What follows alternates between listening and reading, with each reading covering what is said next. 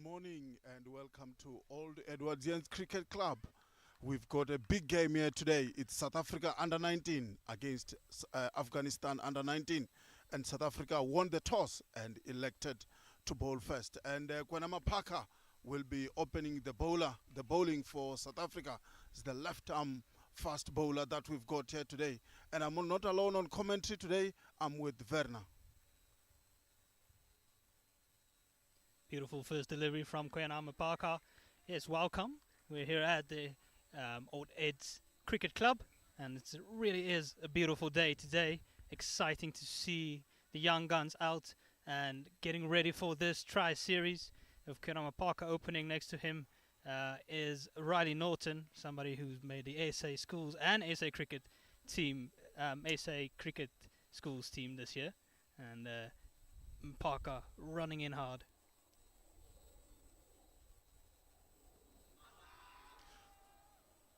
Yeah, that was a big appeal there from Kwanama Parker and the South African team. Good bowling first start-up from Kwanama Parker, asking questions earlier on to the Afghanistan batting lineup here. And this is South Africa's first match in this tri-series. Afghanistan have played against India already, and they lost that match by 6 wickets.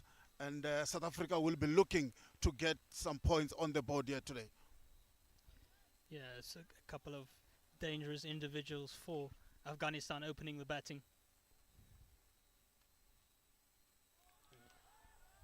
Again, good delivery from Kwanama Parker. Once again, third delivery of the morning, and he looks right up on the money, challenging the Afghanistan batsman just outside the off stump.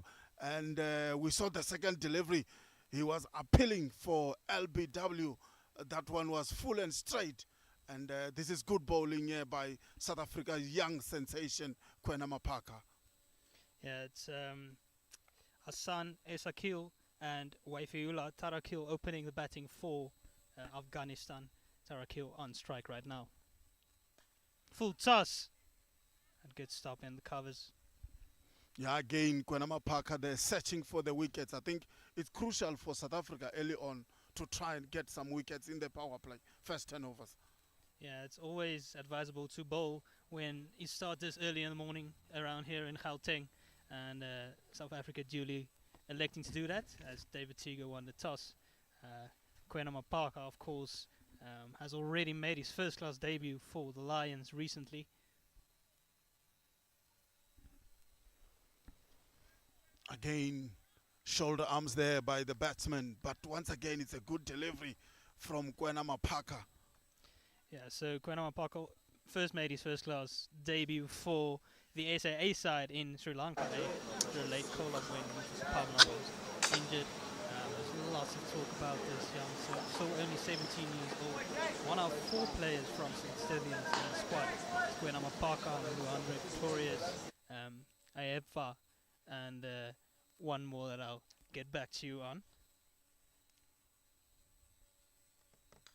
This time placed on the leg side, and they will just take a single, and Afghanistan are off the mark. Yeah, there's a man out at the deep square leg. It is the end of the over, and it's a good start by Kwanama Parker, despite the one full toss. It does look like he has some nice rhythm going. The other player from St. Stithians, of course, is Richard Selatwane, young right-hand top order batter. Usually comes in at number 4. So well represented as St. Stithians. It's a good bright sunshine day here in Johannesburg today, and the outfit looks very quick. On the wicket there is some carry and nice bounce. When Kwanama Parker was bowling, young sensation, you spoke about his experience, first-class experience. It's a quality bowler for the South African under 19, and they will be looking for him to get the Afghanistan batsmen out in the first power play, first turnovers of the match. I think it's going to be very, very crucial. I reckon later on in this pitch, in this hot sun, it's going to be very easy to bat. Yeah, it does look a good batting pitch out there. Opening partner for Kwanama Parker today is Martin Kumalu, right arm quick, and he did well against Zimbabwe under 19s earlier in the month. Again, good start from South African bowling, not giving anything away to the batsmen early on. Yeah, we see two slip fielders in place. It is Juan James, who plays down for Western Province, and Steve Stork to his right at second slip. Luandre Pretorius is the wicket keeper. There's also a man out at the deep square leg boundary. There's also a short, fine leg.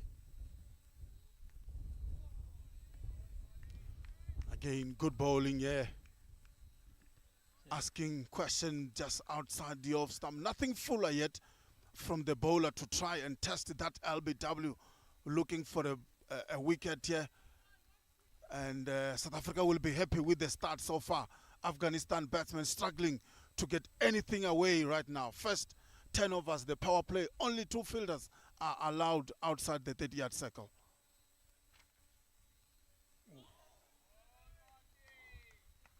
Again, you can hear the chants, you can hear the clapping from the South African under-19 fielders. Happy with the bowling so far, happy with what the bowlers are producing. And the Afghanistan batsmen need to do something different to try and put their team in the ascendancy early on in the first 10 overs. Yeah, the only 2 fielders out is a deep square leg and a third man on the boundary. And Martin Kumalo in again.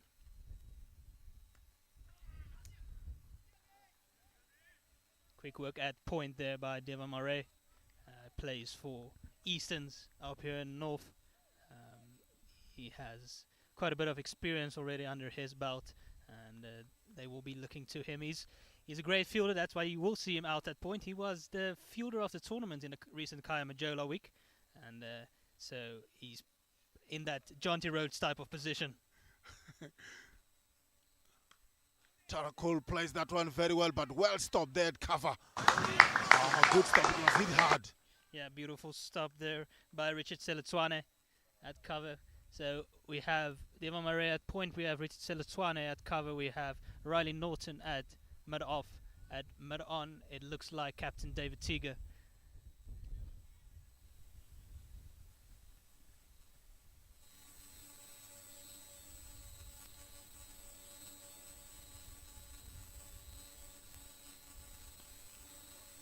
Almost caught and bowled there. Kumalo missed that opportunity. Oh, South Africa, what a chance there. Not so sure, Tsakalani. I think it just hit that ball into the ground. It might have been a bit of a bumble. Yeah. And it didn't have a lot of pace going to the bowler. He didn't seem too angry or upset at himself. So, end of the over, and Afghanistan are still on 2 without loss. Let's talk a little bit about the openers of Afghanistan. Previous match, Esakil, in particular, Hassan Esakil, he batted beautifully. He made 54 of only 40 deliveries. He's the son of Muhammad Nabi, who plays for Afghanistan. The wicket keeper, Off spinner. Yeah. The off spinner. Kwenama Parker comes in. Again, beautifully angled into him. Yeah, Muhammad Nabi has played almost all the matches Afghanistan have played in there ever.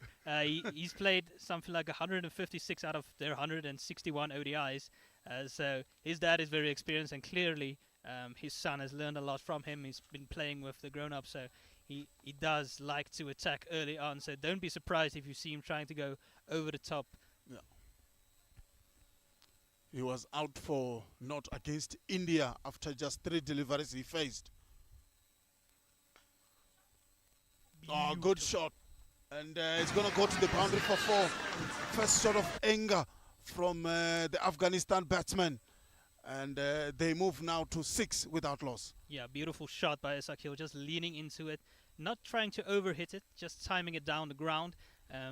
So as I said, he made 54 or 40 deliveries. His partner on the other end, though, he made that duck. Yeah. That Waifiula Tarakil made the duck, and he'll look to make amends today, get off to a better start.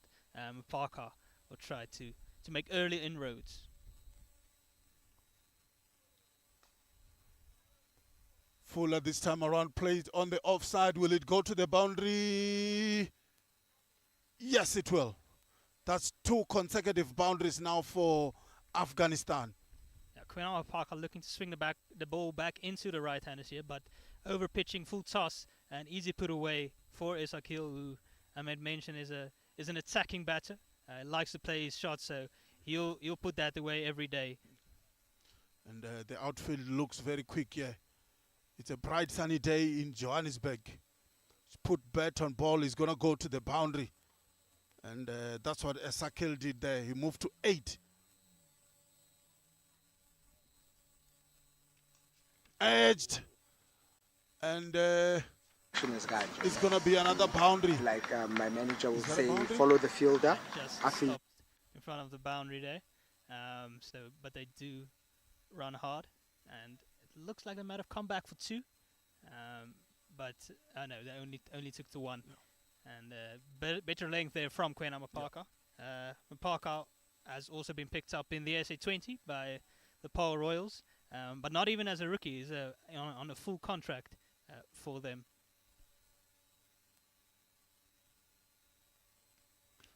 Yeah, this time it will be called a wide. Down the leg side by Kwena Mapaka. Maybe a commentator's curse there, Werner. Yeah, a little bit of an erratic start. This over, not as good as his first. Still searching for that good area is Mapaka. He's been playing a lot of cricket. Yeah. A lot of cricket coming from Kaya Majolovic, as has most of the players here out on the field today. 6 of them have made a SA school side. I should say 5 of them made the SA school side, 1 of them made the SA Colt side. I can run you through that list quickly. For the SA school side, Richard Seletswane, Devan Murray, Riley Norton, Kwena Mapaka, and Esosa Epa. They all made the SA school side, while Sipo Potsane made the SA Colt side. Sipo not playing today. We'll run you quickly through the 11 we have after this delivery.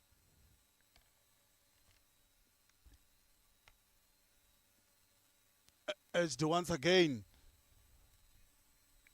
And once again they will run 1. And Afghanistan moved to 13 without loss after 3 overs. And Kwena Mapaka has bowled 2 overs. And Kumalo will continue with his second over. You can run through that, Werner. All right, so opening the batting.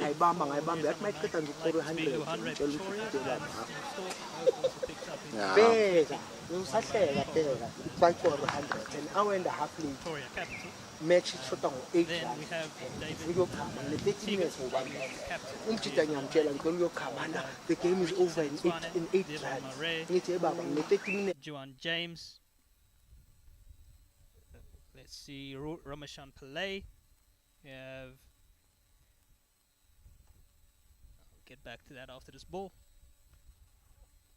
Good shot there by Tarakil. And it's going to be a boundary. And Afghanistan now move to 17 runs without loss. There's also Riley Norton, Martin Kumalu, Hobane Mokuana, and also Kwena Mapaka. And I'll quickly get to the Afghanistan under 19 side as well. I'll bring it to you after the next ball.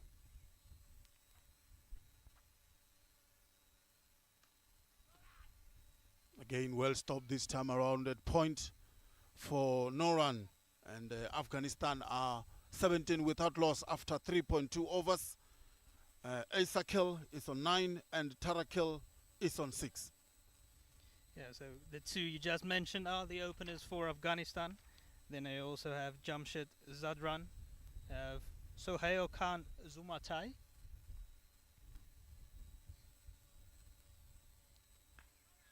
There's also Rahimullah Zumatai, Numan Shah Aga, who is their keeper. There is Ala Muhammad, who is a bit of a mystery spinner for Afghanistan.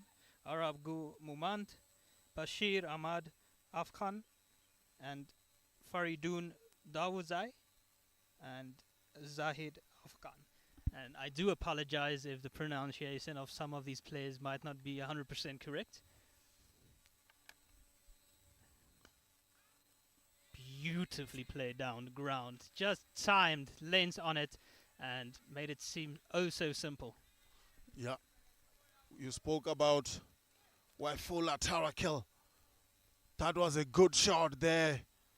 And that good start we spoke about in the first over and maybe the second over from Khumalo and Kwena Mapaka seems to be going away a little bit as the Afghanistan opening batsmen are punishing anything loose to the boundaries at this stage. Yeah, just not getting their length right. One was short and wide, this one over pitched. Again, good delivery from Khumalo. That's the line and length they should be bowling, right? Yeah. We know it's a one-day international, but that line just outside the off stump, hitting top of off, that's where they've been challenging the Afghanistan batsmen. Yeah, that's much better, bringing those two slips into play. Yep. Khumalo needs to just try and stick in an area for a bit here, not give any loose deliveries, give Afghanistan an easy start here.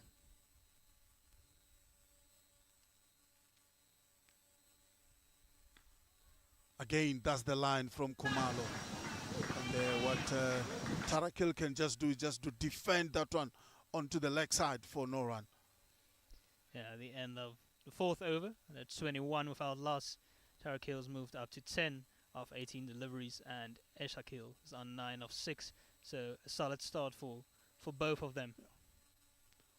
Yeah, solid start from the two openers for Pakistan. They will love to finish the first 10 overs with little damage so that they can continue to put the bowlers under pressure, more especially in the middle overs, and try have that we saw when Afghanistan were playing against India. They managed to score 198 and they were all out, and they couldn't finish their full allocated 50 overs. They were bowled out for 48.2 overs, and they ended up losing the match by 6 wickets.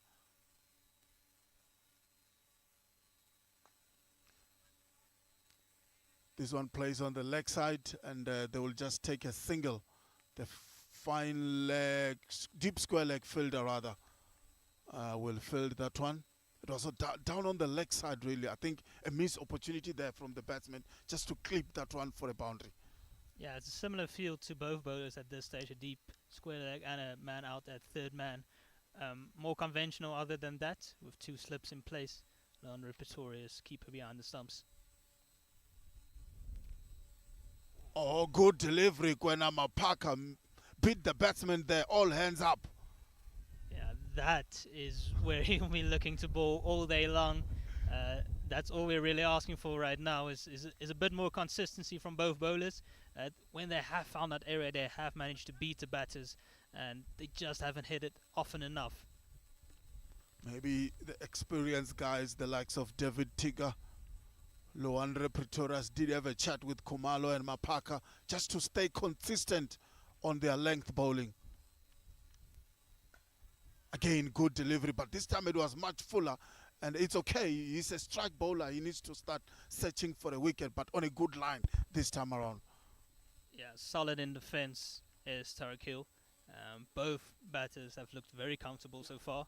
The pitch is looking very easy paced. Nothing really in it for the bowler, so they'll need to be very consistent if they want to pick up some wickets by adding some pressure.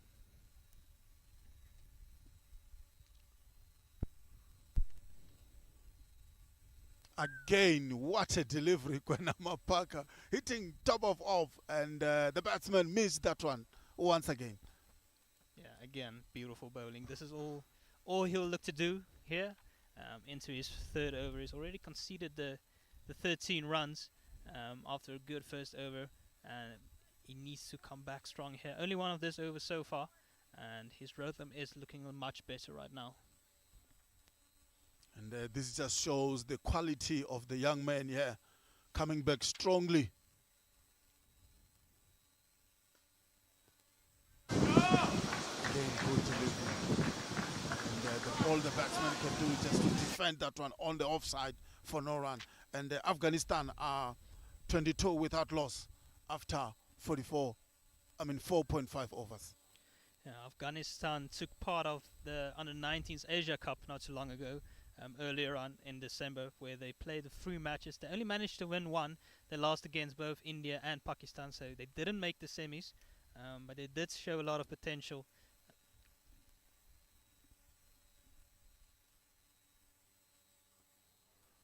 Tried to drive that one, but it was a bit wide, and the umpire really stretched his arms there for a wide. And again, maybe that's a little bit of inconsistency we're talking about from the young man here. Yeah, he doesn't seem too impressed with the call, but the umpire calls do stand. So for Afghanistan, a couple of guys were in form for that Under-19 Asia Cup. Jamshid Zadran, who's still to come in, he had the 3 innings, made 158 runs at an average of 52 and 1 century, highest score of 106. Again, they will quickly take a single there. And I think that's what the batsmen they need to do. If they struggle to get boundaries early on, they need to try and rotate strike so that you don't get bobbed out on the other end and struggle to score runs for your side. Yeah, at the end of the first over, Afghanistan moved on to 24 without loss. It does seem like we will potentially have a bowling change. Maybe not. I did see Riley Norton just with the ball for a moment, but it seems like we will continue on here with Kamalu. So the other guy who stood out with the bat for Afghanistan was their keeper Numan Shah, who also had 3 innings, made 139 runs at an average of 46 and a strike rate of 86 with 2 50s. So they have some good batters to come to Afghanistan. Yeah, I think they will be looking for anything above maybe 220 here in this pitch. It looks like a good pitch.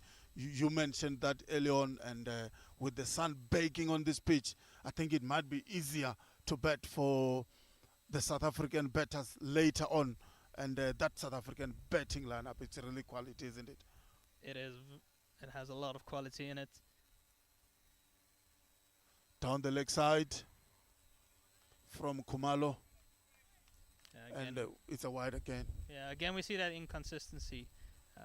Just not able to hit spots are the South African bowlers. Of course, it's a good opportunity this to test himself before the World Cup coming up not too long from now, starting on the 19th of January. That'll be played in Potchefstroom and Benoni and East London and Bloemfontein and Kimberley. So good opportunity for them to test themselves here. Get some good practice in as a team. They have been playing a lot of cricket separately, but now is a good time to get close as a unit and work on their plans, work on their consistency. Yeah, after this tri-series against Afghanistan and India, South Africa will have 2 warm-up just before the World Cup against Pakistan and the same side, Afghanistan, just to prepare themselves for the World Cup. Oh, what a shot! And it goes all the way for 6. Massive shot there by Tarakil, and he moved to now, it's a 4 rather, and he moved now to 15 runs. Yeah, as I said earlier, these two not afraid to really go after the bowling in the power play. They do love to go over the top. It was very easy, really, but over pitched again and just lifted over the extra cover region.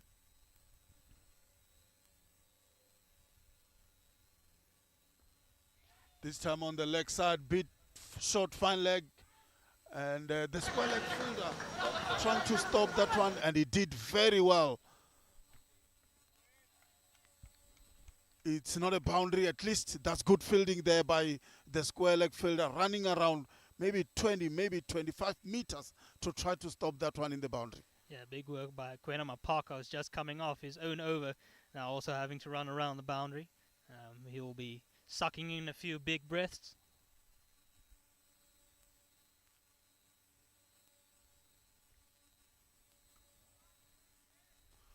No time.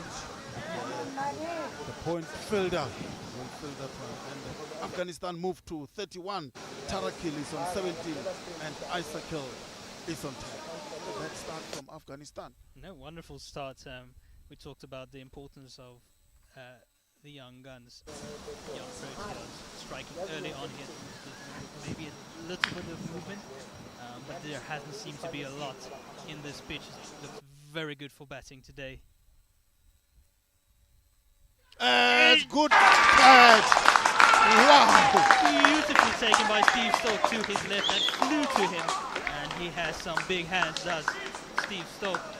And the first wicket is down for Afghanistan. That is the strike the young South African under-19s were looking for, and it is Tarakil who is departing for 17.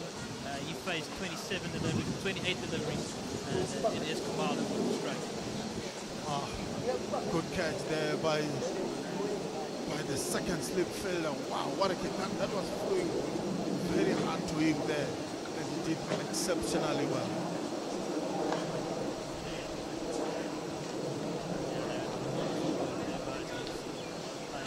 Right, always important to take catches in the slips. Yeah. We saw the Proteas themselves against India let quite a few of them go, and those can be so costly. So good to strike early and get that one wicket down after a very dangerous start here by Afghanistan.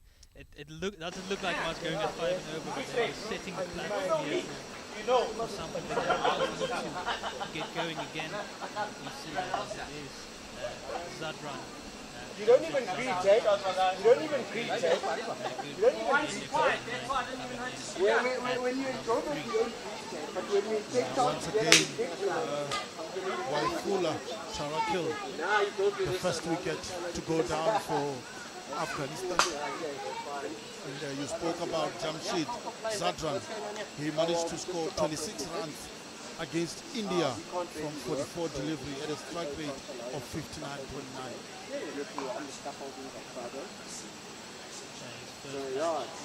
Against India a couple of days ago, he made 26 of 44 deliveries with 2 fours.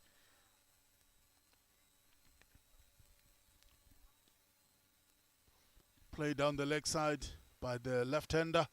They will quickly take a single, and the score moved to 32 for 1. Yeah, it is the end of the over, and something to work with here now for Queen Parker. There is a bit of an opening, and as he does keep the strikes out right, to a new batter. Also a left-hander and left-hand round, right-hand combination now at the crease.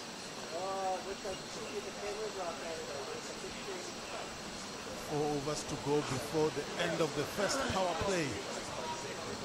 Kwenama Parker to continue bowling this time around to the left-hander, coming at number 3, Jamshid Zadran.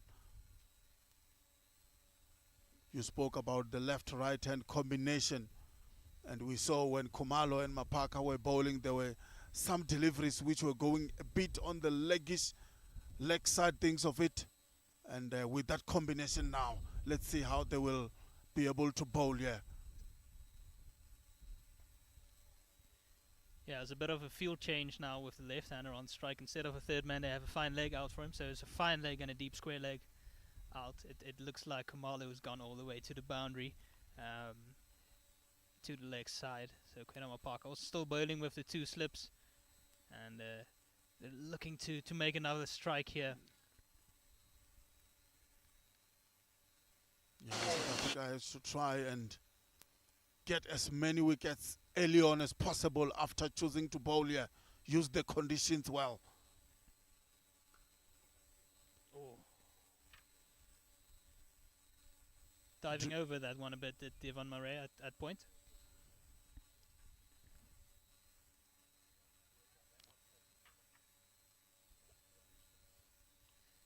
So we do see the field needing to change again now as the right-hander comes on strike, and Mapaka he's just looking for that wicket himself. Yeah. He's just searching for it a bit, straying onto the legs in the previous over, and now giving a bit too much width to the new batter.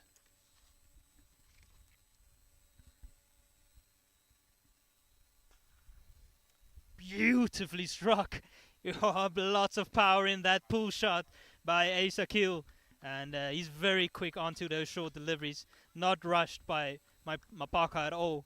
And as you said earlier, he is the son of Muhammad Nami, who's played so much cricket for Afghanistan, so he would have been training with the senior players a lot, and he looks at ease at the crease. Very destructive batter. He's already moved on to 16 of only 8 balls. Yeah, some good hitting there from Aisakil.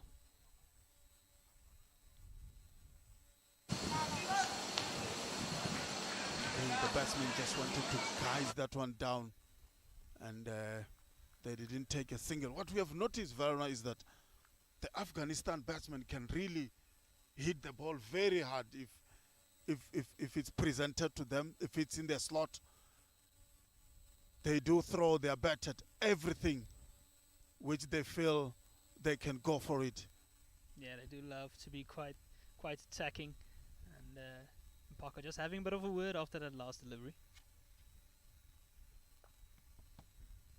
Over pitches and just guided out to the third man boundary, and it is a change again with the left-hander coming back on strike, so that means field change, umpire change.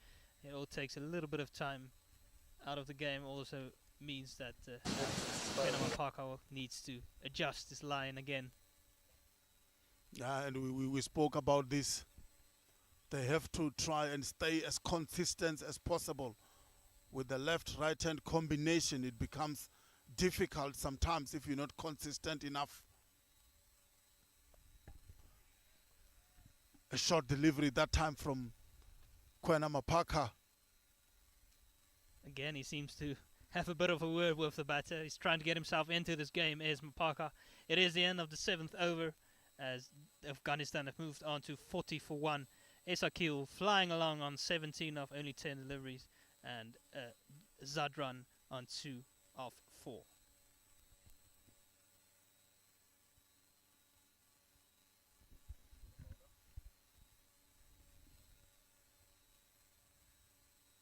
Such a lovely day out here. We've had plenty of rain in the area in the last couple of weeks, but a beautiful day out here. They do say that we might have some thunderstorms late in the afternoon, but hopefully we get a full day of play in here. Kumalo to continue to Isakel. Again. Driven down the ground. And is it gone to the boundary? Yeah, again overpitched by Kamalu. Same thing had happened in his previous over as well. Just erring too full and just punched down the ground. Plenty of power, Esakil, and he looks really good here and will be an important figure for Afghanistan heading into the World Cup.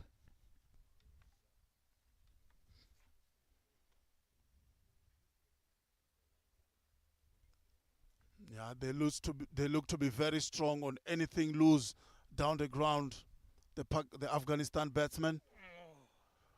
This one will go for 4. Oh, everybody, even behind us, the guys who were screaming, oh. Again, Afghanistan on the charge here, taking opportunities to score boundaries here, Werner. Yeah, bit of a lucky one this time. Took the inside edge as he looked to punch it away. Wasn't quite short enough or wide enough to go for it, but luckily for him it went over the stumps and he gets away with this one. But a bit of length there from Kumalu, just dragging it back a little bit. Yeah, now we see now South Africa have moved one slip out now.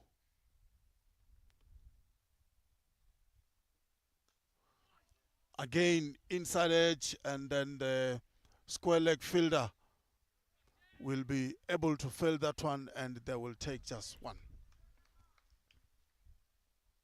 Yeah, field still the same man out at. Oh, it will change now for the left-hander. I think the man at the deep square will move around to a third man position right now, and we also have a deep square leg. So a bit of a difference from what Kwena Parker has on the other side. Deep third man rather than a fine leg. Yeah, a bit of being shown by the Afghanistan batsmen here, Zadran and Esakil. Oh, good delivery, Kumalo there, and some excitement from the young South African fielders. Yeah, that was a good delivery, and that's the kind of delivery South Africa will be hoping Kwena Parker and Kumalo will continue to bowl here and test this Afghanistan batsman. Zadran looks like a very good left-hander, And Esakil also, who moved to 26 rather, from just 30 deliveries. And Afghanistan moved to 49 for one run shy away from 50 runs. Quick single, shy at the stumps, misses, and it will be overthrown. So that ball bounces from the square, and it looks like it will go all the way to the boundary, or just reeled in by Richard Seletwane as it stops at the rope. Almost a run out there from Afghanistan. Went for a quick single, was very quick work from Riley Norton to his right-hand side. Batter might have just made it, but and then unlucky for the backup fielder as the ball bounced over him. Yeah, quick single was taken there by Afghanistan. And shy at the stumps, like you said, Werner. Opportunities, looking for wickets here. Riley Norton was looking for wickets there, but unfortunately, there was some runs taken later on. Oh, what a shot! Oh, well stopped there by the square leg fielder, but it was hit hard. Went to him very hard there from Isakel. Yeah, it was. He's very quick on anything short, but well fielded by Kwenama Parker. That last ball also had a field change with the first slip coming out to a mid-on region with Steve Stork, lone slip in. Also, Martin Kamalu, who was opening bowling, who just completed his fourth over, his fourth over. He bowled against Zimbabwe under 19s a few weeks ago down at Durban, and he bowled 10 overs and took a fifer against him, took 5 for 51, and he looked very good there. Not quite hitting his areas so far here today, though he did beat the bat of Zadran in the last over.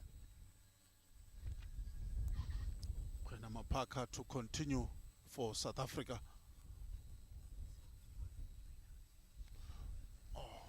Almost an edge there, bit wide once again, and the umpire didn't hesitate to stretch his arms there. Again, a bit of inconsistency from Kwenama Parker, the experienced South African under-19 bowler. Yeah, Parker just needs to tighten things up a bit here. He's been a bit all over the place. He is into his fifth over now, and he is coming around the wicket, so he's changing the line. Trying to angle it back into Esakil here, trying to cramp him up, not give him that room to free his arms.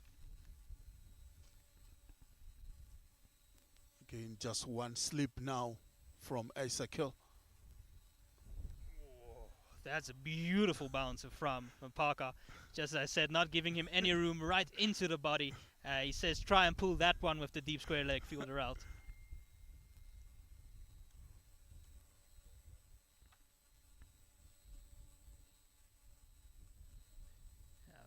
Bowled, and just a bit of a word from Kwenama Parker with his captain Tiger. Just having a quick word with him, still asking about the plans here, what he's looking for. How are we going to get Hassan Esakil out here, who's raced on to 27 of only 15 deliveries, very dangerous individual, and I don't think you can try and contain him, but you do have to try and get his wicket. Yeah, they have to try get him out as early as possible. Again, another short delivery, and Esakil, again, his eyes lit up, looking to hit that one over mid-wicket, but he missed that one completely. Yeah, Esakil is not holding back at all. He sees something short, he goes for it. He sees something over pitch, he'll go for it. He's one of those guys who can really get a team off to a fast start, and if he spends any time at the crease, it will be very dangerous for the SA under-19s. Afghanistan are 51 for 1.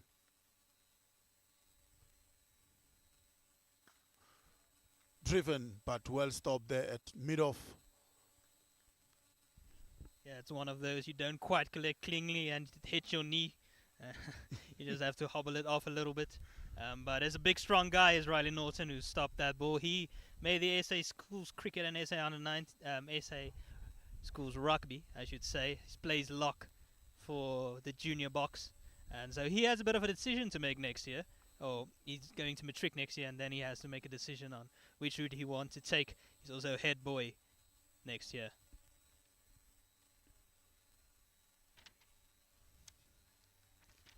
Again, Kwenama Parker continue with some short stuff here to Afghanistani batsmen. And maybe he has realized that bowling a bit fuller, you're just gifting boundaries to Isakil and Zadran. Yeah, but Parker does have a very good Yorker, so don't be too surprised if it's a few bounces and then he just tries to sneak in that Yorker and trying to serve that furniture.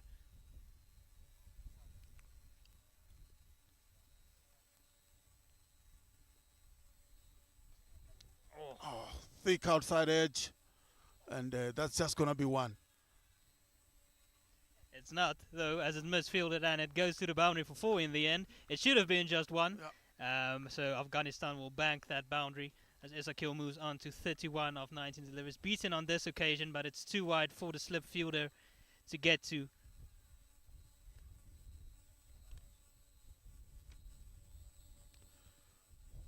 That will be now the last delivery of the over from Kwenama Parker. And the next over will be the last over of the power play.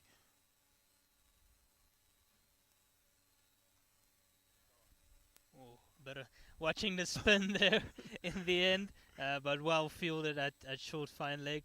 It will end the over. It will end the power play as, or is it the 9th over now? It's the end of the 9th over as Afghanistan have moved on to 58 for 1 there. After a fast start, moving at over 6 runs to the over, mostly thanks to Isakil, who's still at the crease on 31 of 20 deliveries, and as he was joined also by Zadran, who's on 5 of 6.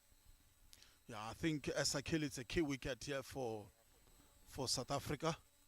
Looks like a very strong batsman. Anything loose, looking to punish the South African bowlers.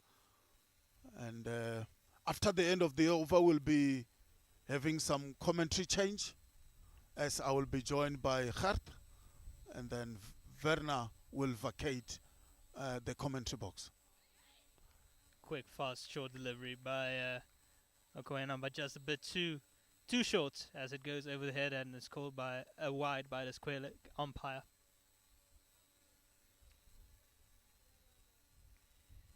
We see now a different ploy by the South African quicks, going much shorter this time.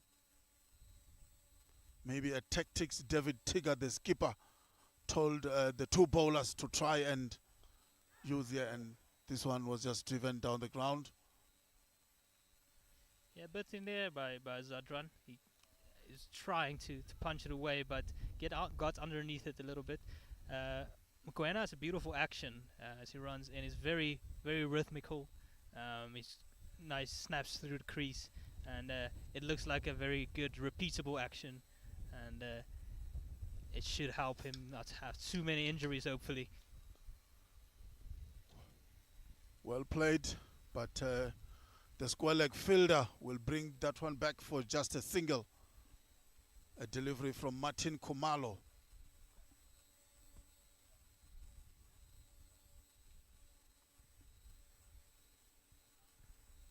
Yeah, again, the field needs to change with a man at a short fine leg, a deep square leg still out on the boundary, as well as the third man. Bowling! Beautiful. Top of off, Mokoena goes and crashes into the stumps, and it is the massive wicket of Hassan Isakil, who was racing along. He goes for 31 of 21 deliveries, and after a bit of a struggle initially for the S19s, they hit back with 2 wickets, both coming to Martin Kumalu, who continues his good form, and after struggling a bit with his lengths and lines, he's coming back strong now, and he's now taking his 2nd wicket for 31 runs, and the S19s feeling much happier with the current situation. Yeah, I think that was a setup there by the South African bowler. Gone short on few deliveries, and I'm sure the batsman was on his heels there, and Isakil loses his wicket. That's a big wicket for South Africa to get Isakil out. He looks the part.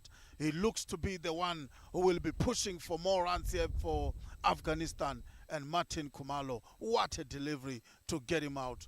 Just before the end of the first power play, South Africa managed to get the second wicket. Good start here by South Africa.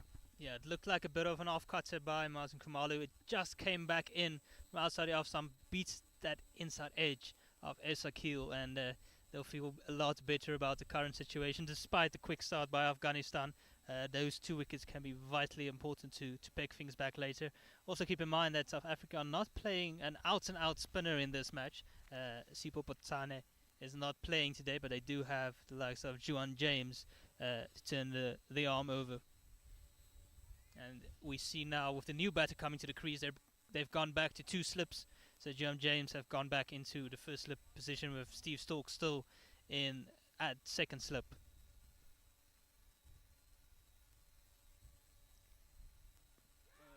Big appeal. The umpire is not interested.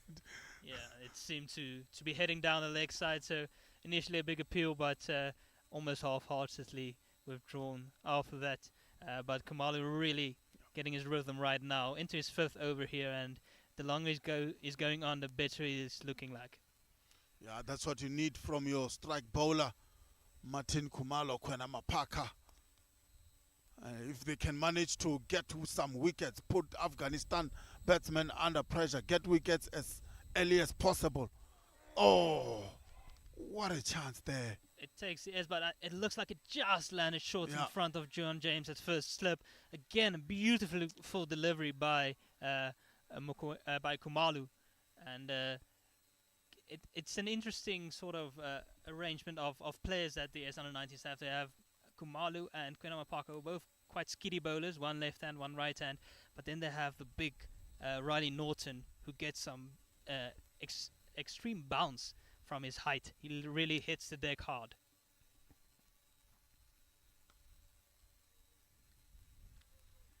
Yeah, this is good comeback from Martin Kumalo, asking some question here to the Afghanistan batsman.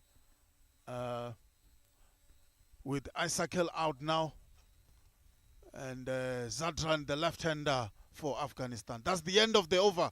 And as we said earlier on, I will be joined on commentary by Gert Maloney as I say bye-bye to Verna. And that's the end of the 10th over as well. And we will have bowling change as well, yeah. Takalani, good morning. Hope you're doing well. What exciting cricket we have this morning.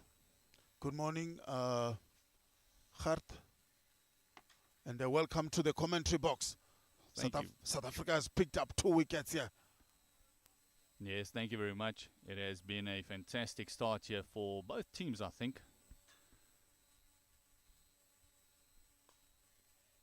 That one just slipped off the legs. Looking to double up. Great fielding there in the deep. As we see the man that was just mentioned by Werner, Riley Norton, coming into the attack. The gentle loosener there on the left-hander's pads. And as I said, a great start for both teams. I think it's a healthy run rate for Afghanistan, and South Africa also picking up those early wickets that you want to do in the power play. Yeah, the 2 opening bowlers for South Africa were a bit wayward early on, but they managed to get wickets. Yes, the line and length's not quite there, but give credit to Afghan batters as well. They made them pay. Those balls still need to get hit. Yeah, Hassan Esakil was so strong on anything loose from both Kwena Mapaka and Kumalo, and he was not even scared to hit the short balls also.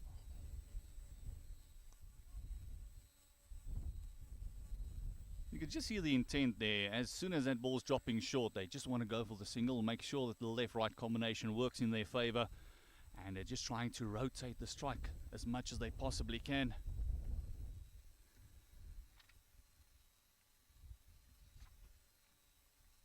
As you said, Norton, a very strong young man. Coming in the crease, hitting the deck hard. Oh, that one just beating the outside edge. Just lunging into that one a little bit. You can see Norton just having an extensive follow through there. Maybe just having a bit of a glare. No, it's his first over. Can't be too confident as of yet. Yeah, good start, by Riley Norton, the big lad, hitting the deck hard, asking for that extra bounce or a surprise delivery, and bowling good length and good line as well.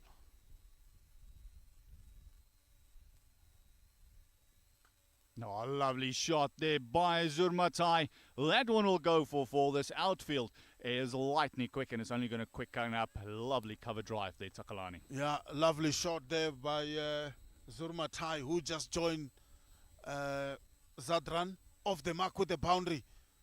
And again, I think this time around it was a bit fuller and it got the treatment it deserved. But you can't blame Riley Norton there looking for wickets. South Africa has to try and get as many wickets as possible early on here to try and put Afghanistan batsmen under pressure. Yeah, so what a lovely way to get off the mark if you can have a juicy half volley just presented to you. You can just really hit it through the covers, let those hands free and just get the rhythm going in your innings a little bit. As we see the end of the over, Afghanistan 67 for the loss of 2 wickets. Norton completing his first. Yeah, what we have seen, Gert, is that the Afghanistan batsmen are ready to pounce on anything loose. Anything the bowlers are presenting to them, they are looking to pounce on it and get as many runs as possible. They scored 198 runs in the previous match they played against India, and they will be looking to do much better this time here against South Africa. Yes, Martin Khumalo coming in for his 6th over. Oh, fantastic fielding. Fantastic fielding there. It is Richard Seletswane at point. Great athletic fielding. And Martin Khumalo being the most successful bowler as of yet. The only one to pick up 2 wickets. He's gone for 2 for 32. Busy with his 6th. And as you said, struggled in the beginning. But credit to the Afghan batters. They have really stayed patient and waited for anything that was in their half. Yeah.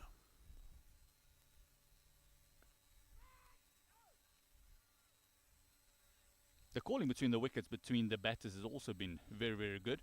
There's been an overthrow where there was a bit of a shy, but you expect that in one-day cricket. Yeah, I'm impressed by the batsmanship we're seeing here from the Afghanistan batters. They've been doing very well.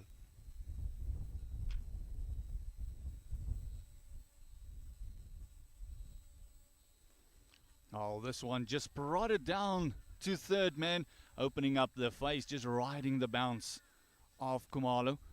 Brings the left-hander on strike. And that's what they would be looking for, is just to, brings the right-hander on strike, left-hander getting off it. Just trying to get that right-left combination going, make sure that they unsettle the bowler's line and length and also unsettle the fielding side, because it means that the big fast bowler Norton has got to run from fine leg to fine leg, which will take a bit of energy from him as well. Yeah. And interesting to see David Tiga continuing with Martin Khumalo. Like you said earlier on, he's the one who has picked up 2 wickets, maybe looking for the 3rd, yeah. He has been looking dangerous. He also got the edge of Zurmatai that just fell short of James in that previous over. So he might be the strike bowler for them, but also maybe just not to do a double change. Yeah. Might be the captain's thinking. Let's get Norton in, let's get him warmed up, and then after this we might see a change from the far end. I agree with you there, Gert. Oh, this time just straying down leg. It's just that extras piling up a tad. It's another wide to the score. He has to bowl that one again. Yeah, and I'm happy with the 2 slips here, Gert. The power play has been done and dusted, but South Africa is still maintaining that 2nd slip and 1st slip to try and get some wickets here. What those 2 wickets have done, it is definitely slowed down the scoring and has dropped the run rate a tad. Oh, this time nearly creeping through. Very well done there by Zurmatai just to keep that one out. That was the other one just coming back into the right-hander. Fantastically bowled by Khumalo. Yeah, again, showing why he's continuing with his 6 over is Martin Khumalo, searching for that wicket. 2 balls ago in Khumalo's 6th. This time again, just going for that off-cutter. You can see the ball just dying on the keeper a little bit, just trying to take the pace off. That is how he picked up his previous wicket of Ishakil when he bowled him off stump. This time around, just falling away in the action a tad and just pushing it down leg. Second wide of the over. They'll try to finish strong here.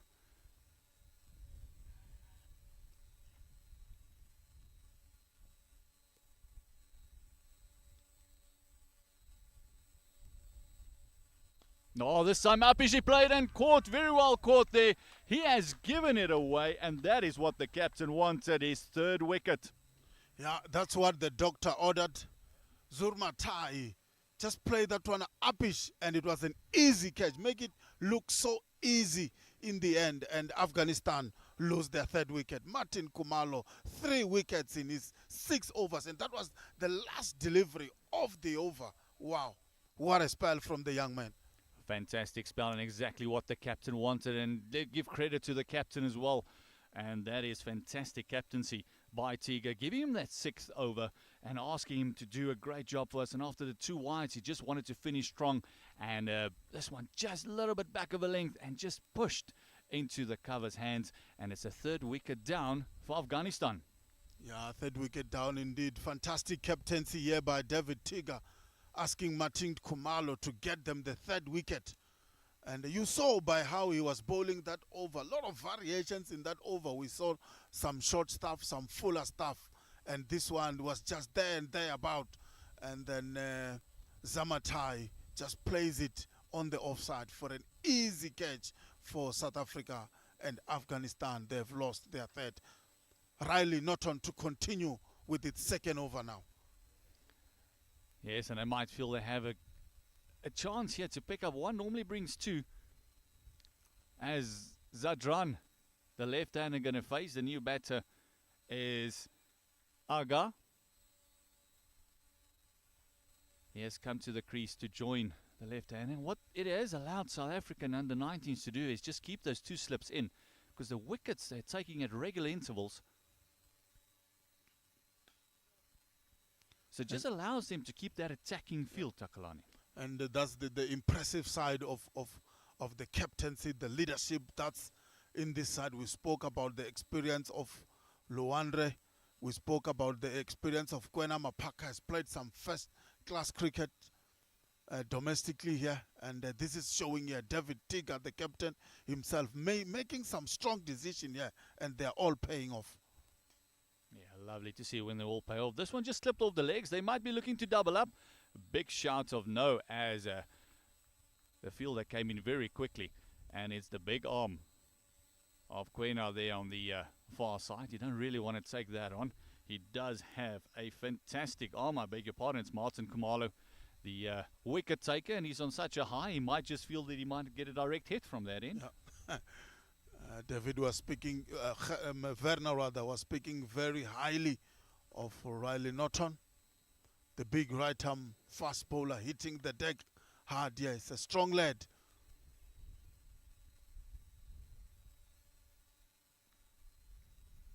Oh, this one edge, and has it been fantastically taken by the keeper, Pretorius. What a fantastic start here for SA under-19. 4th wicket down, and it's wicket time for SA. Like they always said, a wicket brings another. And that's what happened here. Riley Norton, we spoke about him hitting the deck hard, getting an edge. And Luandre Pretorius, the wicket keeper, getting a nice low catch here to get Afghanistan's 4th wicket. Fantastic catch there, going way down to his left. It was a brilliant take, taking it inches from the ground.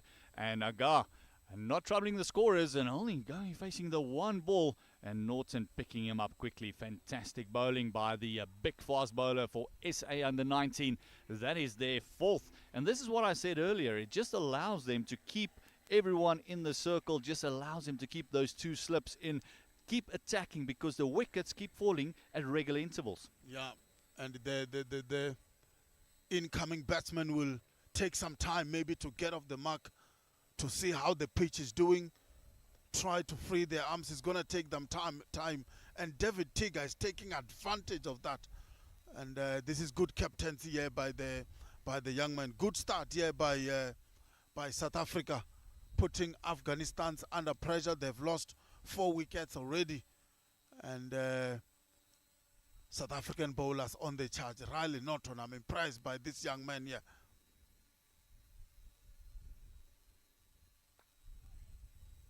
New bats immediately getting off the mark. You can just see the intensity in the fielding has picked up so much from the men in green. And it is Zurmati getting his first bowler and his first run as well. And how they would love to get Zadran now. This will be a huge, huge compliment to their wicket tally if they can get the big left-hander out as well.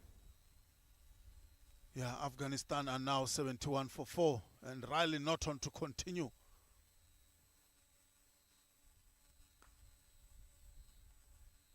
Driven on the offside, and there is no run.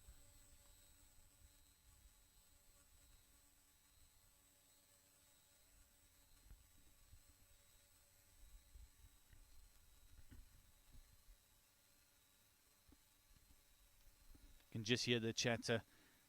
You can just hear everyone just having that little bit of lift with them. Jasmeet Zadran facing up to Norton.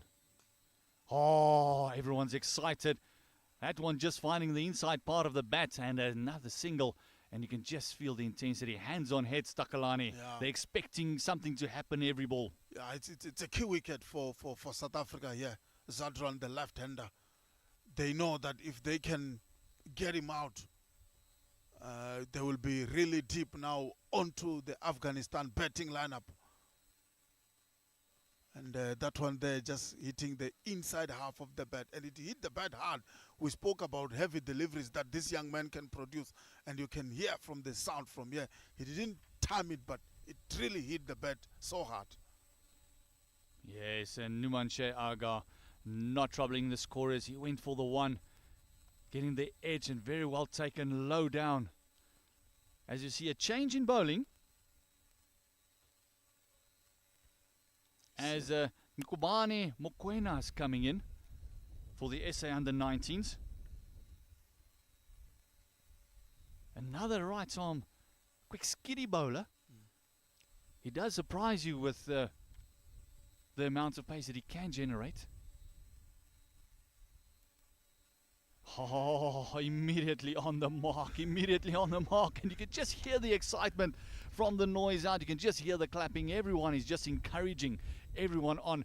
And I say again, it's like they're expecting every delivery, something to happen. South Africa on the charge here, and we have seen from all the bowlers, really, they always have a good start. And what a delivery from Mokoena, first up there. And remember, South Africa doesn't have an out-and-out spinner here. Oh, another one just beating the outside edge. Yeah, Takalani was saying we don't have an out-and-out spinner. Yeah, but Johan James can turn his arm a little bit. But they are all pace attack at this stage, and that's what David Tiga is doing here, trying to get as many wickets. He's gotten support from his bowlers, support from his team. They are fielding well. Yeah, and hitting those marks. And at the moment, I don't think they want to change the pace attack because they've been picking up wickets. They've been causing all sorts of problems for the Afghan batters. 4 already back in the hut. So it is something that South Africa might be just carrying through out this 50 overs. Might be an all-out attack. As you said, James can roll the arm a bit. And it looks like a true pitch, and I think that's what's exciting the young bowlers here. We haven't seen much of swing today. We haven't seen any swing. It's just carry and bounce that we're seeing here. This one edging and a Superman effort by Pretorius. This one just running away for 4. Oh, that would have been a fantastic catch. Yeah, it would have been fantastic. He threw his bat onto that one, and like they said, fortune favors the brave. And but it was a good attempt by Luandro Pretorius there to take a catch, and for Afghanistan to lose their 5th wicket. And once again, Mokoena, what a start! 3 deliveries onto and over, and is asking serious questions to Afghanistan batsmen. Another one. He's bowled 4 deliveries, 2 past the edge, 2 finding the edge, but his thick edges just flying over that slip, Gordon. Second boundary, but oh, how lucky has Zadran been this over. How unlucky Mokoena has been, and Luandro Pretorius. Oh boy, that was a copy and paste of the previous delivery. And Afghanistan, rather, they will take them anyhow. They will come at this stage after losing 4 wickets. But what a bowling from Mokoena. 2 slips, waiting for those kind of deliveries. But this time around, just flying off a slip. First one that has been misdirected. Maybe getting a little bit impatient with all the edges that's been going through. And you can just see Jamshid Zadran just blaming the pads there. Having a bit of a hit on the pad.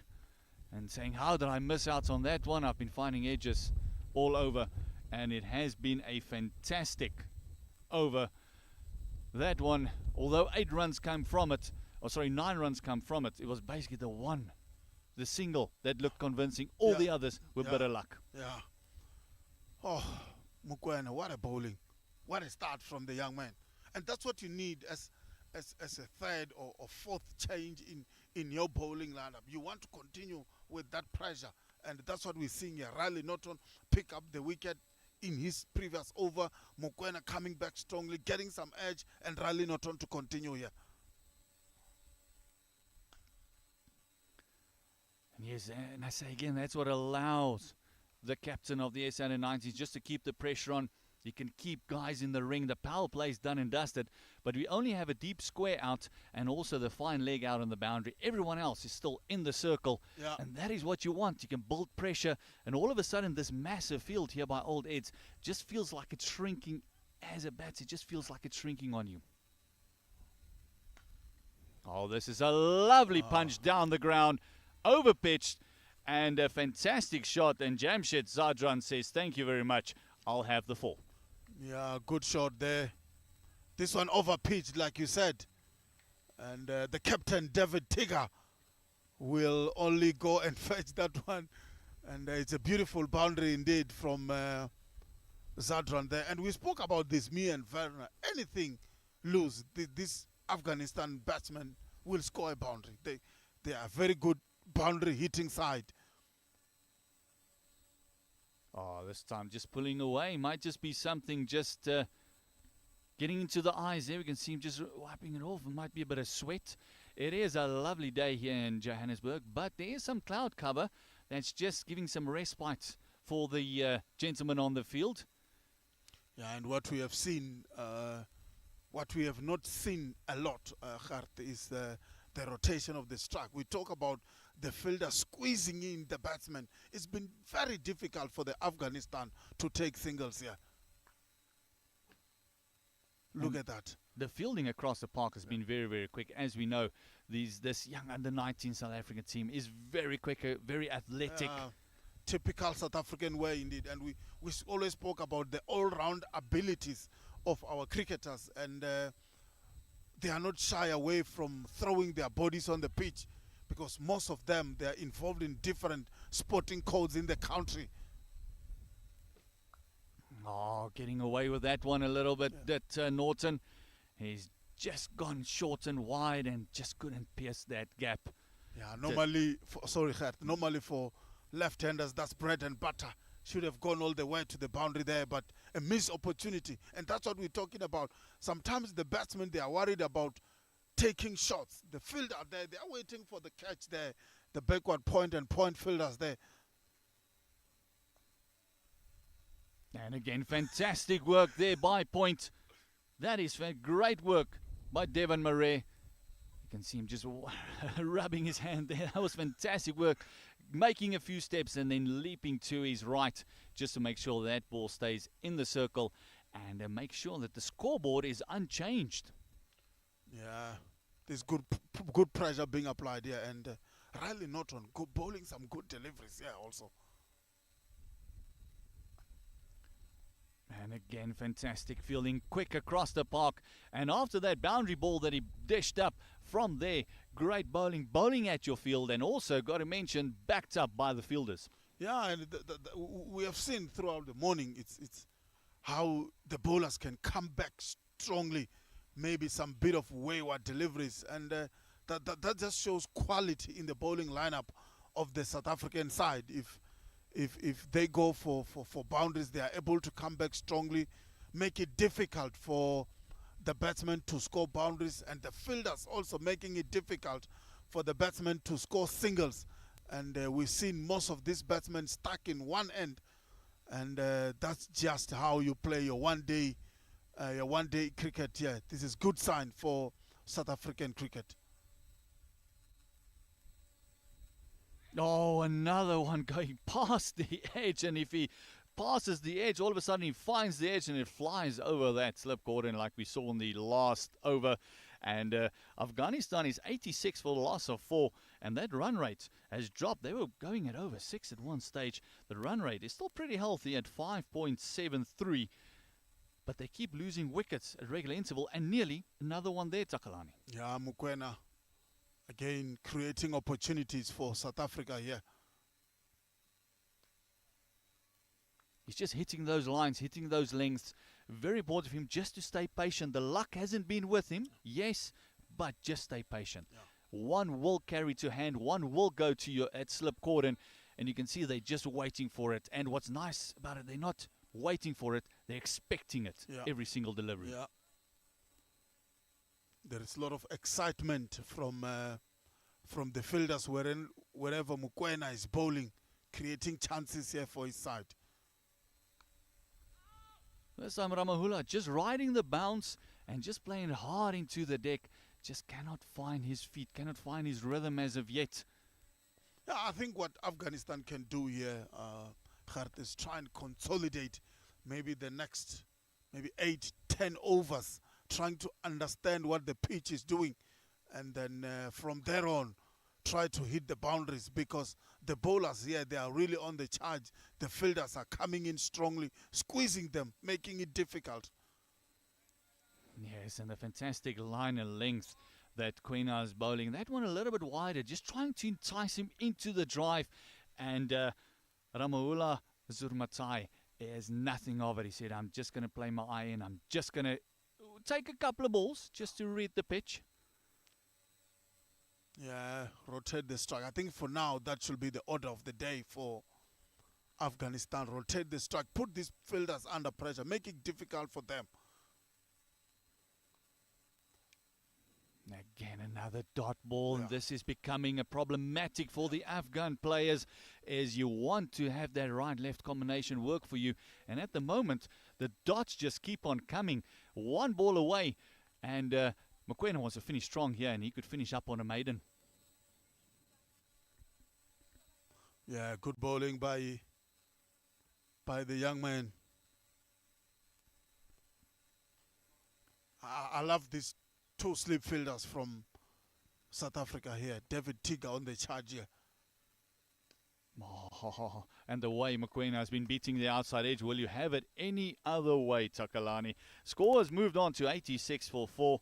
It is 16 overs gone. And the batters at the crease at the moment is Ramahula Zurmatai. He's on 1. He's faced 7 deliveries only. And Jamshed Zadran is 24 of 30. At one stage he was going at better than a run a ball. As I said, it is at the moment Afghanistan.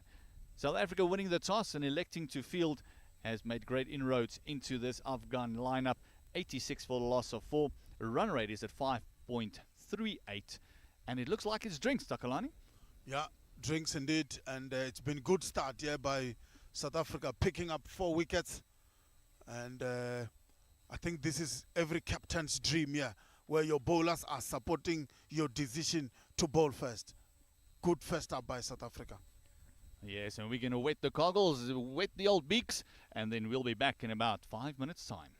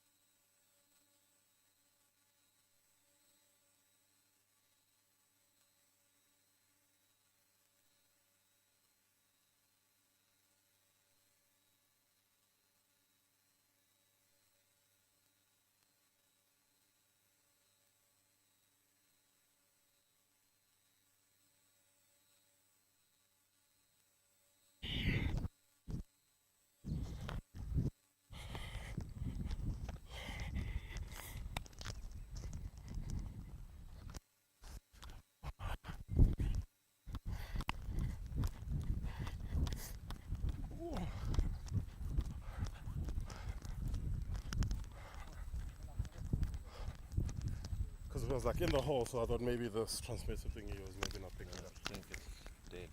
The battery. I tried to have the transmitter and the mic picking up when I pointed it.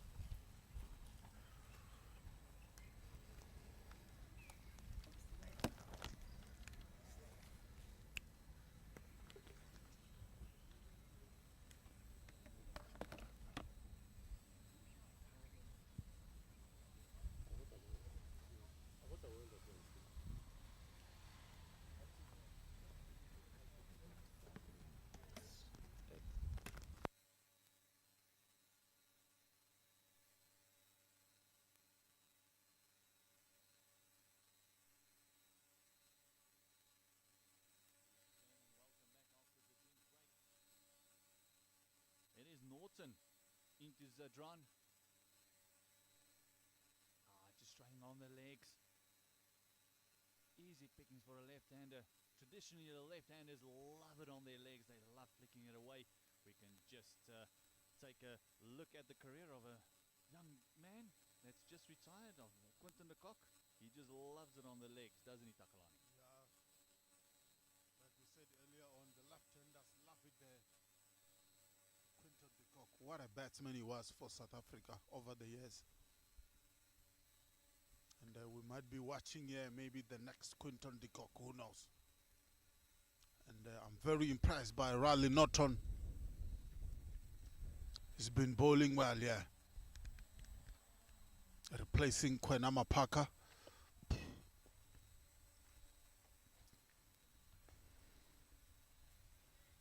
And Ramalula Zurmatai just taking his time, just making sure that he's getting the read of the pitch and just enjoying his time out there. This is all preparation for the Under-19 World Cup, is this Tri-Nation series between South Africa, Afghanistan and India.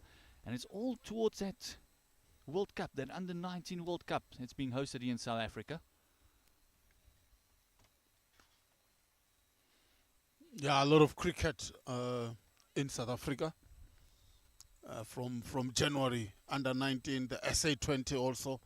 Some warm-up games in preparation for the World Cups. On the Under-19 side, South Africa will be playing against Pakistan.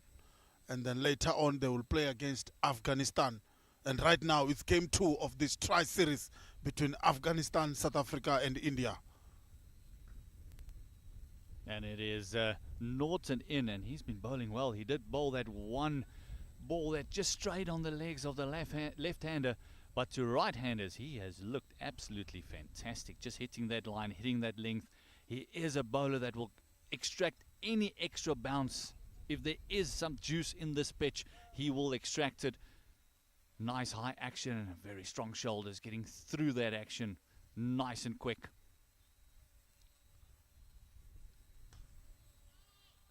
Oh, just a bit of excitement there.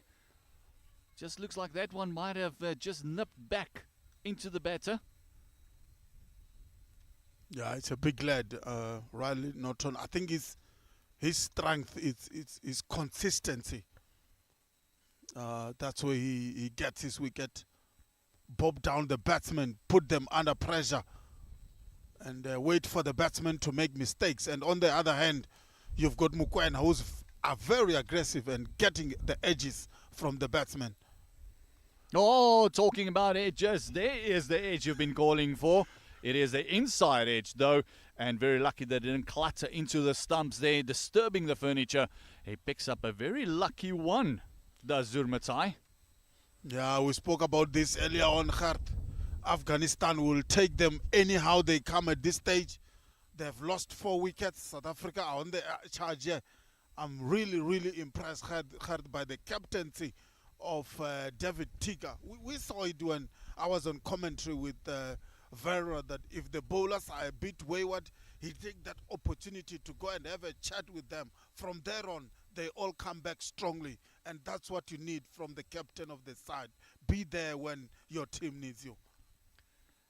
Yes, and also credit to the bowlers supporting the captain, making sure that they hit those areas. Mokoena coming in. Oh, this time a bit wider and a little bit shorter. and still not able to pierce that offside gap. Is Zurmatai. Yeah, he didn't try to hit that too hard. He just want to guide it. And maybe a missed opportunity there, Gert. Yeah, he has been struggling a tad just to pierce the outside field. He's only been hitting the green, and it's only been the green of the SAA players and not the green of the grass. Well, that one just looked like it died a little bit, just hitting Pretorius there in the ribs, having a bit of a hello, how are you?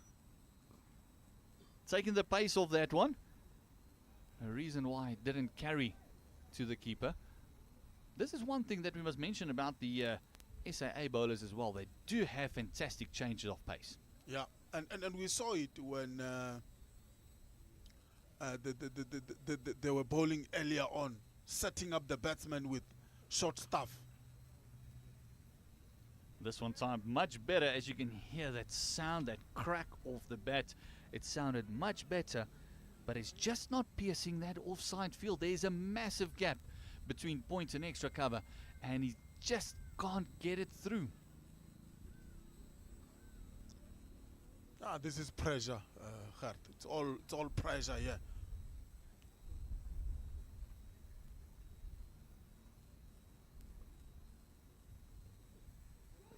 Oh, fantastic delivery. This one had a bit of extra bounce. There was a bit of extra back put into that one. And I don't think it was there to play that kind of a shot. It was a bit closer to his body. Yes, and Mokoena keep asking the questions. He's been bowling fantastically well. Yeah, maybe just going back to that variation that we've seen when Khumalo was bowling. He got 3 wickets first up. And what he was doing well is that he will bowl short stuff, then come and hit a fuller delivery. We saw when he got one of the batsmen out bowled there. Oh, this is a wayward ball. You can just see him apologizing immediately. I don't think that was part of the plan. Maybe some batters get in 2 minds, and the bowlers every now and again get in 2 minds as well. Yeah, maybe the ball just slipped through his fingers there. Yeah, it almost looked like he wanted to bowl the leg cutter, and I think it just got away from him. That shoulder falling and just drifting, and nearly making life very difficult for the first slip there. South Africa now only have 1 slip. Oh, this is a massive pull shot. Opportunity in the deep. Is going to be taken. Very well taken. Excellently.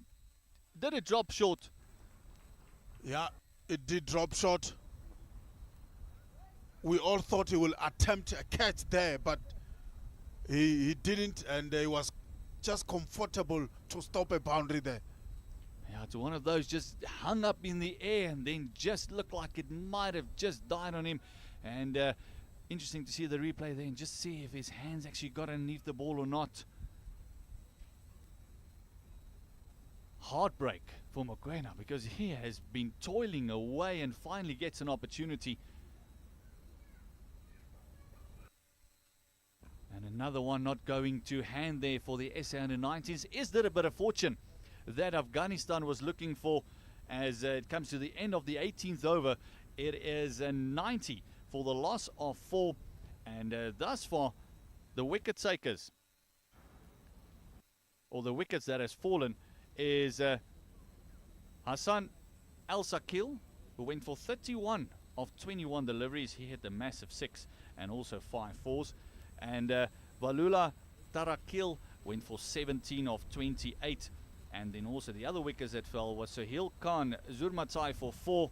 He fell to Martin Khumalo. And then also Numan Shea Agai. Oh, outside edge found again. This one just squirting down to third man. And let me just continue that scorecard quickly. Numan Shea Agai only faced one delivery, and he nicked it off to Luandre Pretorius, the keeper from Norton. Men at the crease is Jamsed Zadran, who is on a 25 from 32. He's been there for a while, 3 fours. Here's the left-hander on strike now to Norton, and his partner is Ramayula Zurmatai. He's a 3 from 18 deliveries. just trying on the legs. And again, Afghanistan batters just not able to pick the gaps. And there is a massive piece of land for sale just past that mid-on region. The closest one they got, the sweeper on the fence. And just unable to pick the gaps. And this has influenced their run rate quite dramatically. They're only on 5 runs to the over now. Yeah, definitely.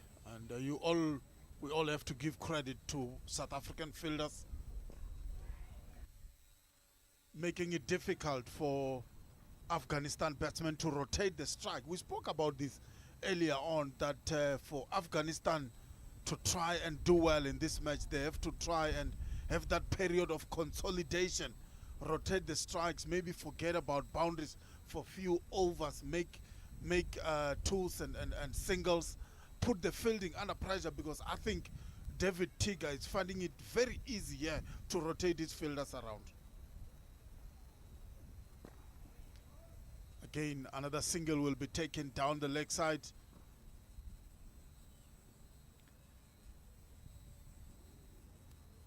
And that's now 2 singles, and this is exactly what you've been talking about, is those ones and maybe creating it into 2s, getting the running between the wickets. It almost looked like they're a little bit stagnant, even when they push for that first one.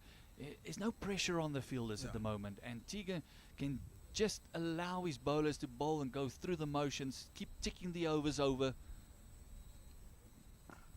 Yeah, it's been too easy, and the kind of bowling that we've seen here from South Africa is that they are bowling that test cricket length, just outside that off stump, hitting top of off, and it's been very difficult for Afghanistan throughout the day, who earlier on, anything fuller, they were really throwing their bat at it and it was going for boundaries, but South Africa changed their line and length, and right now it's been very difficult. Look at that. Yeah, just making it very hard for the batters. You got to feel that they got to try and do something, even if it's batting outside the crease, maybe walking across one and trying to whip it through the leg side. But that's another into the over.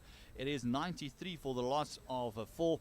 And that catch that was taken earlier was actually from a free hit. We do apologize that we missed that one.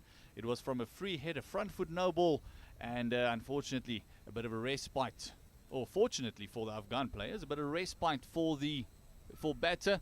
And that was for the batter Zurmatai that pulled that one, and they're just starting to find their feet a little bit. It's going to be harder and harder as the game goes on. Yeah, and more especially when you have lost 4 wickets already.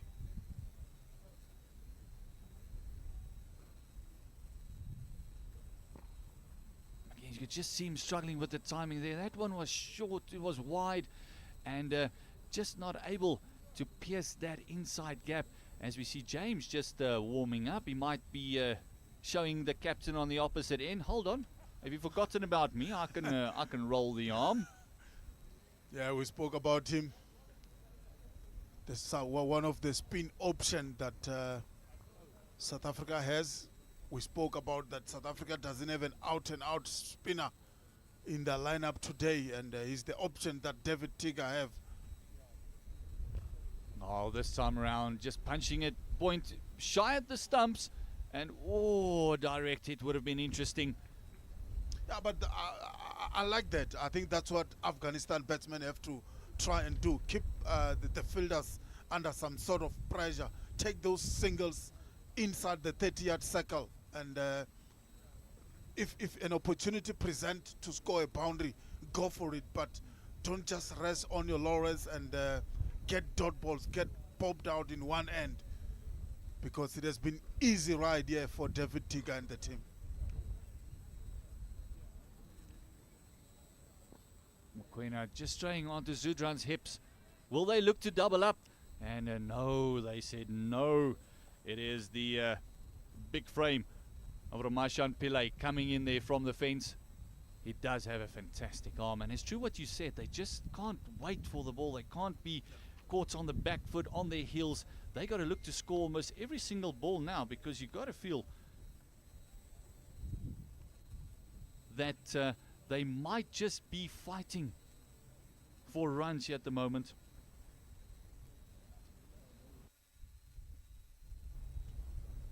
But it's almost like they're fighting for gaps because they just cannot pierce this very impressive offside field with a couple of shots that he has tried to play there.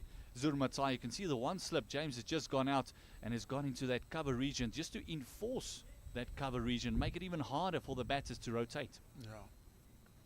Yeah, they are really blocking those options.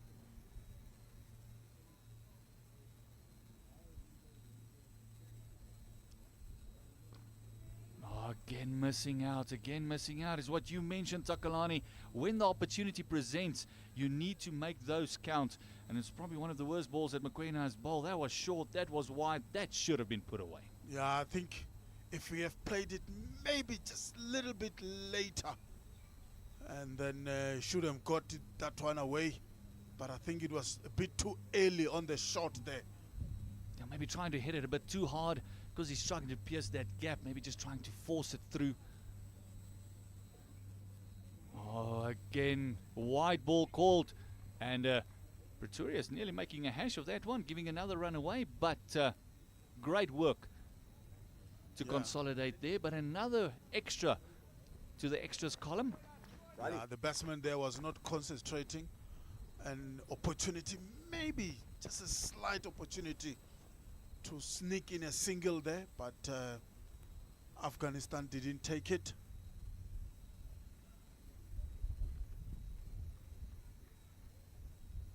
One more ball to go in the 20th. Short, wide, and again finding the fielder. Mokoena getting away with a couple there. As end of the over, it is 96 for the loss of 4. It is South Africa won the toss and elected to field first. And it is one of those fantastic days of cricket as we see a bowling change where it has been James that's been warming up. And as we see a commentary change as well. Takalani, thank you very much. We'll be seeing you a little bit earlier on, a little bit later on.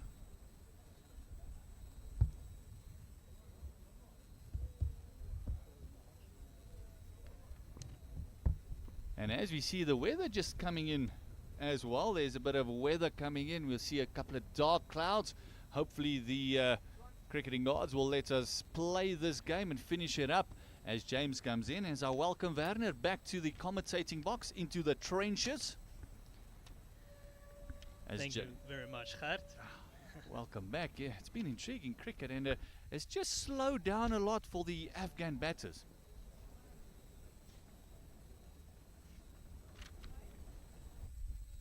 Oh, this one, we normally associate the looseness with the seamers, but this time a bit of a loosener for John James. He's a right-arm offie, hoping for a bit of a golden arm here. Trying to turn it away from Zadran and starting off with 2 wide. It looks like the plan is to bowl as full and straight to him as possible, maybe turning it from leg to off.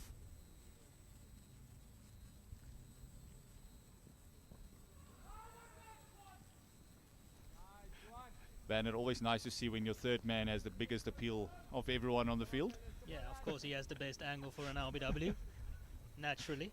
But Afghanistan just trying to consolidate here, but after a few quick wickets. John James, the only spinner in for the SA Under-19 today, a bit of an all-rounder. He plays down for Western Province, and it's been a good start for the SA Under-19s.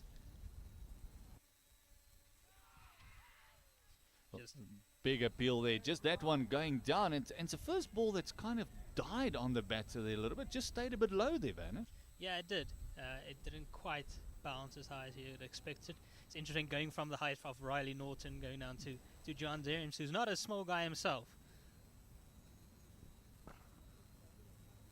And Takalani and myself been talking about this offside cordons, almost like the Great Wall of Green at the moment for Afghanistan. They just can't pierce it. And the fielding has been impressive.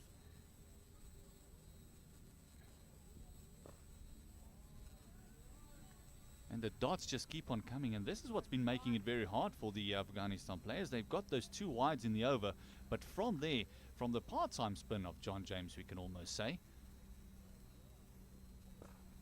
they've not been able to pick up another run. So it's only the 2 from the over thus far. Oh, it is the 2 from the over. It's the end of the over. It is 98 for the loss of 4. Yeah, just the 2 wides to start off the over, but since then John James came back strong. They've been struggling to rotate the strike. Zadran, who also made 26 of 44 in a previous match against India a couple of days ago, he struggled to rotate the strike there as well, especially against the spinners. So it is something they will have to work on here, Afghanistan. And as you said, there's a few thicker clouds. At least it's still quite high up, so hopefully right now it shouldn't be an issue. But it's been impressive bowling by the SA under-19s. Mokoena coming in. Zurmatai pulling that ball away. There is some protection there in the deep, as we saw a previous catch of a front foot noble and a free hit being taken down there.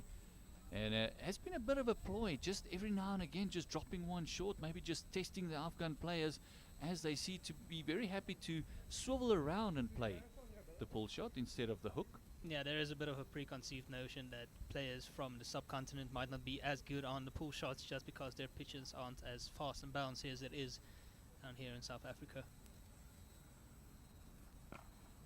Oh, that one nearly picking out the mid-wicket. And could this be the boundary they were looking for? And at last, after a very, very long time, another boundary through mid-wicket for Zadran. Yeah, just to recap, anyone who maybe just tuned in, South Africa won the toss and they elected to field first. And the openers, Hassan Esakil, he made 31 of 21 deliveries. He looked very dangerous, but he was clean bowled by Marta Kumalu, bit of an off-cutter. But the first to go was Vaifiula Tarakil, who was caught by Steve Stoke at second slip, also after bowling off Kumalu. This one just worked off the legs, and finally they're starting to get those singles going in 5s and 7s, hopefully. Yeah, also called a no ball by the umpire, so we will see a free hit coming up. Second time that Mokoena has conceded the no ball. Earlier on, he bowled one off the pitch, which is one you don't see often, was called for a no ball, and the next free hit went straight into the hands of Kwenama Parker, but of course it didn't count as out, as it was a free hit. You can only be run out of a free hit. But so the other wickets to go was that of Sohail Khan Zurmatai, who went for 4 of 9 deliveries. The third wicket for Martin Kumalu, who bowled beautifully after initially not quite finding his areas. And the last wicket to go was Numan Shah Afghar, who's the standing skipper for today. Goes for a big shot off the free hit, and it will go all the way to the long off boundary. His man running around, and he does manage to cut it off just in time to keep it to 2. Yeah, he moved across his stumps there. He wanted to give it a big old heave-ho over mid-wicket, and the ball just rushed him as he managed to flat bat it past that very wide mid-off, and fantastic work there in the deep, managing to only keep it down to 2. Yeah, so Numan Shah Afghar is an attacking wicketkeeper batter, but he's been dismissed for golden duck in both these Tri-Series matches so far. And I say he's a standing skipper because yesterday Captain Nasir Khan, 2 days ago I should say, against India, he seemed to injure his hammy on the boundary after running for the ball, and he had to be helped off the field. So the hope is that Captain Nasir Khan will be back soon and he will be able to lead his team at the World Cup, and it's nothing serious. And that is a big loss for them, as he's been the one that's kind of been in form. He took them through that Asia Cup as well, the one that they won, the under-19s. So he has been a mainstay in this under-19, and all thoughts go to him. Hope he's ready for that under-19 World Cup. Oh, this one going down leg side. Very enthusiastic appeal, but mostly from the ones behind the stumps. Yeah, Afghanistan going at a decent clip, almost 5 runs to the over, but they'll be a bit concerned about those 4 wickets. But the partnership starting to form here between Zadran and Zurmatai, and they'll look to extend this partnership. Maybe take on John James, his off spin, not just let him get away with some quiet overs here. Oh, there's a little bit of Zadran just pointing out that one hit him on the splice. There might have been a little bit of kick there. We saw one from Mokoena taking off earlier. Just doing a bit of gardening as we reach the end of the over. It's 108 for the loss of 4 wickets. This is after 22 overs. And as you can see on your screen, the light has gotten a little bit darker. The clouds have packed together. The forecast was for a few drops of rain later on, as the batter is just changing the bats. It's normally the problem if you can't pierce the gaps. It's the woodwork. Yeah, and Raimula Zumatai will be a bit happier today. He also got dismissed for Golden Duck in the previous match. His was actually the hat-trick delivery in the last match, so he'll be happy to get going a bit, but still struggling to rotate the strike. He's on 9 of 29 deliveries. It's important that he gives strike to his batting partner at the other end, Zadran, who's on 32 of 46 deliveries. The field just spread out a little bit more for James. 1 or 2 boundary riders. He's got deep square out, he's got deep mid wicket out, he's got the long on out on the fence, and then also sweeper cover. So that's a 4 on the fence. No slip at the moment for him, and it might be that South Africa still feels that they keep picking up wickets, but with the right armer turning it into the right-handed batter, the slog sweep might be more in the cards than the edge as they pick up another single. And this is, as you mentioned, Banner, that is very important for Zurmatai. He is 10 of 32. He mustn't give it away now. And there we see another quick single taken, a bit of sloppy fielding there by the SAA lads, and that would not impress James whatsoever, or the captain. Yeah, definitely wouldn't. They've been quite good in the field so far, and that'll be a disappointment to them. Good fielding off his own bowling there from James. See, they have Devan Murray in at short mid-wicket. Very agile in the field. They also had him at point earlier on. He was announced as the fielder of the tournament in the Kaya Majola week. You have to have your best fielders in those hot spots. Yes, and you can see even there he was so far away from the ball, and he's annoyed with himself that he didn't get. He is very quick across the park, and another one of those very burly built South Africans. He's not a small man. He looks about close to 6 foot, and very well built, but very quick across the park. Yeah, Devan Murray hails from Hoërskool Murray for you. He played his early career there. He's since gone on to represent Easterns in Benoni as their home field at Willamore Park, and he has had a couple of games for them there, and he'll look to kickstart really his career here from the Under-19 World Cup and continue to do good work there at Easterns. And it looks like we will have a bowling change. It's Romashan Pillay who will be coming in for Mokoena, who bowled 5 overs. Didn't take a wicket, but he conceded 23 runs. He did manage to beat the batters a couple of times, but Captain Tiga deciding that it's a good time as any for a bowling change. And it looks like they are taking Steve Stork out of the slip region, so there will be no slip in for Romashan Pillay. And Romashan Pillay was the top scorer in the Cubs week at the beginning of the year in 2023. He scored over 250 runs, including a higher score of over 160, the 3rd highest ever in Cubs week. And how handy is that to have him also roll the arm and have a bit of pace as well. A strong lad. He almost gives you the feel of Andre Russ to him. The action that he has is long, lanky action. Yeah, Romashan Pillay he played for the Dolphins Invitational side as well in June against, I just trying to remember which side it was.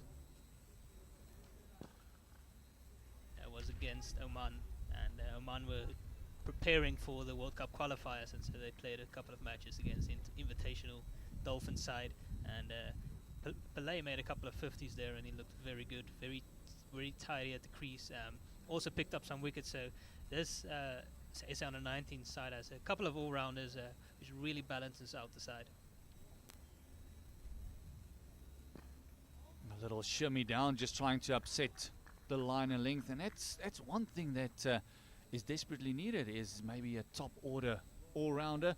South Africa was spoiled with the likes of Jacques Callis at number 3, that is one of the best batters in the world, and also probably one in the top 10 bowlers as well, picking up close to 300 wickets as well.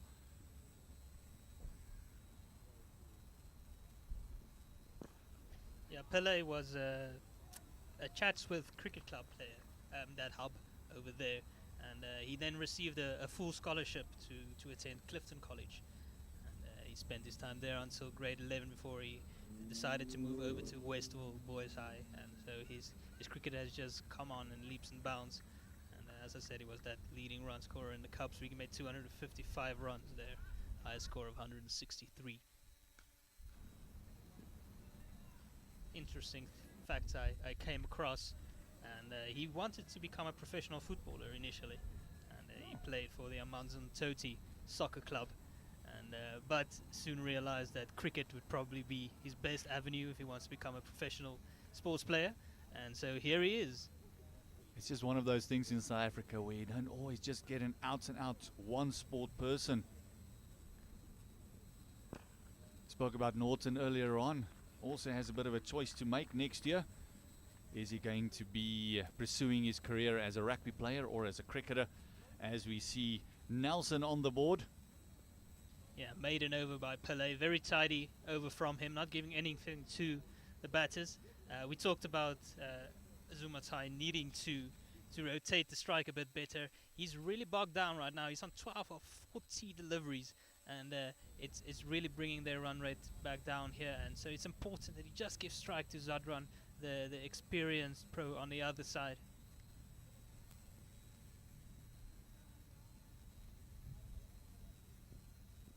James again just continuing the line, trying to attack the pads of Zadran, and that's his third wide to the left-hander.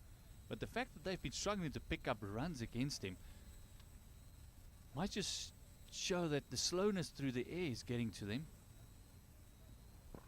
He's giving them no pace to work with whatsoever, tossing it up nicely, and gotta wonder when he's gonna break the shackles and go for that big one over the top.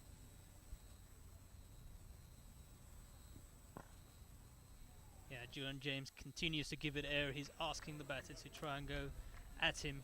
We do have a long off here in Riley Norton. Also a man out at the deep square and deep at wicket. But the mid-on is up in the circle, inviting Zadran to try and go over him, play against the turn. Yeah, just rocking onto that back foot and just happy to push it down to Norton for that one. And this is now where Zurmatai needs to help his batting partner. He's 12 of 40 at the moment, so his striker is only about is 30 on the dot, so he needs to rotate a little bit more. Or maybe if they're going to take a chance, maybe he must be the one to take it. If he then goes get a new batter in that might be more conducive to finding the gaps, or maybe just starts rotating every second ball at least. Much better there. We can see a quick single taken, and a clean pickup there would have been interesting. And that is that fielder, Devon Murray, that we've been speaking about, and just a slowness through the air. I'm very surprised that they haven't taken him on yet. Yeah, he does vary his pace well, does John James, and yeah, Afghanistan can't just let him bowl here. If before you know it, he's through a few overs without going for any runs. That one just kept lower again a little bit, because he's not firing it into the deck. It might be the reason why there's a bit of a lack of bounce. And another end to the over, and James is doing a fantastic job at the moment, and Pillay looking to do the same. It's 114 for a loss of 4 wickets, and this is halfway through the innings. This is Afghanistan now dropping their run rate to 4.6. Yeah, only going for the 8 runs so far of his 3 overs, and just running through it quickly. Pillay coming on again after a maiden in the previous over, something that Raimula Zumatai can't afford again. As we see the intent there, coming down the track, a little shimmy, but again just finding that outside part of the bat. And when you're in this situation where the strike rate has gone down, I mean, this is not a 5-day game, it's a limited overs. You want to pick that strike rate up, you know you got to go at least about 250 to make it competitive against the South African lineup. The field just seems so small for you.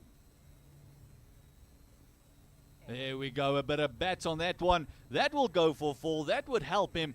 Not a convincing pull, just a little niggle. And it's gone down to fine leg for 4. Yeah, just getting a bit of glove there. Surprise bouncer by Pillay, changing things up a bit, especially after seeing Raimula Zumatai running down the wicket the previous ball. Just reminding him that he does have the bouncer as well.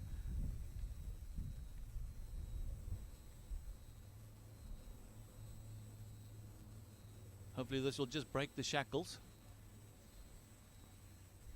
And that's brilliant cricket. That's what you want to see. You want your batters are going at 5s and 7s after the boundary, just picking up the single. And for Zurmatai, this will be the way to go to support Zardan. That's on 33 of 51. Yeah, just to give you a little bit more background on Devan Murray, that lightning guy in the field. He captained the SA school side in the last season, so after the previous Kaya Majola week, he was announced as the captain of the SA school side. The first ever of Wynberg Boys High to do that. I say Devan Murray, I meant Juan James rather.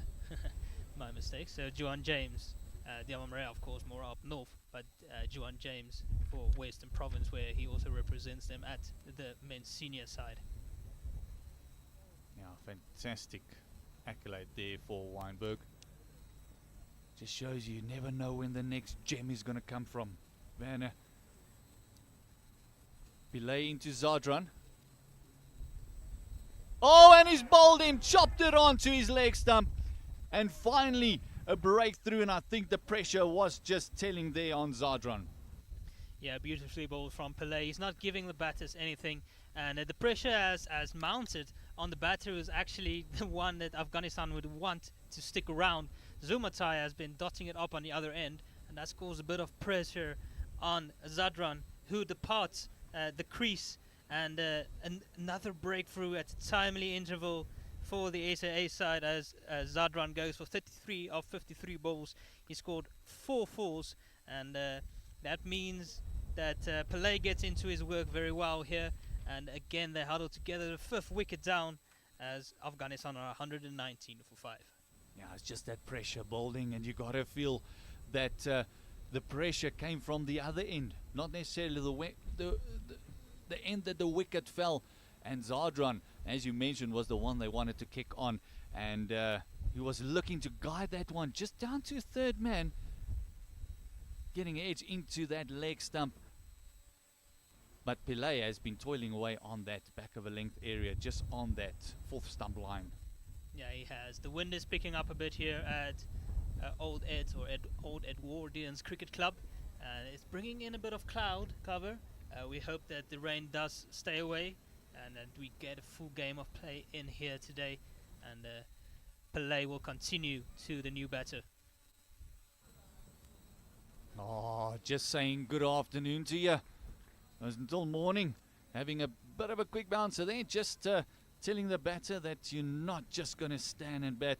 And it's Arab Gul Monam that just helped that one around.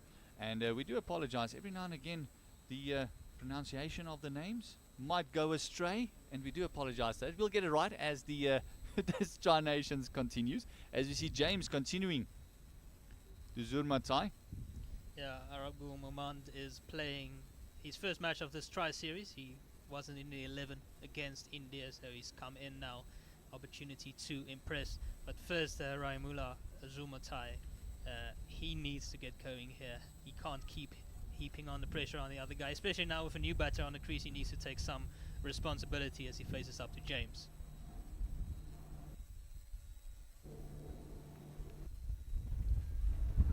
looking to double up.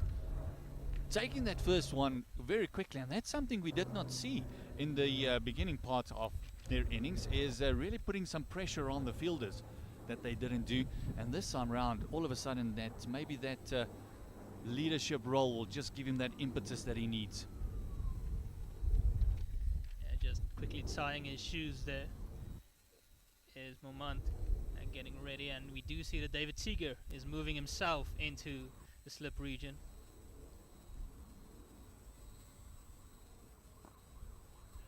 I think the plan for the new batter might just be keep tossing it up, maybe give him something to drive, maybe go a little bit wider to him, try turn it into him from there.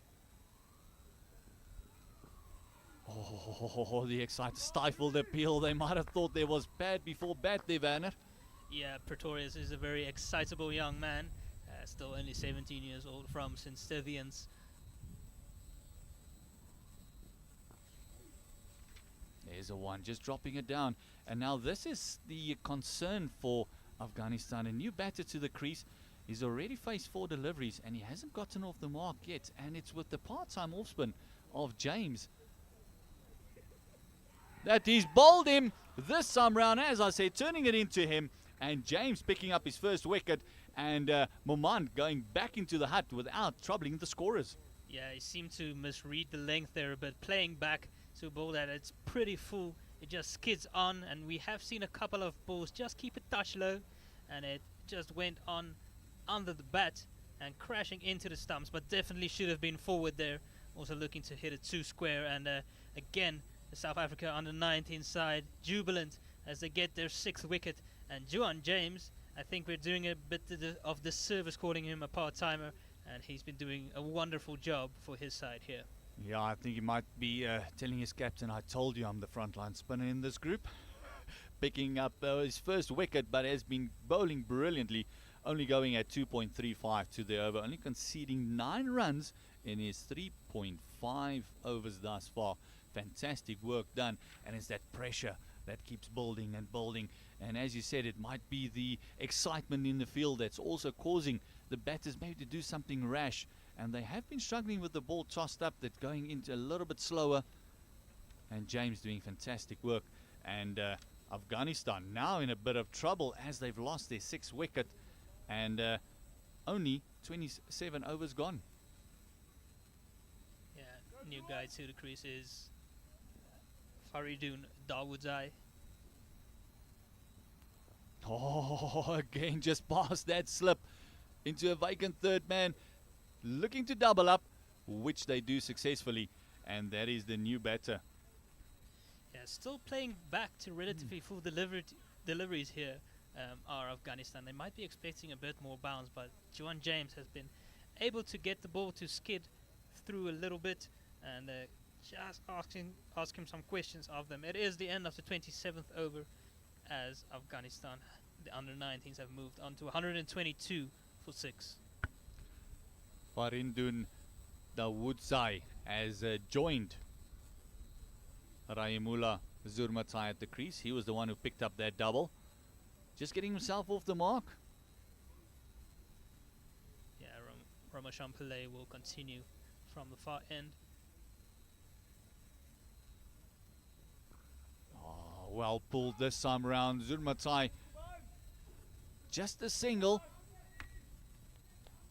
Well fielded by Ubane Mukwena, and he bowled quite well earlier on, and so he's just doing that duties at fine leg. There's also a man out at deep square leg and at third man. Other than that, the fielders are in at a backward point cover, short extra cover, mid off and mid on, and as well as a mid wicket. Pillay just has that lovely action, just going through it. No great pace, but he does bowl that, get that ball to nip. His seam position is brilliant.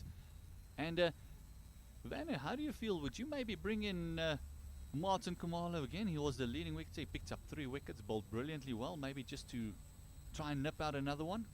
There might be an opportunity here for them to do that. But then again, just thinking of going for a single, but wisely sent back by the non-striker. But do you really want to take the ball away from the men who've just made those breakthroughs? That's the question again, because everybody here comes from schools, and for their schools they might be the top player, and then they all suddenly are in one team, and then everybody really want to put up their hands to say that we are the best, we are good enough to take the wicket right here. We don't need to go back to the openers right now. Just another single there.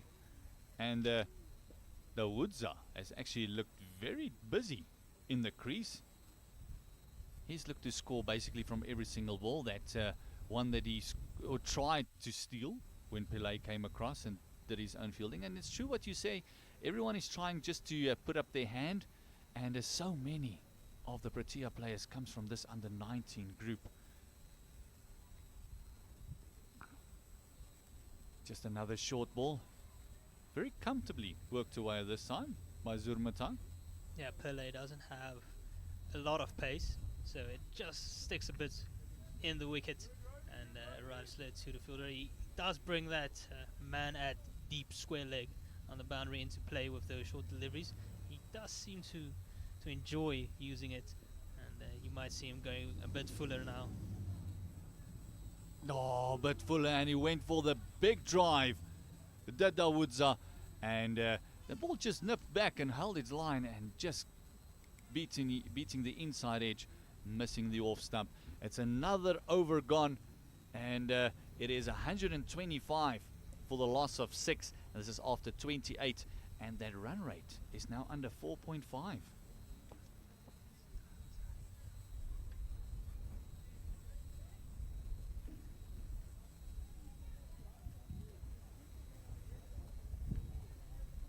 James will continue.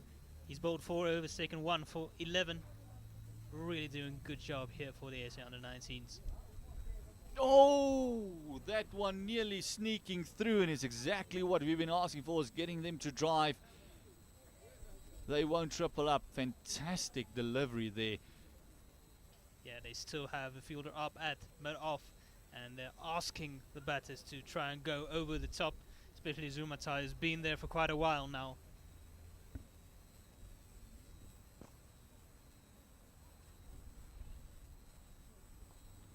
They've really been struggling. You would think that the subcontinent teams are very astute to play spin. Much better shot there. The timing sounded much better there by Zurmatai. Misfield there. And did he manage to save the boundary?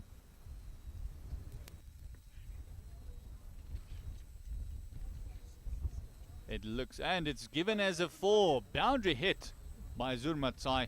A big misfield there and a bit of a blunder from the SA under-19 team. That would not impress, James. Yeah, definitely not what you would want. They will want to set a high standard for themselves.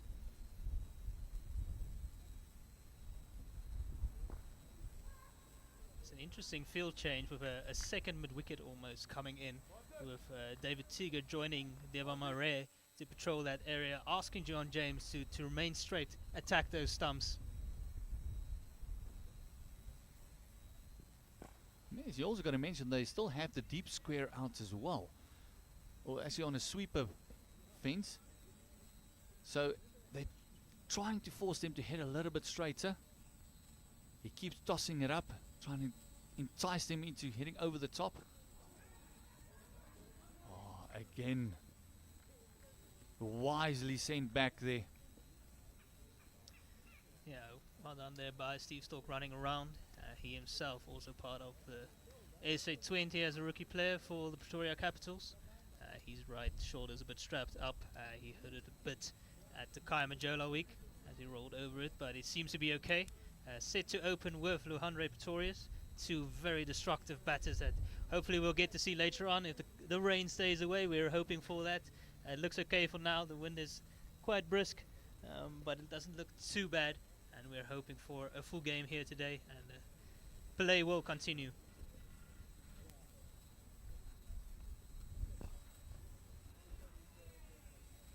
And again, just hitting his straps, hitting the lines, hitting the lengths.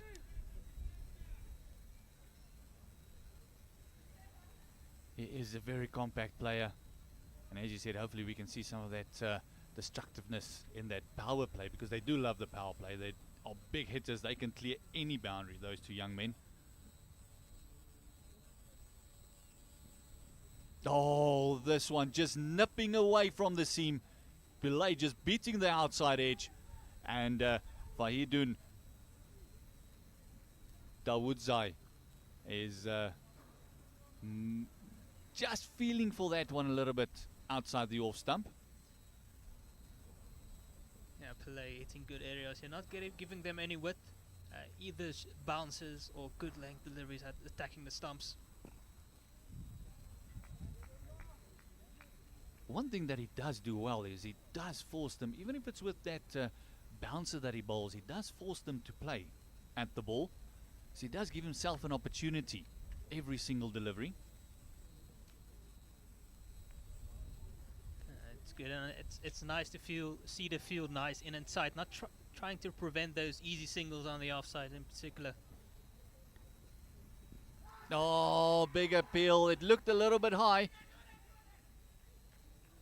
Big shy at the non-strikers in as well. Pillay, hands on hips, but it did look as it was a tad high. It did get that one to kick off the surface a little bit. Yeah, it did look a touch high, as you said, and but enthusiastic appeal by Pillay, and of course, why wouldn't you? Bowling 3.4 overs, taken 1 wicket already, only the 8th run conceded, and Afghanistan not really getting anywhere at the moment. They need to get some momentum going here.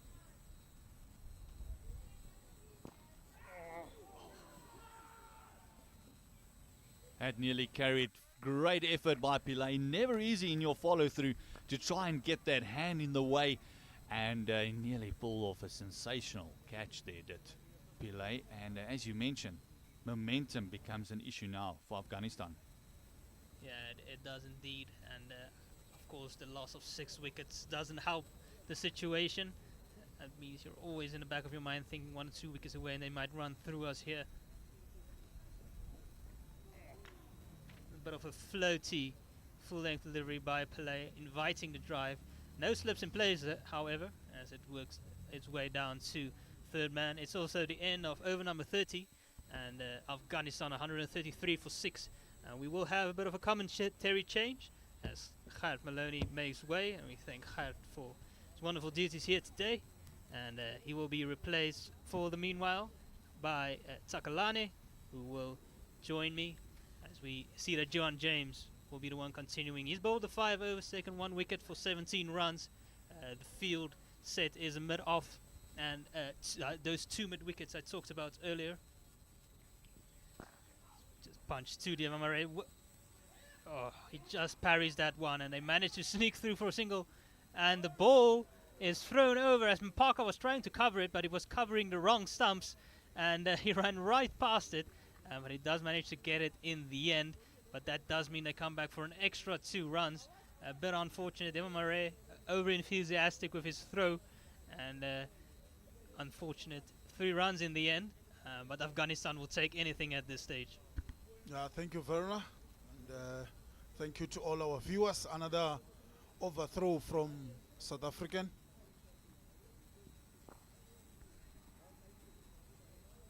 Yeah, as a man out at point at cover at mid-off. Also a sweeper on the offside. And then is only the 1 mid-wicket now with David Seager moving himself into the slip region. Again, enthusiastic appeal by Lohan Repertorius for the clear inside edge as they come back for a 2nd run. There's also a man out at long on and also a deep mid-wicket and deep square leg. So the leg side is really stacked for both these right-handers. Of course, the left-handers outrun dismissed a bit earlier, making things a bit easier again for batters, for the bowlers, I should say.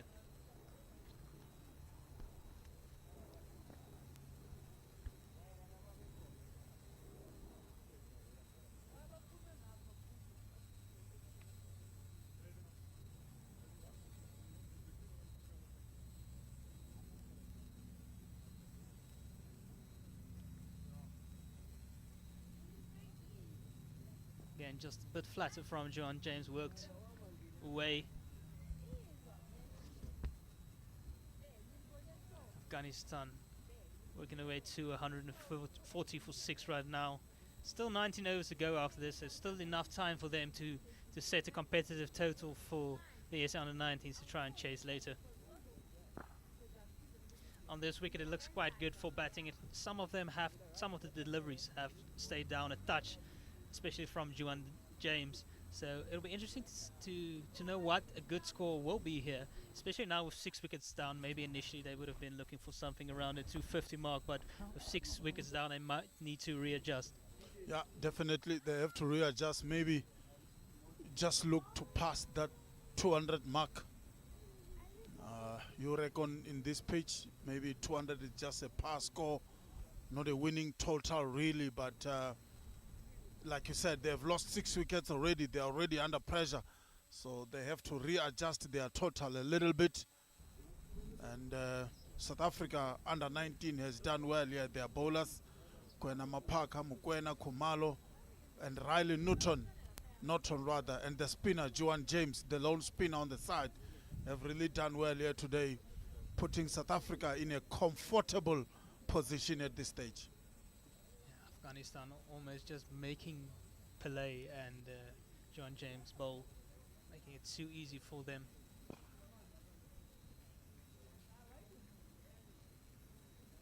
Just punched out into the offside. Yeah, Riley Norton was particularly impressive earlier on after that spell of 3 wickets for Kumalu, and who has a nice kitty action, lovely bowling action, a rhythmical run up, and all the bowlers have really impressed here today.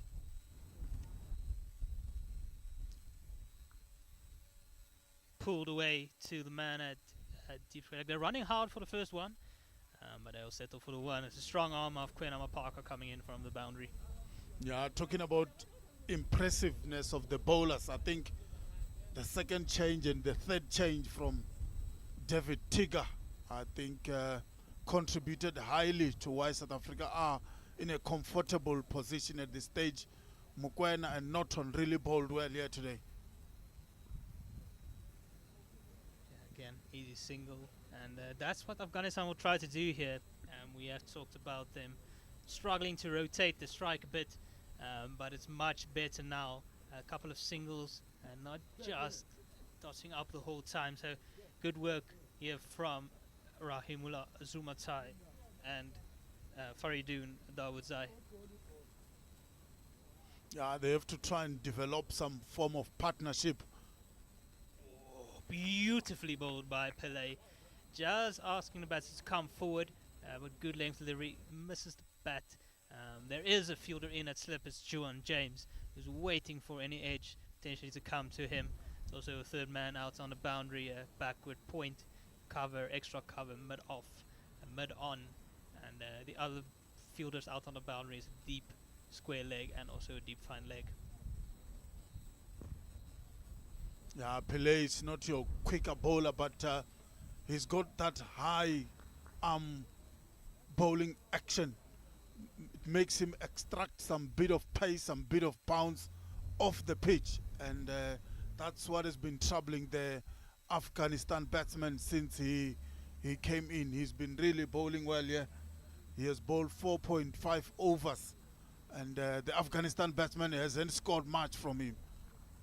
Again, beautifully pulled, this time in the gap, and it will run all the way to the fine leg boundary. Fine leg not able to come around to that one. Play just erring a bit in his line.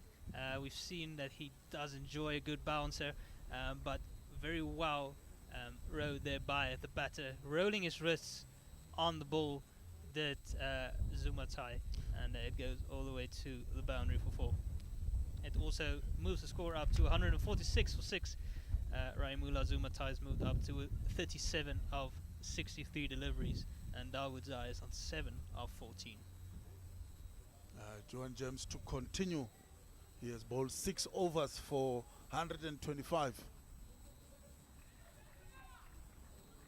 Running the first one hard again, Afghanistan, but Richard Seletwane very quick across the outfield and gets that ball in. He's another one of those St. Stithian boys, 4 of them representing the SA Under-19 squad of 15 going to the World Cup.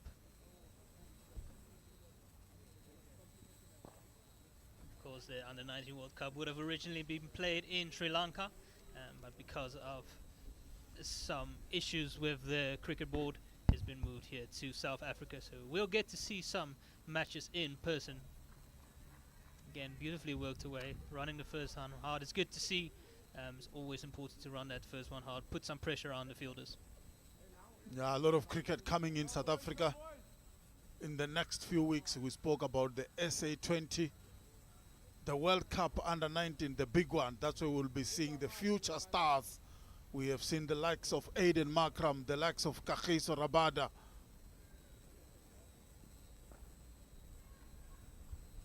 And we've got some exciting young stars here that we have seen from both sides, South Africa and Afghanistan, on showcase here today. And then on Tuesday is the big one. Again, good fielding by the South Africa. On Tuesday is the big one. It's South Africa against India. Same ground, same place, same time. Yeah, we do see some of the parents have come out in support of their players, filling the stands here. The main stands, I'd say, on the sides of the field. And another good over by Johan James, and he's been doing a very tidy job. He's bowled the 5 overs. Just make sure I have that right now. He's bowled the 7 overs. He's taken 1 for 26, and Afghanistan have 17 overs remaining. They're currently on 148 for 6. Zumatai, Raimullah Zumatai, that is. There's a couple of them around the Afghanistan squad, and so Raimullah Zumatai is on 38. He's the set batter. He's the one who needs to look and bat through this innings to get Afghanistan to a competitive total. I think anything around the 220, 230 mark will have them in this game. Yeah, it's a key wicket for South Africa here. But good work from Norton, James and Pile here today in the middle overs, making it very difficult for the Afghanistan batsmen to score some runs. Bit over pitch, but can only find the fielder at mid-off, can Zumatai. Yeah, field's still pretty much the same, but we do see a sweeper out on the offside boundary now for Zumatai, and also a third man, a fine leg and a deep square leg on the boundary. Rest of the fielders in pretty standard positions in the circle. Steve Stoke, no, it's not Steve Stoke, it's Johan James rather, is at a wideish slip. Can almost call it a second slip position, and no other slip fielder in place. But it's good to see that David Teague continues to attack here, keeping the fielders in nice and close, not giving Afghanistan any easy singles in the inner ring on the offside, and also keeping a slip in just to try and get that wicket if it does get the edge. And good fielding off his own bowling there from Pillay, sticking that left hand out.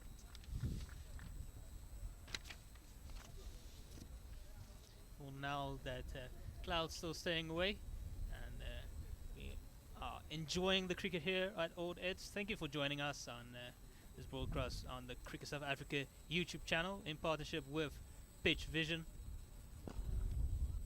Beautifully struck by Zumatai, punched to the mid-on boundary. Big chase from Steve Stoke, but he's unfortunately not able to get there, and Pillay just over pitching a touch, and Zumatai all over it as he moves into the 40s. Yeah, Zumatai didn't try to hit that too hard, just time it nicely and make scoring look easy on that shot. You spoke about how his key wicket here for Afghanistan, he needs to stay on maybe until the end or close to 45 over to give Afghanistan any sort of chance to score runs around 220, maybe 240 from here. Still a lot of cricket to be played, still a lot of overs remaining for Afghanistan to bat. So Zumati is really a key wicket here for Afghanistan.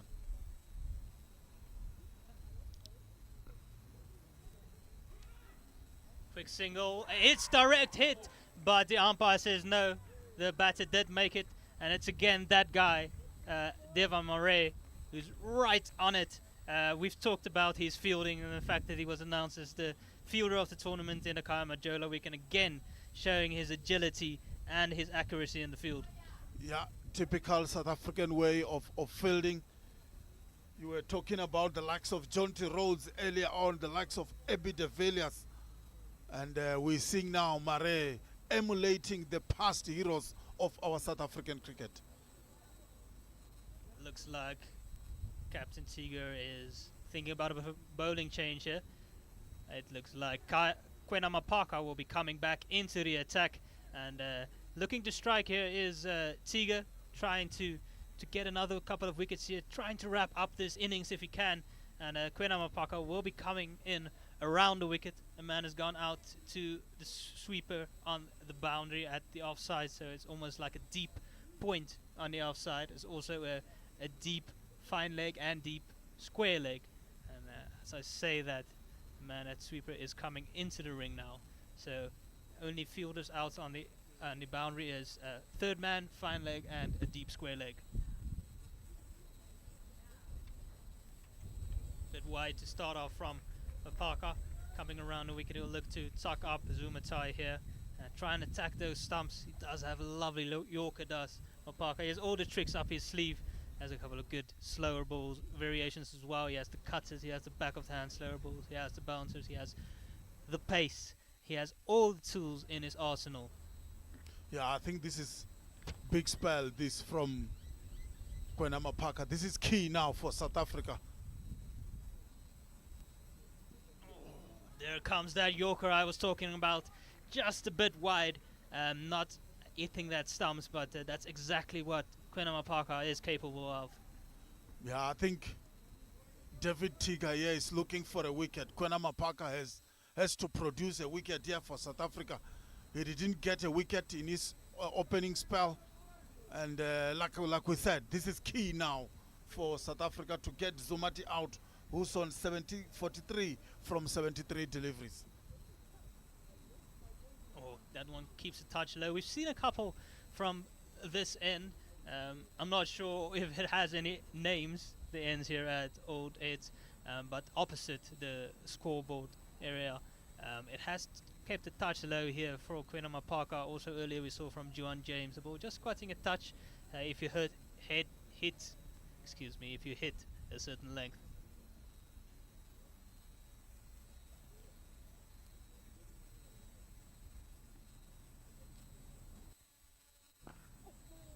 Well defended. Targeting those stumps is Kwena Mapaka. 4 dots. We talked about Zomatai racking up those dots earlier. He has since gotten to move on a little bit, but he still has plenty of work to do. Yeah, I think you were talking about the ball keeping low, and from the commentary end, let's just call it like that. And it's going to be interesting to see what will happen when South Africa is batting. Short and quite wide, and the umpire does call it wide. Kwena Mapaka is quite the prodigy, I should say rather. He played in the Under-19 World Cup already a couple of years ago when he was still only 15 years old, and he wasn't set to play in that one initially. He did go with the squad, but then a couple of injuries meant he came in and he did quite well. Did Kwena Mapaka. He took 7 wickets in the 3 matches he played. I mean, at the age of 15, he was already hitting the 140 kilometers per hour mark. Yeah, what a fantastic bowler for South Africa. He's going to be, the future looks very bright for the young man. You were talking about his variation in his bowling. You spoke about the Yorker, the slower deliveries. And he's key here for South African under-19. South Africa have to get Zumati out. He's looking threatening. If he's the well-set batsman now at this stage, just few runs shy away from half century, 7 runs to be exact. Short but down the leg side, and another wide called by the umpire. After that previous ball that went for a couple, Zumatai just punched out into the covers, and they decided to now again move that fielder back onto the cover point boundary. So he's patrolling there, giving Quenama Parker a bit more protection. And the fielders in the ring as a mid-wicket, short mid-on, mid-off cover as well as a point. And sorry, Verna, just to add, what South Africa has done so well throughout the day is making it difficult for the incoming batsmen to get off the mark or to start scoring runs freely. Dawuza is just on 8 runs from 18 delivery, and this shows that David Tigger, the captain, has been leading his troops here so well today. And Afghanistan 157 runs, and they've lost 6 wickets. Yeah, we do see that it will be drinks as Afghanistan go into it. Zumatai still on 45, unbeaten of 77 deliveries. He'll look to continue his work after drinks, as will Dawood Zai, who's on 8 of 18. Ramashan Pillay, he's bowled the 6 overs. He's conceded 20 runs, but he has picked up the wicket already. I'll quickly run you through the bowling figures for the ASA under-19. Quenama Parker's bowled the 6 overs. He hasn't taken a wicket yet, conceded the 32 runs. Martin Kumalu was particularly impressive, taking 3 for 35 in his 6 overs. Riley Norton, the big man, running in hard, hitting the deck hard. He bowled 5 overs, only conceding the 17 runs and also picking up a wicket. He picked up the wicket of Numan Shah Afghar, the standing skipper and wicketkeeper for Afghanistan. He had him caught by Luhan Ray Pretorius. Martin Kumalu's 3 wickets was 1 bowled of Hassan Esakil for 31 of 21 deliveries, after looking very dangerous. He also picked up the other opener of Vaiful Tarakil for 17 of 28. Jashid, I should say, Zadran was clean bowled by Ramashan Pillay for 33 of 53 deliveries. And the other wicket for Kumalo was that of Sohail Khan Zumatai, who went for 4 of 9. So keeper Afghar will be not too happy that it's been dismissed for golden ducks of consecutive matches. We'll be back with you soon after drinks.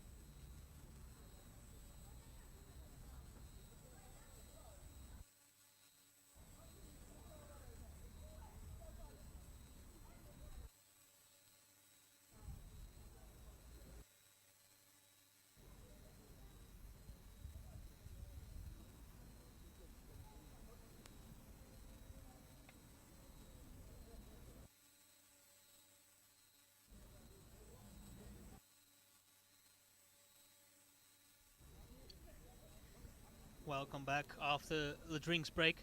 It's a bit of a double bowling change, both openers coming back into the attack after we saw Quenama Parker bowling before the drinks break. We now also see Mokoena coming back into the attack. But just make sure, I don't think it's actually, yeah, Martin Kumalu. Looks like he's the one coming back into the attack, and he picked up those 3 wickets earlier on in the day. And he'll look to try and go for a 5-er here. It's a golden opportunity for him to try and make a breakthrough here.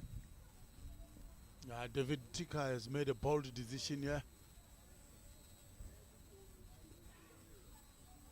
Bit of a half appeal trying to throw the umpire, but he gives it as wide as it went down the leg side, and tidily taken by Luhan Ray Pretorius behind the stumps. Yeah, a bit of inconsistency from the South African under-19 2-strike bowlers, Quenama Parker and Martin Kumalo. Maybe searching for wickets a little bit too hard. quick single to the leg side, and it is a shy at the stumps. It just misses, but it seemed like good running. We'll have a quick look to see how close it was, but it seemed to be quite a well judged run, and quick work by Captain Tiger from mid wicket. Yeah, I think I love what we saw there from Afghanistan, two batsmen. They have to put these bowlers under pressure and the fielding under pressure. With the running, we spoke earlier on, me and you, that they need to try and rotate the strike because they keep losing wickets at regular intervals. And they were making it easy for David Tiger to rotate his bowlers, to rotate the fielding position. And they were so comfortable just going through the motions. But still a lot of cricket to be played, and they can create something here for themselves. Again, feeling for it outside the off stump. Kalamalu has been asking a lot of questions today.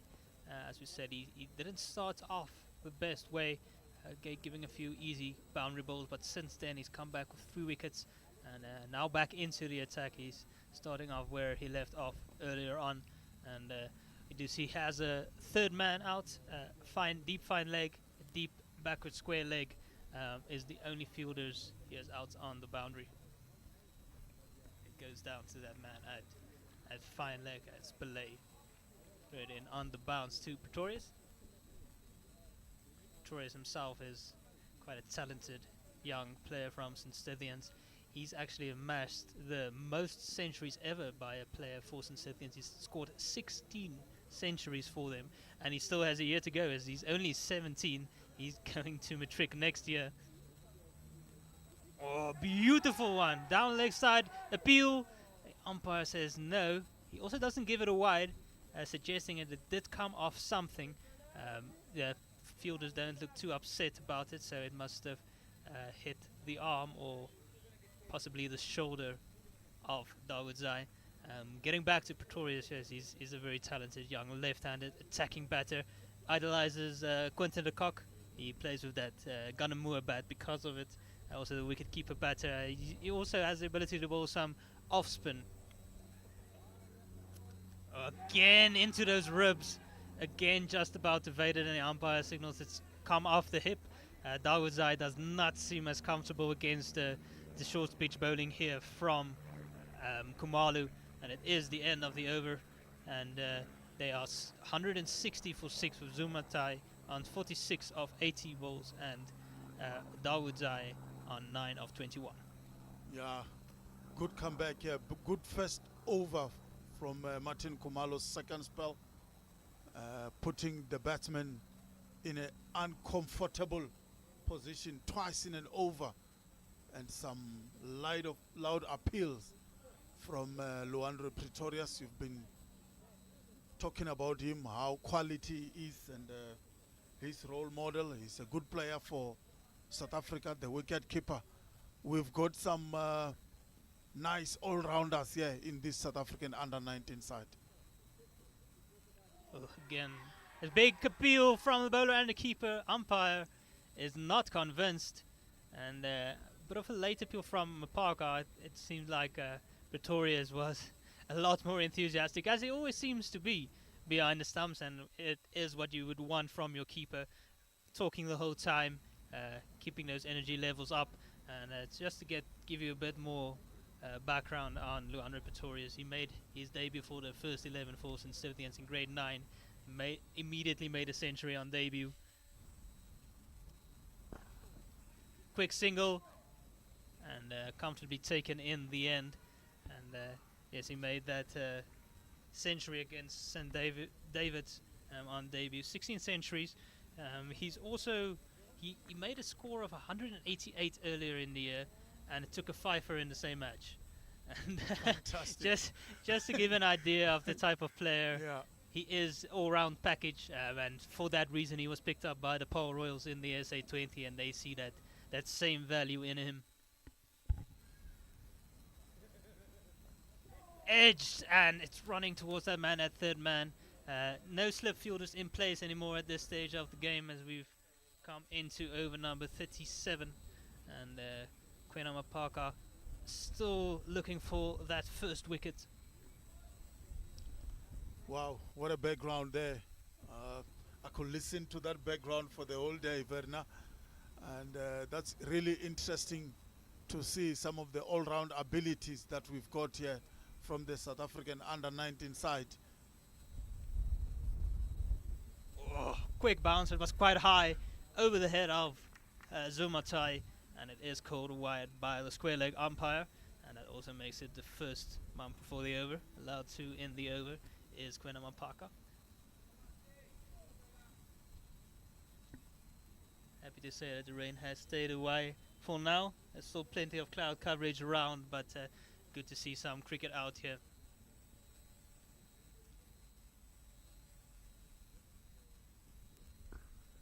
Nice and tight, looking for a quick single, but non-striker Dawood's sending back Zumatai. Yeah, let's hope the rain stay away so that we can have a full match here. I'm looking forward to see the likes of David Tiga, who's on screen batting, Luandre Pretorius, and really looking towards watching some quality cricketers. Of Afghanistan got some mystery bowlers. Let's hope the rain stay away here today. Bit of a wild delivery down the leg side, going for another bouncer did Kwena Mapaka, but that was way down the leg side. Also a bit high, the second for the over, meaning that he can't bowl another bouncer over the shoulders in this over. And he hasn't quite found his areas yet, Kwena Mapaka. We talked him up a lot, and he is certainly a special talent. Important for him to get back to just hitting good areas. Short and wide, takes the edge, and it goes through to Pretorius, who grabs it to his right hand side, and looking a bit perplexed is Zumatai. Doesn't want to leave the ground, but we could hear a clear edge, and there was some deviation, and that is the first wicket for Kwena Mapaka that he has been searching for. Afghanistan fall to 164 for 7. Their main guy out. They would have wanted him to bat a lot longer, but this just gives another opening for the SA under-19s. Yeah, Zumatai out for 47, and Afghanistan lose their 7 wicket, and that's what David Tiga, the captain, was looking for when he brought his 2 strike bowlers, Khumalo and Kwena Mapaka, and the strike bowler managed to get his first wicket of the day. Good bowling. It was a bit wide though, and Zumati just fetched that one, got an edge, and he was out for 47. He just started to get going, the Zumatai, and that's a very untimely wicket for them, as we see Arab Gul, Allah Muhammad coming in for the Afghanistan side. He's a bit of a mystery spinner, is Ghazanfar, and we did see that against the India under-19 side.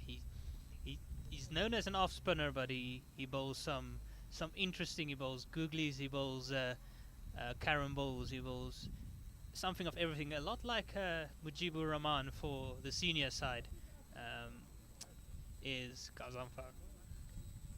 Yeah, Allah Ghazanfar was out for 2 in the last match against India. Goes for a big shot immediately.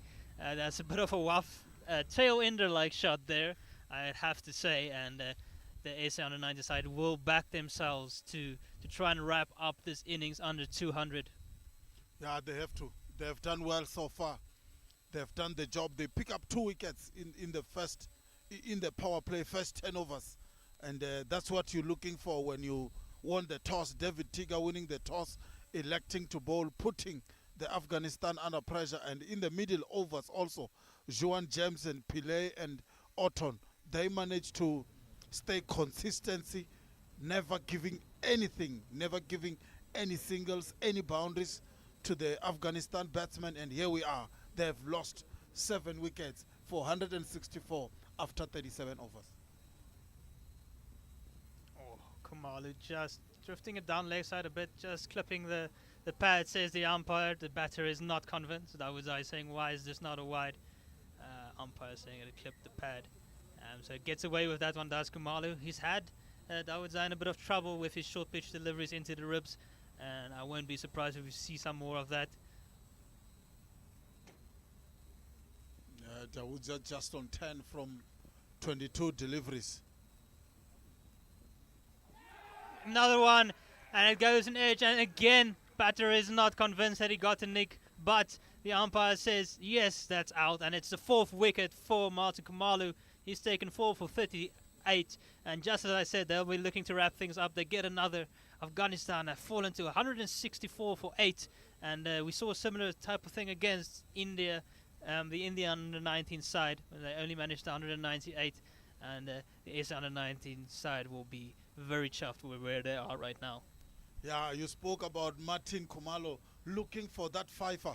He's just 1 wicket now shy away from 5 wickets there. He's bowled well, and from the start when he picked up 3 wickets early on in his first spell, and he come back strongly once again, picking up Dawood for 10, who was not really looking to leave the crease after he got an edge, but the umpire gave him out, and Afghanistan lose their 8 wicket for 164 runs. Really, South Africa are on the charge here.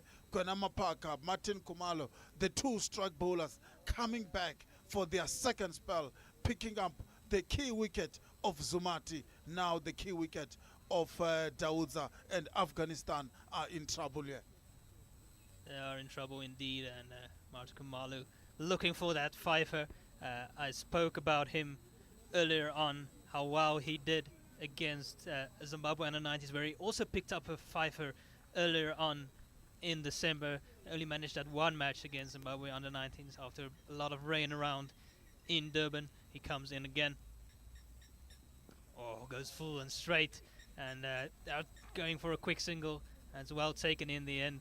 Maybe a bit on his heels there was Steve Stolk, but still Kumalo would get to bowl against Ala Muhammad Ghazanfar. Yeah, 2 new batsmen now at the crease for Afghanistan, and that's the position as the batting side that you really don't want, more especially at the back end of the innings. There's still a lot of cricket to be played. We just over 12 overs to be played rather. Gets that one out into the leg side. They're running it hard, asking the fielder to come, and they do manage to get back for the second. A bit of a wild throw from the boundary, but well covered by Devon Murray. And at the new batter to the crease is Bashir Ahmad Afghan, and he immediately got off the mark of his first delivery. Yeah, really, this is not the position Afghanistan were hoping for. Still a lot of cricket to be played, and they've lost 8 wickets already. Full shot, but there's no fielder out at square leg. It's man on the boundary though, comes in to cut it off. Yeah, sorry, Verna. It would have been an easy catch for the square leg fielder there. It was not timed, and it was hit in the air, comfortably in the air, but there was no fielder there. And Afghanistan 168 for 8, only 2 wickets remaining, and 12 overs to go in this first innings here. And good decision by David Tigger to bowl first, and the bowlers have done well. Again, good delivery. Just to rectify myself quickly, I had the wrong Afghan. It is actually Zahid Afghan who came to the crease, and he has joined Ala Muhammad Ghazanfar, and the side has moved on to 168 for 8 after 38 deliveries, and you see that Kwenama Parker will continue on the other side. He does enjoy wrapping up the tail. He has some lethal bounces and yorkers, so don't be surprised if you see those coming out now against the tailenders. And the tailenders doesn't look comfortable at all. We saw when Martin Kumalo was bowling the shortstop, just few deliveries that he bowled to them, they were not really looking comfortable at all. They were not timing the ball. Your big shots coming right here at us. It will hit just over the side screen, and the beautiful shot from Ghazanfar, not holding back, on the up and straight as a die. Well, I just said they were not timing the ball. He got underneath that one so well, hitting it over the umpire's head for a huge 6. Good shot there by Gazamfa. Wow, what a shot. Where did that come from? We haven't seen much of those 6s since morning here, and the man just come in few deliveries, managed to get underneath that one, hit it well for a maximum. And beautifully struck. Waka won't like that. Goes for that Yorker I was talking about. They go for a quick single, and shy at the stumps, but a bit slow. And they do manage to go through for the run. They might not be too concerned about that. That does mean the new man, Zahid Afghan, is at the crease. And another opportunity here for Kwena Mapaka. So we do feel the wind picking up around here, cloud cover building out here at Old Eds. Yeah, we had bright sunshine early on, and the weather has really changed here. Goes for that bouncer, and again it falls at that square leg region. Feels like they can almost bring that deep square leg up into the ring, especially to Zahir Afghan, who doesn't look all that comfortable on the pull shot. It might be a better call to get the fielder in there, as we do see David Tiger positioning himself in that position right now. Maybe to the wrong batter, but we do see him right there. Pretorius just getting his angles right there. Important aspect of being a wicket keeper. Yeah, a few opportunities has been created for that square leg position, but unfortunately for South Africa's side there was nobody there. Again, bouncer again. Not looking comfortable are the tail enders. Neither of them are looking all that comfortable against the bouncer, so we might see a few more coming. And those fielders, there's also a deep mid-wicket in place, so awaiting those catches. If he does manage to get the ball a bit better out of the middle of the bat, there is a man on that boundary. Other fielders on the boundary is a man out at deep, fine leg, and also third man on the boundary. Otherwise, there's a point cover, extra cover, mid off, mid on. And Tiger has gone a bit straighter now with the man at a deep square leg going fine behind square.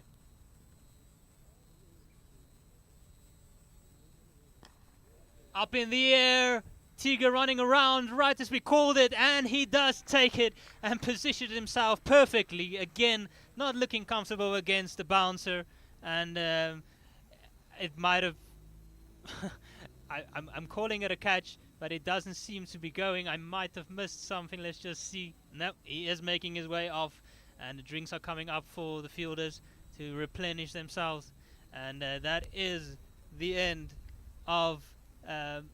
just let me rectify myself again, as I just... So it is... Help me out here, Takalani. Not sure. I'm just trying to get the scorecard here. Who is the one who went out? It is Farindoon Dawodzai, who's dismissed for 10 of 24 deliveries. He didn't hit the boundary. He was dismissed by Marta Kamalu just earlier on. The 1-4 now was Gazanfar. I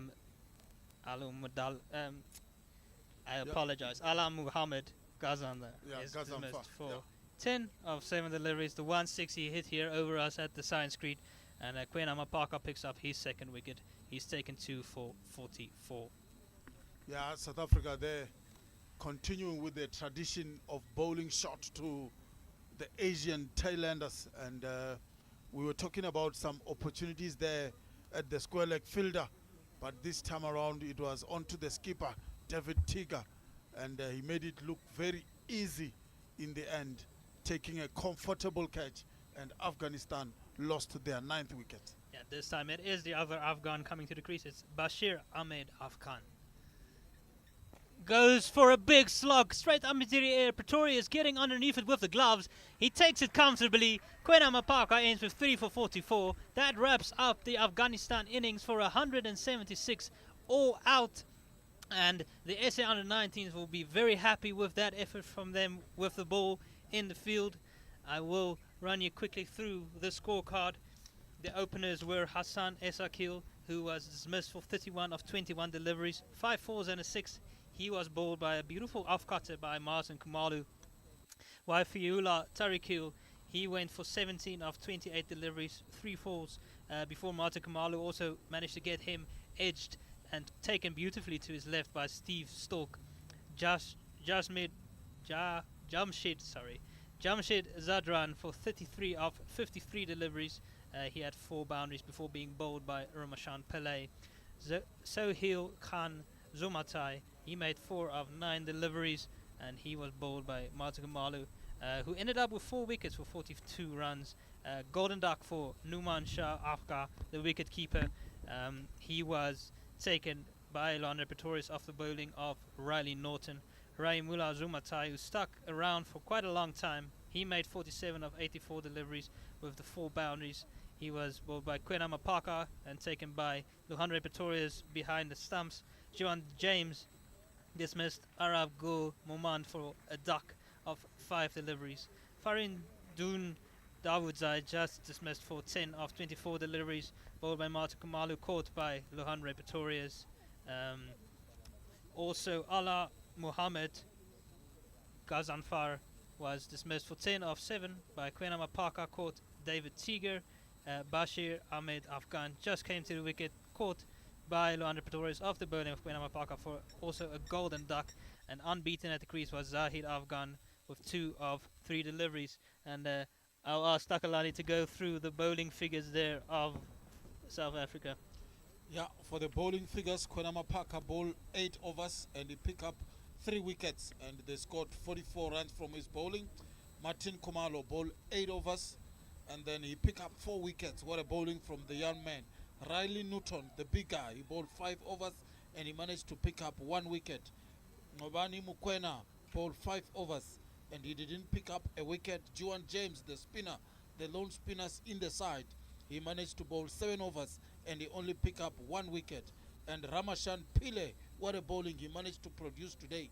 He bowled 6 overs and Afghanistan scored 20 runs off his bowling, bowled 1 maiden and he picked up 1 wicket. And that's the end of the first innings from here. South Africa, after winning the toss, they managed to bowl Afghanistan for 176 runs in 39 overs. Yeah, we'll be back with you soon with the innings of the S-19s as they look to chase down 177.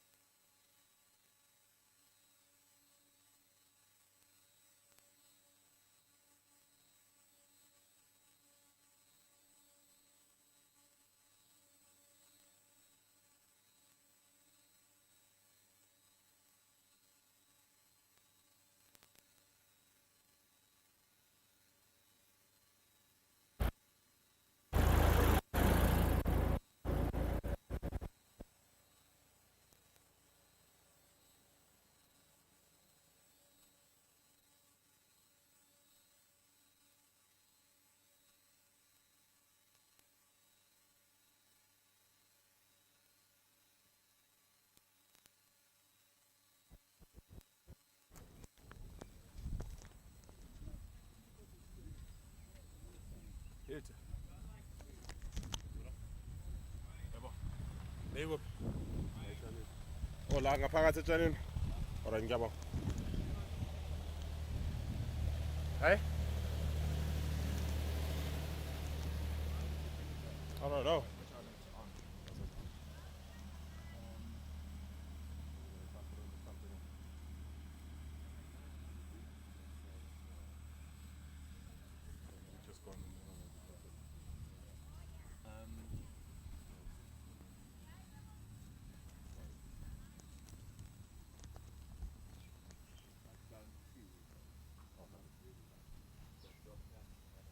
Oh, is it? What the fuck do we have then?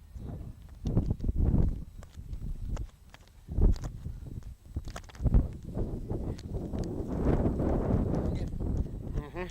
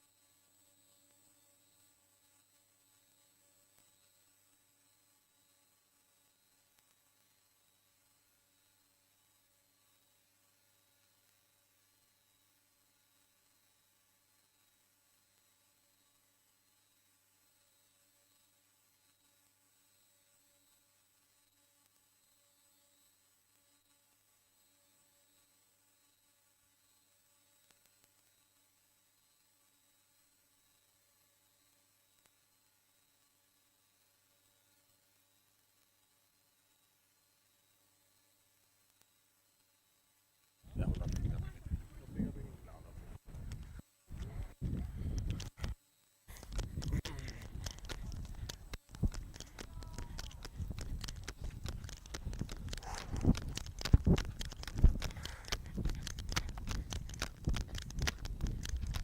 Try my best to get out of your shot quickly.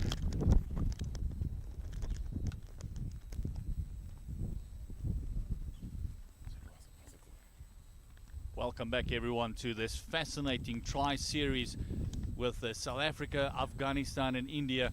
South Africa taking on Afghanistan here at Old Edwardians Sports Stadium.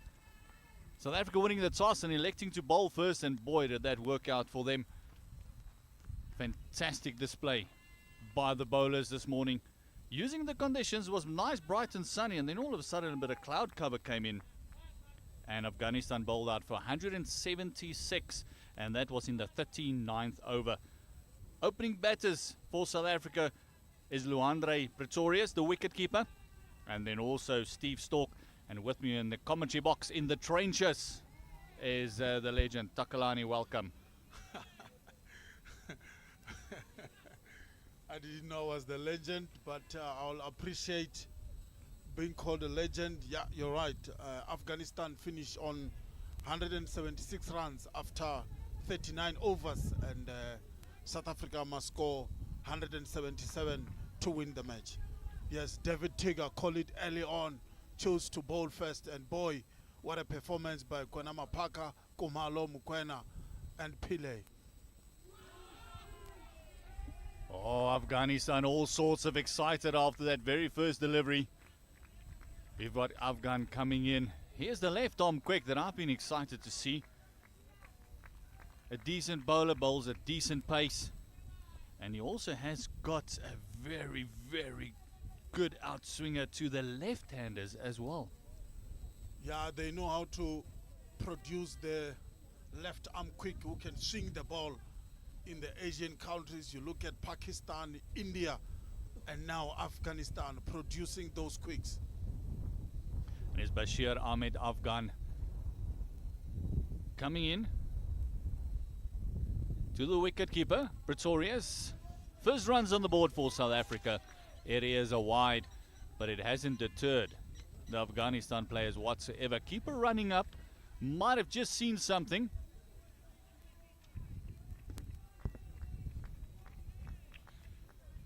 The wind has definitely picked up here at Old Eds, and it's making life very hard when it comes to the paperwork. Cloud cover has just lifted up a little. We can see that the light is just improving as this second part of this fascinating game, the Tri-Series, continues. Oh, this one might have just had a tickle on it. See, Pretoria's just abbreviated that he didn't get much more on it. That was almost a freebie. Didn't get up as much as he wanted, Takalani. Yeah, he missed out there from Pretoria's. Should have gone to the boundary. Basir Ahmed against India, he bowled 10 overs and he picked up only 1 wicket for 59 runs. He will be looking to do well here if Afghanistan wants to defend this 176 they have scored.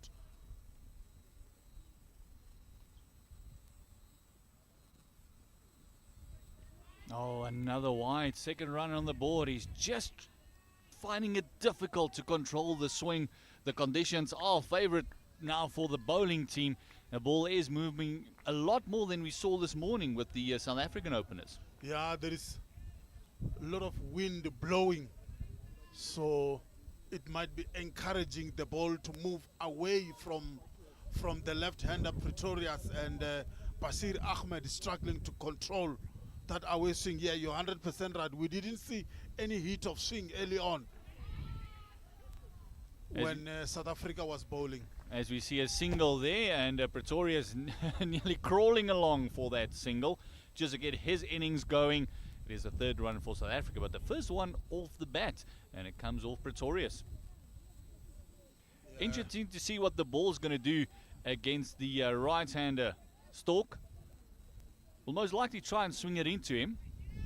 As we see only one slip, and they do have a third man out on the fence.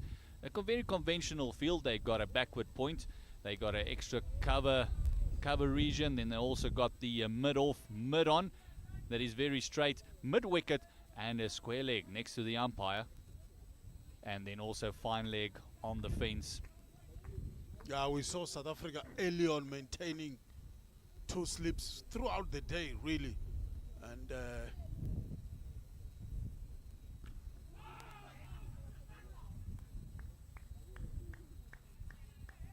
as we suspected, that one just coming back into the right-hander, just the conventional left-handed bowler is coming into the right-hander, and obviously will take it away from the left-hander. These two batters at the crease now is prolific run scorers. They can go at a rate of knots, and I promise you, anything pitched up in their half, they'll have a proper go at.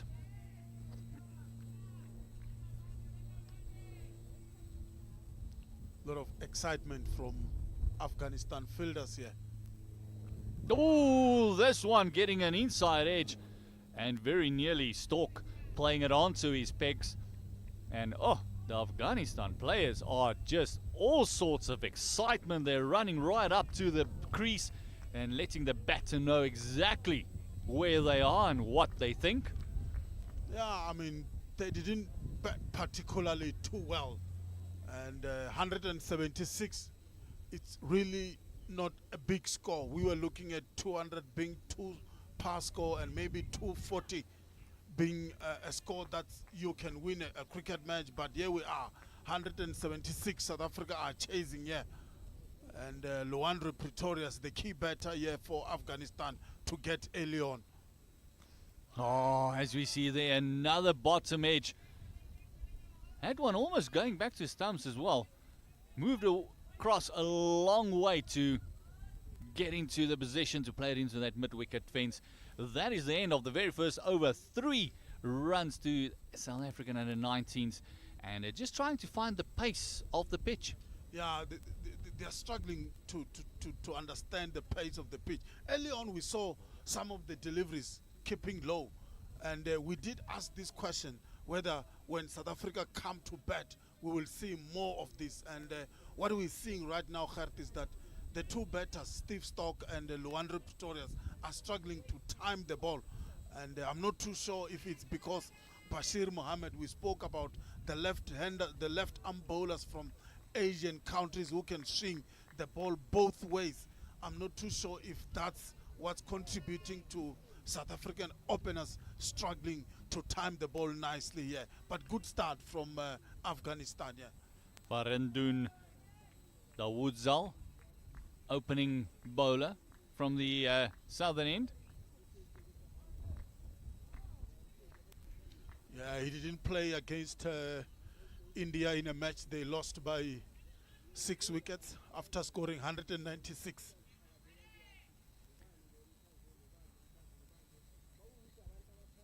Oh, this one getting a lot of shape through the air. Oh, lovely movement by this left armer. A very bustling sort of action.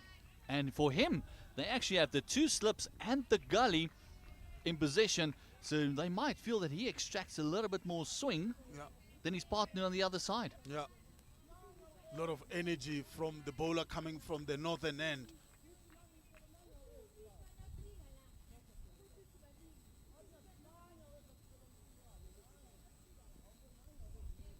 Oh, front foot no ball.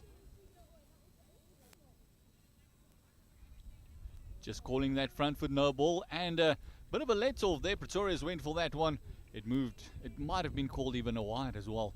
But this time around, now just Luandre Pretorius can have a free go at this one. Takalani, free it. That's an opportunity now to go for the maximum. Get that innings going. South Africa hasn't timed the ball well. And here's an opportunity. Farindun Dawoodzaal, the left-arm fast bowler. Can Luandre Pretorius take an opportunity here? Oh, missing out on that one. And you can just see the stifled appeal there, and the bowler just throwing his head back, knowing that that was pretty close to an LBW shout. All of a sudden, that front foot no ball hurts a little bit more. Yeah, it does. And like I said, and again, an opportunity missed there by Luandre Pretorius there. But they're not chasing a big total. So they shouldn't get worried. They shouldn't be bothered. They've got this under control. Just to be patient. Yeah, look, for Afghanistan, it's going to be, they're not going to restrict South Africa with the score that they have at 176. But also for Afghanistan, it'll all be about picking up wickets. Yeah, definitely. That's the order of the day for Afghanistan. They have to get wickets like how South Africa managed to do at regular intervals. And what I'm happy to see here, Gert, is the energy from the fielder supporting the bowler, supporting the captain. A lot of chatting, you hear a lot of clapping, and the guys are excited, and this is good to see. Oh, that one, there's a bit of excitement from everyone except the bowler, who just had his one hand on his head, and that one just kept low a little bit. It could be that this northern end that we've seen when James is operating as well, there's just a bit of variable bounce on it. Yeah, that's true. We also saw when Pile was bowling also, there was some sort of uneven bounce there. And that's the one that's bothering the wicket keeper, Luandre Pretorius.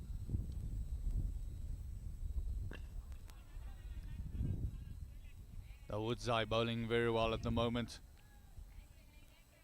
He did concede the one run in the over thus far. It was that front foot no ball, but other than that, has been pretty much on the money, and he's given the ball enough time to swing as he's going nice, full and straight. Yeah. Just allowing that ball to move away from the left-hander. Yeah, he's got conditions to support him as well. A lot of wind here at this stage in Johannesburg, and he's moving the ball nicely through the air. Oh, this one a bit better timed. Going for that straight one, and that's the end of the over. Fantastic over by Dawoodzaal. It is South Africa 4 without loss after 2 overs. And Takalani, as you said, run rate shouldn't be a problem at the moment, as there is still a lot of time in the game. But for Afghanistan, wickets. Wickets is going to win them this, not restricting South Africa. Yeah, for Afghanistan, really, they have to search for wickets and keep pressure. Also, it's important that while you're searching for wickets, you don't leak runs. And it's good start from Faridun Dawodzai, from Bashir Ahmed Afghan. It's good start here. And South Africa needing 173 to win from 288 balls. It's good start that they maintain the pressure, they keep the pressure, and make the two opening batsmen make some mistake. Good shot. Fantastic shot through the covers. Not completely timed. It might still run away, and it does for the first boundary of this innings. And it is Steve Stork that said, hello, nice juicy full half volley. I'm going to have me some of that. Yeah, the young man getting off the mark with a boundary. Steve Stork, we spoke about him earlier on, more especially when Werner was in commentary. Gone off the mark with a boundary from 4 deliveries. And that's a good start from him here. Luandro Pretoria still on 1 and Steve Stork is on 4.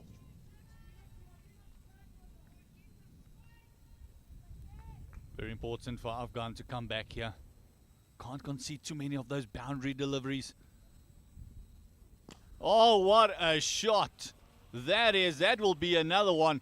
That ball is almost just flat battered down back to the bowler. Short-term jab. That's a lot of power in that shot, a lot of energy in that shot. And the young man, Steve Stork, showing why he's playing he's being signed as a rookie by the Pretoria Capitals for South Africa's 2024 SAT 20. He's a quality player, yeah. What a shot. 2 consecutive boundaries. Yeah, a lot of muscle in that one. All the pressure on Afghanistan here. And he goes over the top this time round, piercing the offside field. And that will run away on this very quick outfield for another 4. And that is a trifecta of boundaries. Yeah, leg side, then offside. What a shot. Beating cover fielder there over the top. He knows there is only 2 fielders allowed in the power play outside the 30-yard circle. If he beats that fielder, it's a certain boundary. And Steve Stork moving on nicely here, putting the Afghanistan bowlers under some pressure. Yes, as you say, that's why the Pretoria Capitals rate him so highly. Only 7, almost 18 years old. Will only go to matric next year, facing his last year. And this time around, 3 boundaries in the over thus far. Oh, big appeal. This will be very, very close. The Afghanistan fielders feel that they must have had him. It looked very, very close. He walked across and he tried to paddle that one just over square leg. Yeah, maybe movement through the air, move that ball maybe down leg a little bit.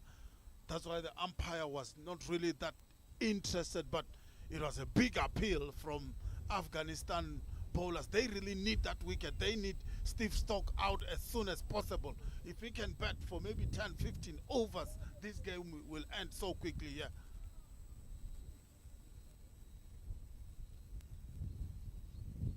This time shimming in down the deck, hitting it hard into the ground, making it very difficult for that mid-on fielder. You can see him just rubbing his hands, knowing that was muscled towards him. And it's another run in this over. That's already conceded 13 runs. And Takalani, the intent, very clear. Yeah, that's what you want to see from your 2 openers. Show the bowlers we are here to do the business. We are here to end this quickly. And Steve Stork, with all his experience, Luandro Pretoria, with all his first-class experience, you expected this from the 2 South African openers.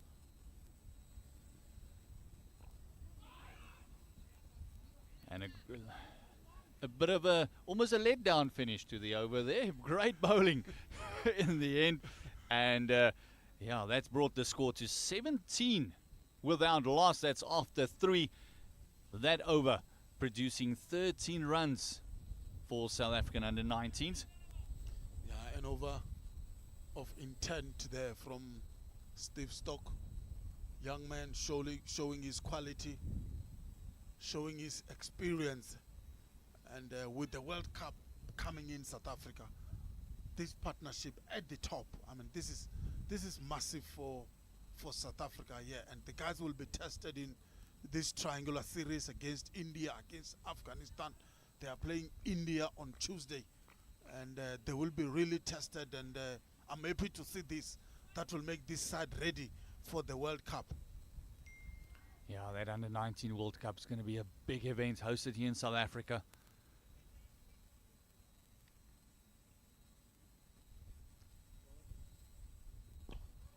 The Woodside very excited with that one. Going for the direct hit. And this time Misfield just allows the South African batters to go through for the single. A very good call in the end. Yeah, and that's what we've been talking about when Afghanistan were batting. We didn't see this from the Afghanistan side when they were batting throughout the innings. You have to keep the fielders under pressure. Early on, any opportunity to get a run, you have to take it. Yes, it's one of those things where if there's pressure building, you want to keep the pressure cooker on. You don't want to let off steam. That's a bit of an optimistical appeal there. Going way down leg side, you can see where the keeper is taking the throw in from the fielder. He was moving way down leg side there. Yeah, definitely down leg. But it's good to see this kind of energy from Afghanistan fielders, supporting their captain, supporting their bowler Faridun Daoudzai, and he has to do something here. There's a nice firm push, and Pretorius at the moment just struggling to find those gaps. He's seeing a sea of blue. Still early in his innings. 13 balls faced for his solitary run, but his partner on the other side is 14 of 9. So when your partner's going at a rate of knots and you're not chasing a big score, you can take your time to get into the innings. Yeah, he doesn't have to worry. He can take as much time as possible. Steve Stock is doing the business for him. But we know Pretorius doesn't like to hang around as well. He is a nice striker of the ball. He does hit it cleanly. Yeah, he said he admired Quinton de Kock a lot. He tried to emulate his game. He's a wicket keeper of the side. He's a left-hander. So, I mean, if he's saying he's admiring Quinton de Kock a lot, surely his game will be kind of Quinton de Kock's kind of game. No, there we saw him just shimmying over to the offside and just slapping it right over Mid-on's head. I thought I was watching Quinton de Kock there because that's his shot. Just beating the Mid-on fielder there, and it gone for a beautiful, beautiful four indeed. What a shot, Luandro Pretorius. First boundary of anger from him today. Yes, he's a young man there from Paul Boys. And he's going to play for Paul Royals. Paul Royals. That picked him up as well. So that's going to be a very nice attribute for him. Put on the old cricket CV. A young man of only 17 years old.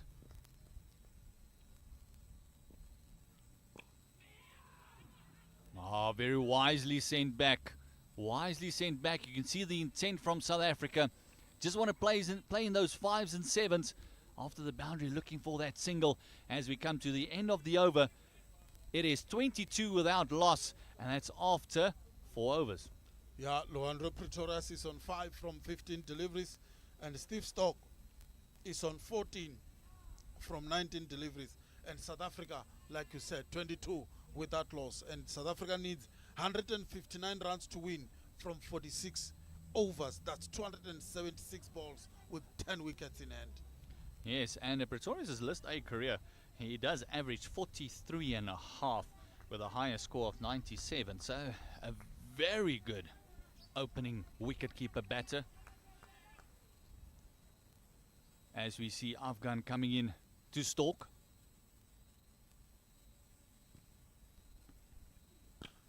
This one is absolutely hit with disdain to the fence through that cover region. That was spanked. Yeah, that was hammered. Bottom end coming into play there. A lot of power in that shot, and it moves to 18 and South Africa 26 without loss. Law. What a start here by Steve Stock. Yeah, that was met with no disdain. He just wanted to get that ball away from him as quick as possible. Afghanistan facing down the barrel at the moment. They need wickets as we see a change of angle. The Afghan is coming around the wicket to the right-hander stalk. Hopefully the change of angle means a change of fortune. And oh, it very nearly did as he dropped down to the knee and almost got the slog sweep out to the opening bowler. And that would encourage him a lot. Yeah, but if you have connected with that one, that ball would have disappeared. And South Africa still 26 without loss after 4.2 overs. And Basir Ahmed Afghan will continue to bowl from the southern end. And he's just running up the hill with the wind blowing across the field from right to left as you look on your screens. Will just help that ball moving back into the right-hander. This time a much more conventional play there and a bit of a stare down from the bowler. I like this. Yeah, good cricket all round. That's what we want to see from the young man. And good cricket all round. They're coming back nicely. And the batsman, Steve Stock, just defended that one. And the bowler come a bit closer. And that's what you want to see from these two quality cricketers. Coming back after 3 boundaries. That stalk hit of Afghan in the previous over. 1 boundary already in this over. And this one just came off the pad, it looks like. Everyone very, very excited. But it was a bit of a thud sound. Not really a loud sound that could give you the indication that it came from the bat. Yeah, definitely not from the bat. But Afghanistan fielders, they were really excited. They are really looking for a wicket, yeah. Really excited about the opportunities they are creating. But they haven't got a wicket yet. Steve Stock and Luandro Pretorius are still the 2 batsmen here on the charge. Exactly what you want. You want to get the bowler up. You want to give him the opportunity and say, listen, get us a breakthrough. Oh, this time just straying down the leg side. They can hardly afford any extra at the moment, Takalani. Yeah, this is all pressure. It's written all over it. It's all pressure. Steven Stock is not waiting for anything, just anything loose. He's climbing on it, and the bowlers now are under pressure, kind of bit of scared. If we bowl this area, it's going to disappear. And they end up bowling some wide deliveries. Yeah, field very much still almost attacking, but very conventional. They've got the 1 slip, a deep fine leg, and a 3rd man out. I beg your pardon, fine leg has come into the circle. It's just behind the side screen from where we are sitting. It's come into the circle, so the only man out on the fence is 3rd man, and you can just hear all the chatter on the field. They are starting to enjoy this now. Yeah, Bashir Ahmed did bowl a lot of wide deliveries against India, 9 in total, or to be exact. And yeah, they contributed a lot of runs from extras against India. I mean, you're looking at 21 extras against India. That's runs you're giving away. Oh, going for that shot, going for that mid-wicket again. Just inside edge, right onto the pad. And Pretoria set off immediately. He was like a bullet out of a gun there. I'm looking for one connection, Achard. Once Steve Stock connect this ball, I tell you now, we won't find it. Because he's looking for that mid-wicket region all the time. But he's not getting any connection. He's struggling to connect. And wow, this is good, yeah. This is good. Steve Stock, Luandro Pretorius, not waiting or taking singles, really. They're busy dealing in boundaries. Yeah, he might just be trying to hit it a little bit too hard, forcing the issue instead of just timing the ball. As we see, lovely bit of timing there by Pretorius, piercing that offside field, and that is the 2nd boundary for Pretorius, the left-hander. What a timing. What a timing, beating extra cover and point. Nicely, extra covers right, beating him so well there, and it's a beautiful shot indeed from Luandro Pretorius. We spoke about this. Opportunity to score runs will come, and the man is is showing his quality. Yes, and that also brings the end to the over, where South Africa is 33 without loss, and that's after 5 overs. They're going on very nicely. Pretorius scored his second boundary of that lovely square drive that he just played. His 9 of 17, and Steve Stork is 19 of 14. And that is in answer thus far, needing another 144 runs off 270 balls. As we said earlier, it's not going to be restricting SA under 19. They need to bowl South Africa out. Yeah, a lot of balls to go. And South Africa doesn't have to worry about the run rate here. And Afghanistan, the order of the day, they have to pick up wickets. And they've struggled so far to pick up a wicket of these two opening batsmen. South Africa managed to pick up 2 wickets in the first 10 overs in the power play. What can Afghanistan do here? Oh, this one just played down to third man. Wasn't as fine as that. He got a bit of an edge there. You can just see appreciation there from Steve Stork. The Woodside having a bit of a chat, saying to him that was a proper ball. You had me all ends up there. Single to the score. Pretoria, Steve Stork has now gone on to 20. Pretoria's facing up to the Woodside. And Afghanistan have 2 sleeps now for Luandro Pretorius. Ah, fast bowler mentality. If I get the ball, I'm going to throw it. Yeah, this is good. Show that aggression. Still a young man. Show that aggression. Show that you are here to do the job for your country. You're representing your country. And show that even though they didn't bat well, there is still some sort of fight, some sort of guts in them.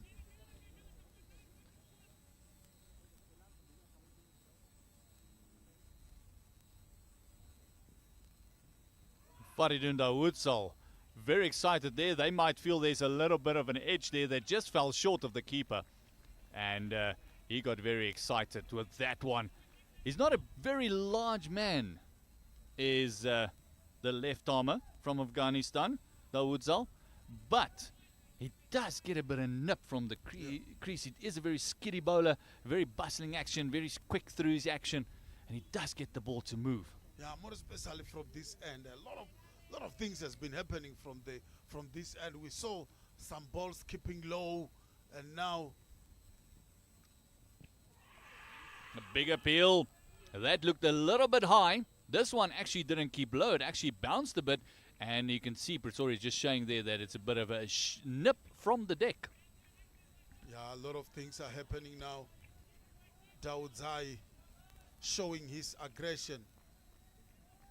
And Luandro Pretorius allowing pressure now to come to him, being bobbed down a little bit now. We spoke about the 2 openers not rotating the strike or not taking singles. They were dealing in boundaries. I think they have to respect the bowling now and take few singles, really. Oh, or he could just decide, Takalani, I'm going to whack it over mid-wicket. What's this running you're talking about? What singles am I talking about? Wow, what a shot. Luandro Pretorius, mid-wicket for 6. Wow, this guy can bat. Yeah, your voice travels. He just decided, hold on, I'm not going to go for the single. It's a fantastic shot. And you can see the Woodsall, a little bit of brief because he felt he had him. He had a bit of a faint edge that dropped short from the keeper. Then all of a sudden, Luandro Pretorius just said it's in the weeds, in the tree. Yeah, it was there to be hit in the slot, really, for left-handers. That's bread and butter. It was, I mean, he hit that ball without any pressure whatsoever. He just moved it back. And we spoke about losing some of the balls here. And I can tell you now, they are still looking for this one. They can't find it. It was hit far away from here. Yes, there is a bit of a gate where they can just slide through and maybe go fetch the ball. And just to give you an update of what has happened here today, it's 176 all out was Afghanistan. They only batted 39 overs as South Africa picked up 4 wickets in the power play and then a couple of wickets in quick succession. Later on, they picked up amazing. The batting for Afghanistan was Al-Zakil went out for 31. He was their second highest run scorer. The highest run scorer was Jamshid Zadran. That was bowled by Pillay, a little inside edge onto leg stump. He was out for just trying to find a place. I beg your pardon. It was 33, and then their top scorer was Ramila Zumartai, and he went for 47. But he did eat up a lot of deliveries. He faced 84 deliveries for that. Yeah, the problem there was he kept losing partners, and the man didn't have any option really but just to try and consolidate, just to try and stay in until maybe the 45 over. But it was difficult. David Tika and South African team were really fielding well, bowling well, picking up wickets, and they made life really difficult for the Afghanistan batsmen. Yes, Martin Khumalo picking up 4 for 42 in his 8 overs, and then also Kwena Mpaka 3 for 44 in his 8 overs. Fantastic bowling. Yeah, we were asking ourselves about the impact Kwena Mpaka will have in this game. Oh boy, the man come back strongly and pick up the tail, and Werner was so optimistic that he will be bowling yorkers and short deliveries, variation, and he did that, and the batsmen were just giving their wickets away to him, and he ended up with 3 wickets. Afghanistan were out, all out, once again, the second match for 167 runs. Yeah, not batting out there, 50 for the second match in a row. As we see, the ball has been retrieved. Immediate change in the field now for Pretorius. They're going very defensive. They have got their mid-on out, and they've got their third man out on the fence. Oh, this is a lovely shot. That 5s and 7s we're normally talking about after boundary, picking up the 1. And that's the way you want to end up an over. 8 runs coming from that over. And South Africa now is on 176, I beg your pardon, 40 for without loss, chasing that 176 of Afghanistan. Yeah, good start here by South Africa. Steve Stock, Luandre Pretorius starting to hit the ball nicely. First 2 overs, they were struggling to time the ball, both batsmen. But Steve Stock managed to get a few on the offside, and then now Luandre Pretorius is following suit, and this boils down well for South Africa. We spoke about that power play. Afghanistan lose 2 wickets in the power play. South Africa hasn't lost a wicket yet, and their 2 openers are hitting the ball nicely here. You can just see the bowler and the keeper just having a bit of a word and just asking, are you happy with where the field is? Are you happy with what we need to do? Yeah, There's an obvious plan that they're trying to work out for Pretorius. Yeah. Just changing personnel as well. Yeah. Having that deep mid-on out. And it's a new bowler that they've changed for. Allah Gazemfa coming in. He's the mystery bowler that we've been waiting for, Takalani. Yeah, it will be interesting to see how the 2 openers deal with Gazamfa. Our mystery bowler does a lot with the fingers, does a lot with the wrist and the hands. Very difficult to pick up. Yeah, he bowled 10 overs against India, and he picked up 2 wickets for 41 runs.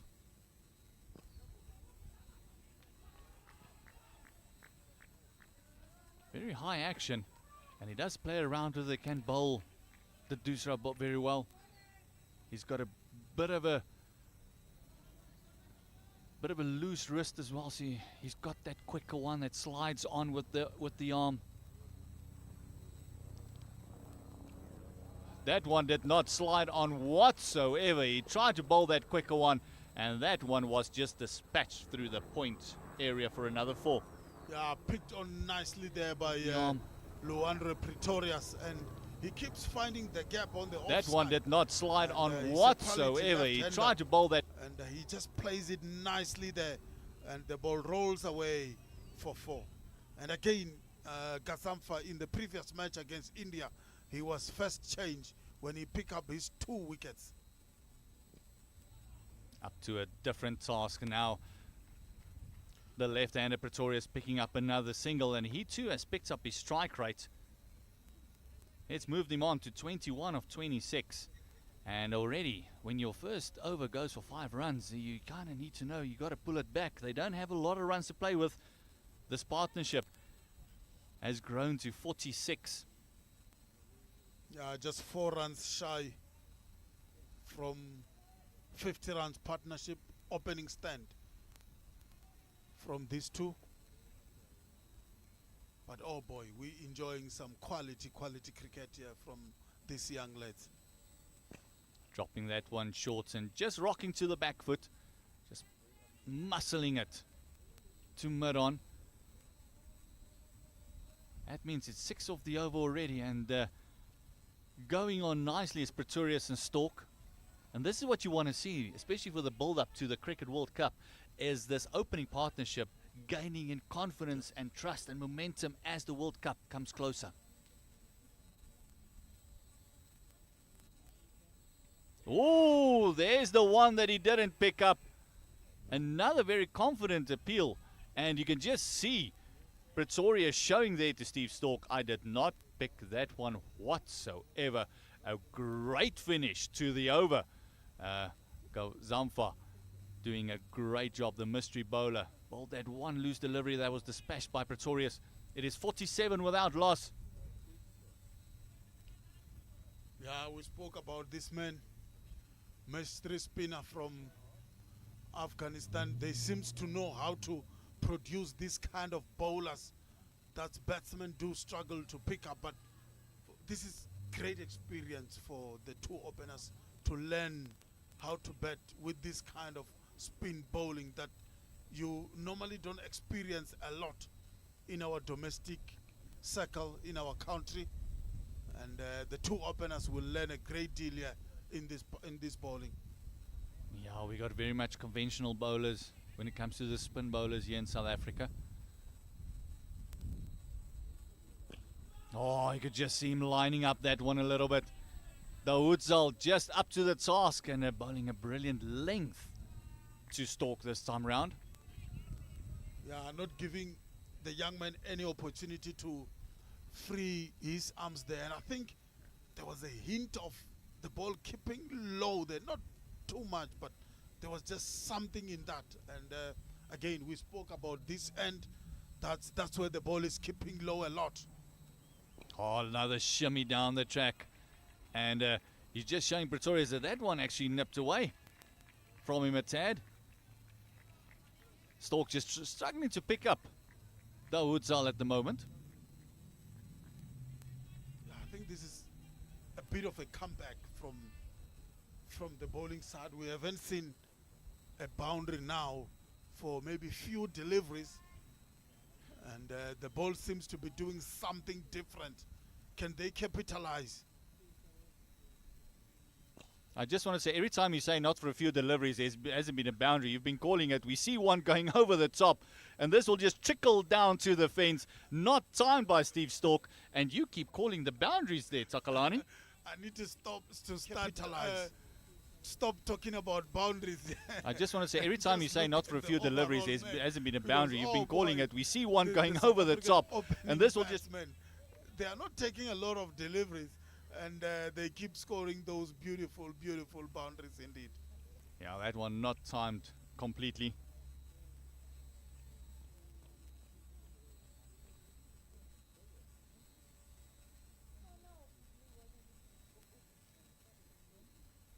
This one another shimmy, and this time the inside edge has found the pegs. That is the first wicket for Afghanistan after we've just gone past the 50 runs for South Africa. 51 now for the loss of 1.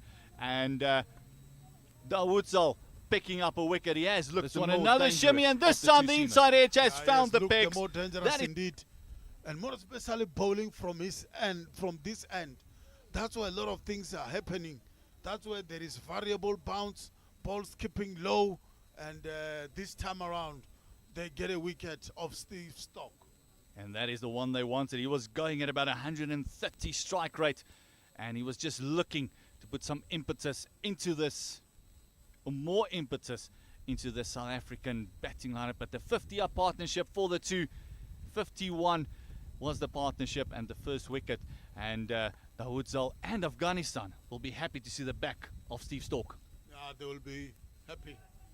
Maybe it took a bit longer to come, and 50 runs opening stand definitely had Afghanistan here. They have to try and make sure the first wicket bring maybe the second and the third, get few wickets in clutters, put South African batsmen under pressure. They've been finding it easy going at the moment. Yes, This one one, another the shimmy, and captain this to time the the crease, inside edge has David found the Teager. pegs. That is the Facing first up. wicket for We were wondering who's Afghanistan gonna after bat we've number just gone 3. past the We know he's 50 a number runs for 3 South batter. Africa. So the captain at the crease now, joining his wicket keeper. When you ask around about David Teager's ability, what you hear is consistency. Yeah, he's one of those batters that's just very compact, very well put together. Also one of those youngsters that's not very big, but man, he times the ball lovely. He's got lovely hands, and that word that you mentioned, he is very consistent in what he does. Yeah, that's your typical captain, is it? I had in the morning, some of the people around, they were comparing him to the likes of Faf du Plessis, how he plays his game. It's very consistent, very reliable. And he's the captain of the side. He knows exactly what he needs to do here, and he's got an able partner in Luandre Pretorius. Just a very subdued end to the over there. It is 51 and a successful over for Afghanistan, 51 for 1. And don't forget, the legendary rivalry between South Africa and India continues as the Proteas lead the series 1-0 in the Betway Test Series. Get your tickets now from Ticket Pro for the New Year's Test taking place at Newlands Cricket Stadium from the 3rd to the 7th of January. Don't miss out. Hashtag Let's Go South Africa. Hashtag be part of it. Hashtag Wozanawe. Yeah, Wozanawe indeed. A lot of cricket happening in the country in the next few weeks. Second test match, warm-up games for the Under-19, the Under-19 World Cup, and the SAT20. Oh, Luandre Pretorius is getting the inside part of the bat once again. He is not picking this mystery spinner. Gazamfa is making life very difficult. He scored that one boundary of him that was a loose ball, but from there he's been struggling to pick him, Takalani. Yeah, he's been struggling indeed. Gazamfa, we spoke about him picking up 2 wickets against India, and if he can pick up those 2 wickets here now, it will really be a problem for South Africa, because the batsmen are struggling to pick him up. Oh, a lot of chat, a lot of things happening in the field. They got the slip in for Captain Teager. Big appeal, big appeal. Very enthusiastic. It looked like that one was just going down leg. It might have been the other one. It might have been the leggy. We'll just have to wait for the replay. But everyone in close. They've got the deep square out.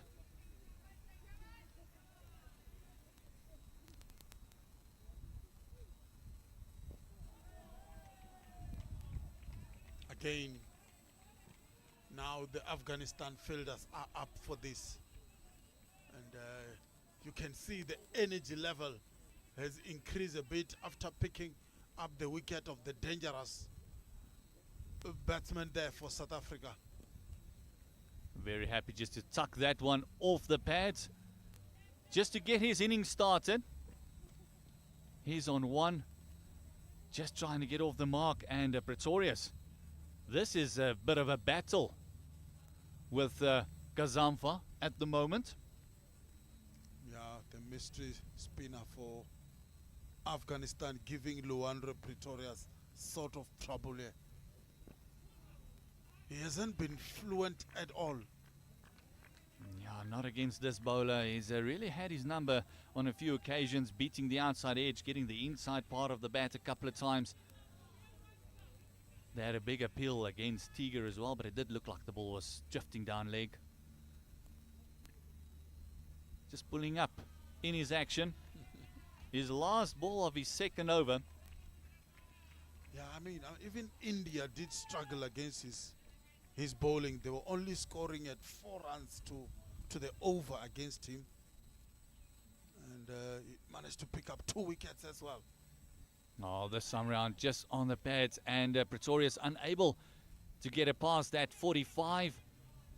That's the end of the 9th. It is 53 for the loss of 1. Yeah, missed opportunity there. There is no fine-leg fielder in the deep. You beat that 45, it's a certain boundary. I reckon Luandro Pretorius missed out there. Yeah, you could see he's a little bit annoyed himself, just practicing that shot again.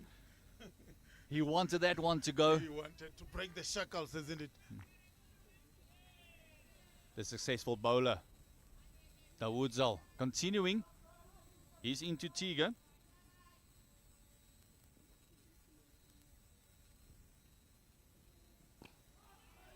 Oh, lovely high elbow. As you said earlier, Tiger is one of those very compact players. He's very well put together. And we've seen so many of the Protea players coming through this under-19 system, where they've gone to the World Cup and immediately after that got their call up as well. We saw IPL contracts being given after a 19 World Cup.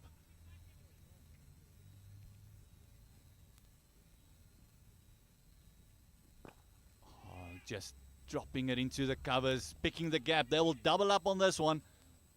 Yeah, we've seen the likes of Devald Bravis getting IPL contract because of the under-19 World Cup or under-19 performances. The likes of Aiden Makram, the likes of Kagiso Rabada coming through South African system because of this World Cup. Clyde Fontaine just got a call up to New Zealand. Is going to be the wicket keeper there for the test side that's touring New Zealand. This is a big, big tournament indeed. Oh, Dawodzal taking it away from the right-hander, going across Tiger and beating the outside edge. And that was a fantastic delivery. He has really looked like the most dangerous of the bowlers of the seamers. Yeah, and the good thing is you've chosen the correct end to try and cause the damage to South African batsmen. We haven't seen much of deviation or variation coming from the southern end. But oh boy, this side, the commentary box end, something is happening.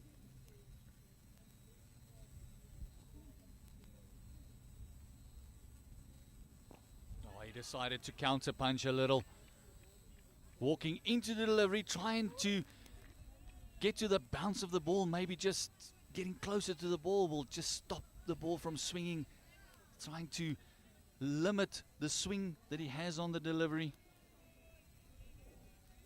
2 more balls to go in this, the last 2 deliveries for the power play.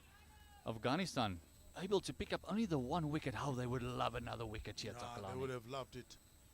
Dearly loved it.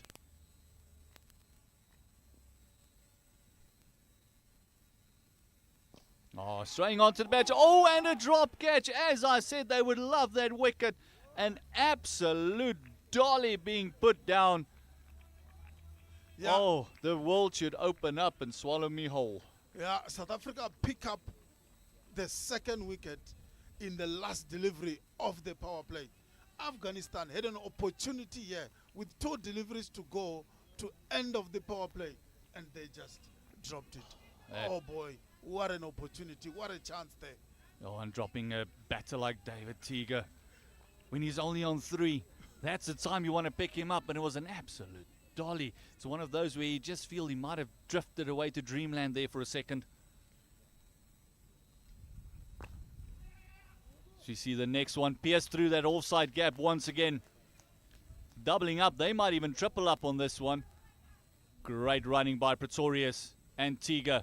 Fantastic stuff. 3 runs. And that's going to hurt the fielder. It is the end of the over. And the score has moved on to 58 for 1. That's after 9 overs. And Tiga, Captain David Tiga is there. He is 6 from 11. And Luandre Pretorius, 22 from 30. As we have a change in commentary. And a man who was very excited for that opening partnership. Was very jealous when he couldn't call it. Werner, welcome. Too right. And I said probably by the time I come on, Steve Stork might be out. And unfortunately, Your he fault. is. Your fault. But in the meantime, I had the honor of meeting Dr. Ali Bacher, which was a very pleasant conversation. And he doesn't want to hear anything about the SA20, but he does want to talk about David Tiger. Now you got me jealous.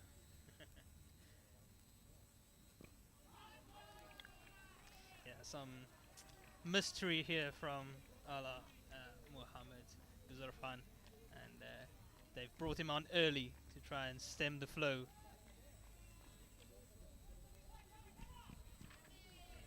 Yeah, just playing around with those fingers across the ball. It's got a feel to Mendes to him. The Sri Lankan mystery bowler, or shall we say the original mystery bowler.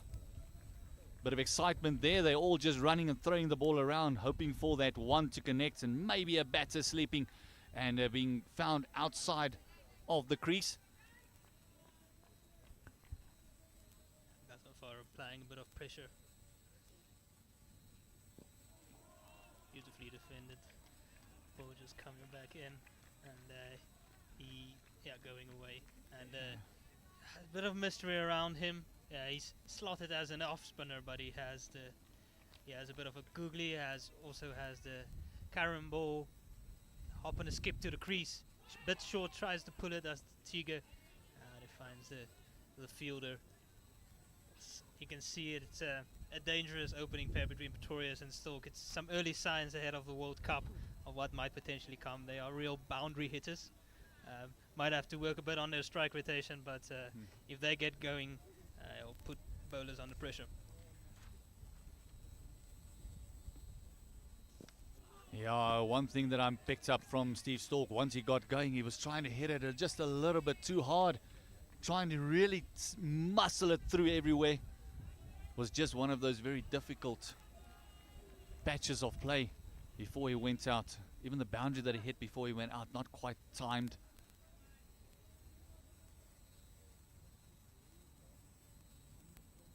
This time pitching it up and just chipping it through mid-wicket.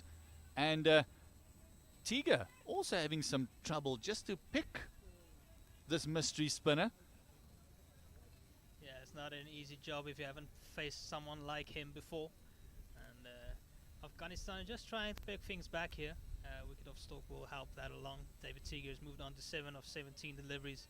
Andre Pretorius is on 22 of 30. But it is really Dawad Zai, Faridun Dawad Zai, who's caused the most trouble here so far this morning. Yeah, he picked up the wicket of Stork, just chopping it onto his stumps.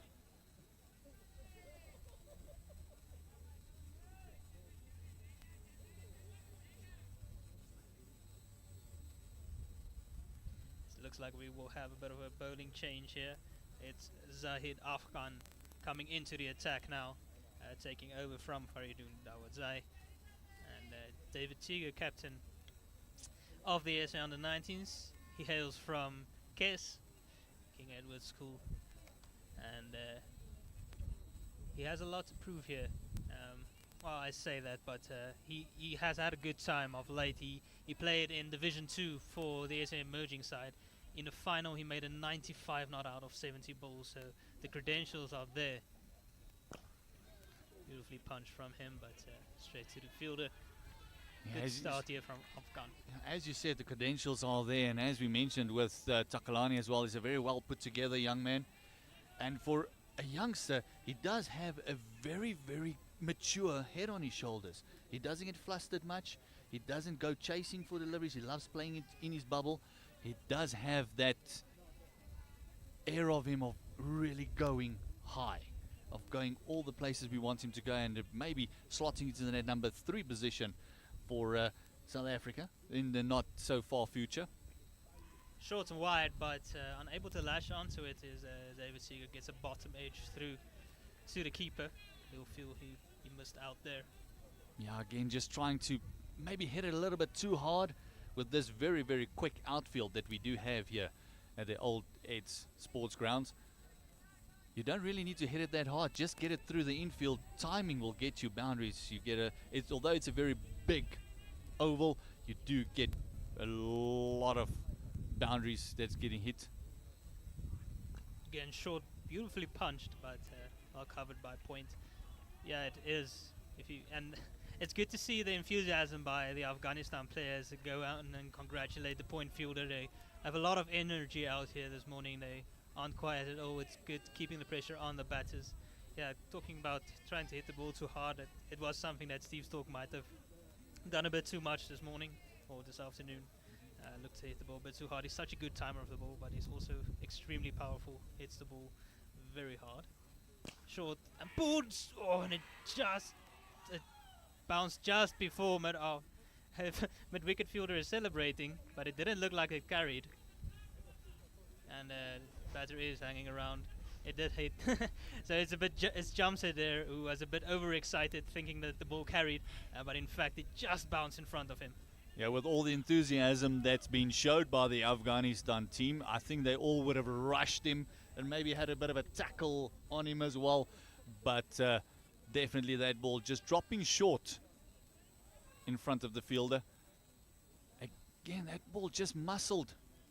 Instead of time through mid-wicket, it just got slapped straight. So the pitch might become a little bit too paced. They're struggling to pick up the pace of the wicket. Again, short.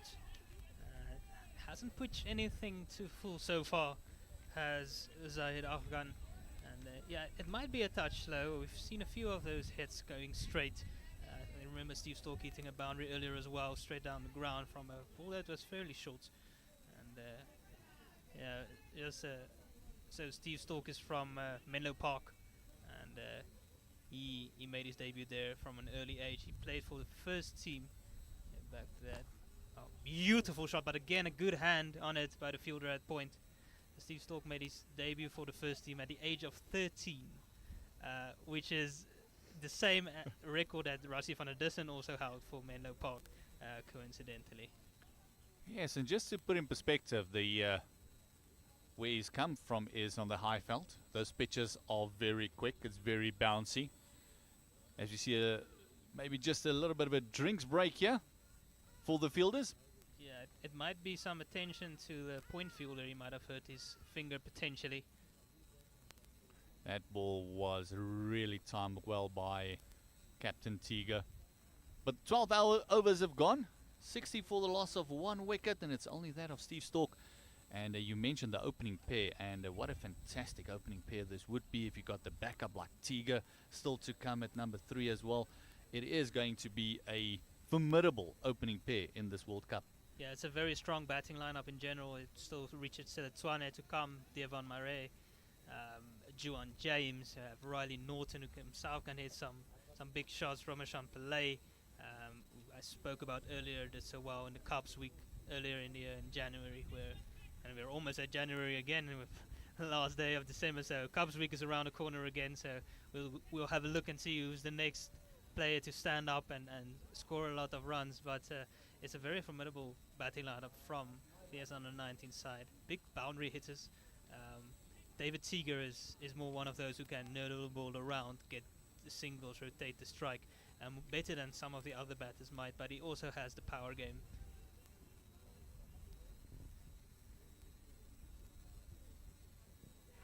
Struck in front, and the umpire raises the finger, and that is the end of David Seeger, LBW. He goes for 8 of 24 deliveries. It is Ala Mohammed Ghanzanfar with his mystery spin, traps him right on the crease as he goes back to the delivery he might have been forward to. Yes, and a fantastic bowling. They've been struggling to pick him all day round. Pretorius had that one free hit where he tossed it up outside the off stump, but other than that, they've been struggling to pick him. And he's one of those bowlers that just plays around with the fingers. One will go away from you, one will come in. He's got that carrom ball, he's got that slider as well. So he's, like you mentioned, he might be set on the scorecard as an off spinner, but only 2 or 3 of those balls will be off spinners. The rest will all be mystery. Yeah, he reminds me a lot about Mujibur Rahman, and also plays for Afghanistan, the senior side. It's almost a combination of him and Varun Chakravarti, who has played for India in the past, and plays for the Kolkata Knight Riders in the IPL. Same sort of hop and a skip run up, and then flicks it out of the fingers. Not your traditional spinner, and they are so valuable, and we've seen quite a few of them come from Afghanistan. Yes, and Afghanistan very happy because they know they cannot restrict South Africa with the score that they posted. They need to pick up another 8 wickets to make sure that they're in a running for this game. South Africa 60-2 brings a new batter to the crease. Yeah, Richard Siletswane, number 10, coming in. Again, another Edwardians batter who comes to the crease. So both of them at the crease now will know each other very well. Have played a lot of cricket together, and it's important here to keep in mind with some heavy clouds coming over and the light getting a bit darker that we need 20 overs for a full game. And so any wicket saved here will be crucial for the SA Under-19 side to try and get ahead of the Darkworth Lewis Stern score. A bit short and wide hit this time from Ala Muhammad Ghazanfar, and he rushes back to his mark. They're trying to get in as many overs as they can here. Yeah, just trying to get in because it has gotten very dark, and the cloud cover that's above us is very, very low. Goes down leg this time, well left by Siletswane, and yeah, he's another one of those standout youngsters who's made some big centuries for St. Edwardians. I remember watching a couple of scores of over 150 that he made for his school side, and he did quite well in for the SA emerging side as well in the Division 2 One Day Cup. He made 250s, and on the Bangladesh tour with the under-19 side, he was a bit disappointed because he regularly got to the 30s and then threw his wicket away. So he'll look to bat longer. And this is going to be a very difficult task for any new batter coming to the crease. If your set batters struggle to pick up the bowler, then you know you're in a bit of trouble. Ghazanfar bowling very, very well. So Letswa looking good against him thus far. Yeah, well played by Siletswane, and it's not a big target, but it can be a tricky one if the wickets keep tumbling. So important partnership here. See the umpire just asking the bowler, just be careful of that danger zone.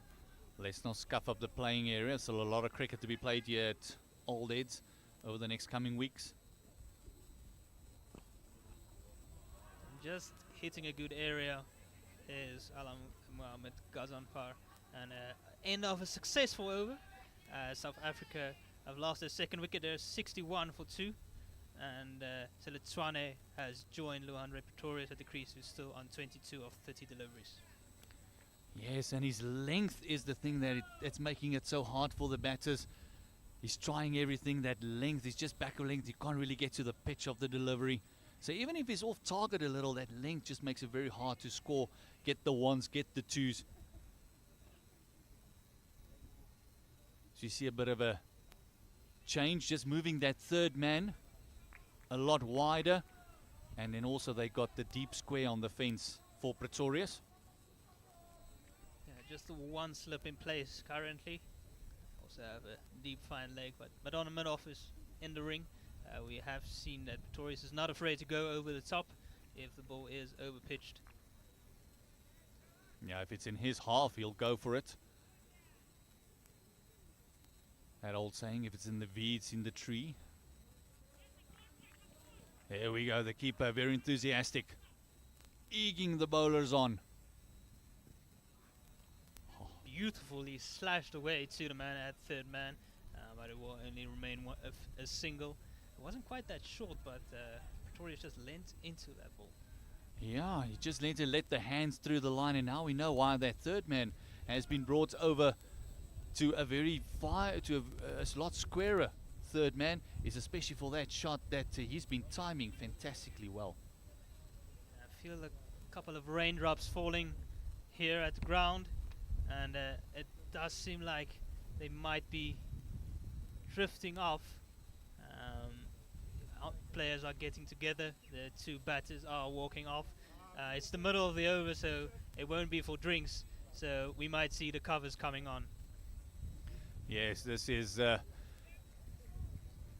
so good game that it does look very doom and gloom at the moment, Werner. It is. We were so excited to see more of this match, but if it comes down now with the cloud cover, not a lot of blue. But just a quick recap is Afghanistan were bowled out in the 39 overs, 176 all out, and then South Africa in reply thus far is 62 for 2. Yeah, the umpire is just asking the groundsman to just hold off on the covers for now. It seems the rain has just stopped, so they're telling everybody to just wait. They're not ready to go off just yet. So they might be changing their minds. Maybe we have a little bit more play left. But as Gert says, it's quite dark out here. And the two batters have already made their way off the field. The umpires are still out there. And they'll be the ones to make the call. There we can see the umpire just showing them, guys, we know you want to stay on, we know you want that 8 wickets, but let's rather go off, let's rather be safe than sorry. Still a lot of cricket in this Tri-Nations to be played here at Old Eds. And Werner, what a game thus far. Yeah, it's been a good game.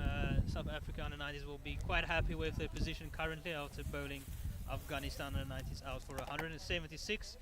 Top wicket takers there was Martin Khumalo, who took 4 for 42 in his 8 overs with 1 maiden, and Kwenama Parker wrapping up the tail. He took 3 for 44. Other wicket takers were Riley Norton, who took 1 for 17 in his 5 overs, 1 for 26 in 7 overs for Juan James, and 1 for 20 in 6 overs for Ramachan Pillay. The SA under 90s came out firing early on with the bat as well. Steve Stork made 25 of 20 balls before inside edging a ball onto his stumps. He struck 5 boundaries. Luandre Pretorius, the other opener, still out there fighting on 23 of 31 deliveries, 3 fours and a 6. David Seager, the other man, dismissed for 8 of 24 deliveries. He was bowled by mystery spiller Ala Muhammad, Gazanfar, and Richard Tiletwane, still new to the crease. He's on 0 of 5 deliveries, trying to form a partnership with David Seager, and we hope that we will be able to bring you some more cricket real soon. With less than a month away, the future stars of cricket will be debuting in the world stage in the ICC Men's Cricket World Cup, starting on the 19th of January of 2024. South Africa will be hosting this world-class tournament across 5 cities, namely Potchefstroom, Benoni, Bloemfontein, East London and Kimberley. Entry is free. Come witness the future stars of cricket.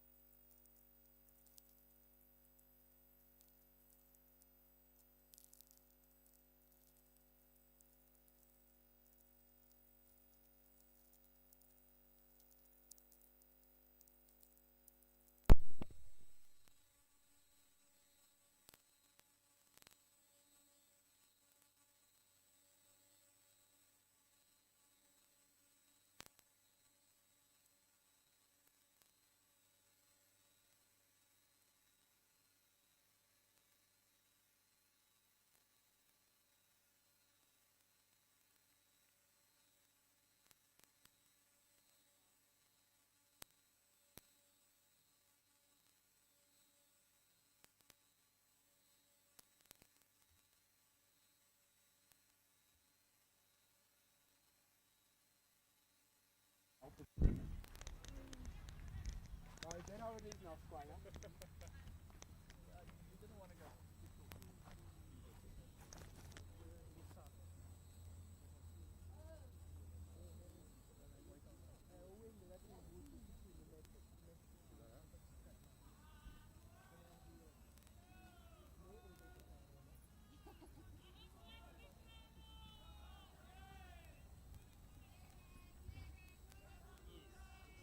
Alright guys, no overs left.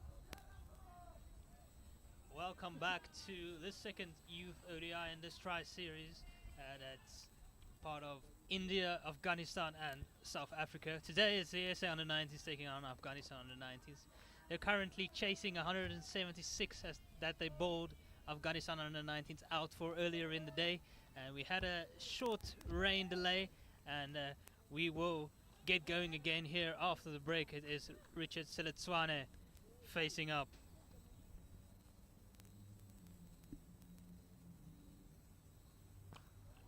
Nicely punched into the offside. A solid start there after the rain interval. Yeah, Zaid Afghan coming in from this end. The rights on medium quick.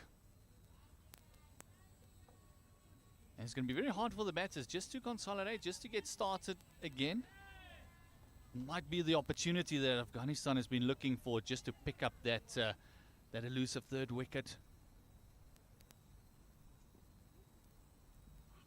Bit of an inside edge onto the pad, and again an enthusiastic appeal by Afghanistan. They really do enjoy their appeals, and they scamper through for a quick single. There was almost a beg there for that one, pleading with the umpire, but he was unmoved. And just that one not coming up as much as you would have liked. Trying to get it over that mid wicket, as they've got no protection on that fence. Just need to get it over that inner ring. Yeah, we've seen a few from this is the southern end. From the southern end, we've seen a few stay down a touch, and a bit slow as well. Just helped around the corner by Pretorius. Was nice and high, but he got his hands up high over his head and controlled it very well. And there we go, sloppy fielding by Afghanistan, allowing South Africa, who put some pressure on them for that second. All of a sudden, a bit of a misfield, a bit of sloppy fielding there, letting the ball just trickle away from them. And another run to the left-hander, Luandre Pretorius. Yeah, bowler Zahid Afghan not too impressed with what happened there. He felt that Pretorius, the in-batter, has been there a while off strike, but now he's back on strike. He's moved up to 24 of 32 deliveries. Oh, beautifully bowled. It just beats the outside edge, but again, it dies on the way to the keeper. You can see the way that Pretorius wanted to play that one, try to get in behind it, and as the ball, it's just trying to ride the bounce, but it just did not get up, and it just died. The keeper had to come forward to take that one. So there is a bit of variable bounce from this southern end. Makes life very difficult for both right and left-handed batter.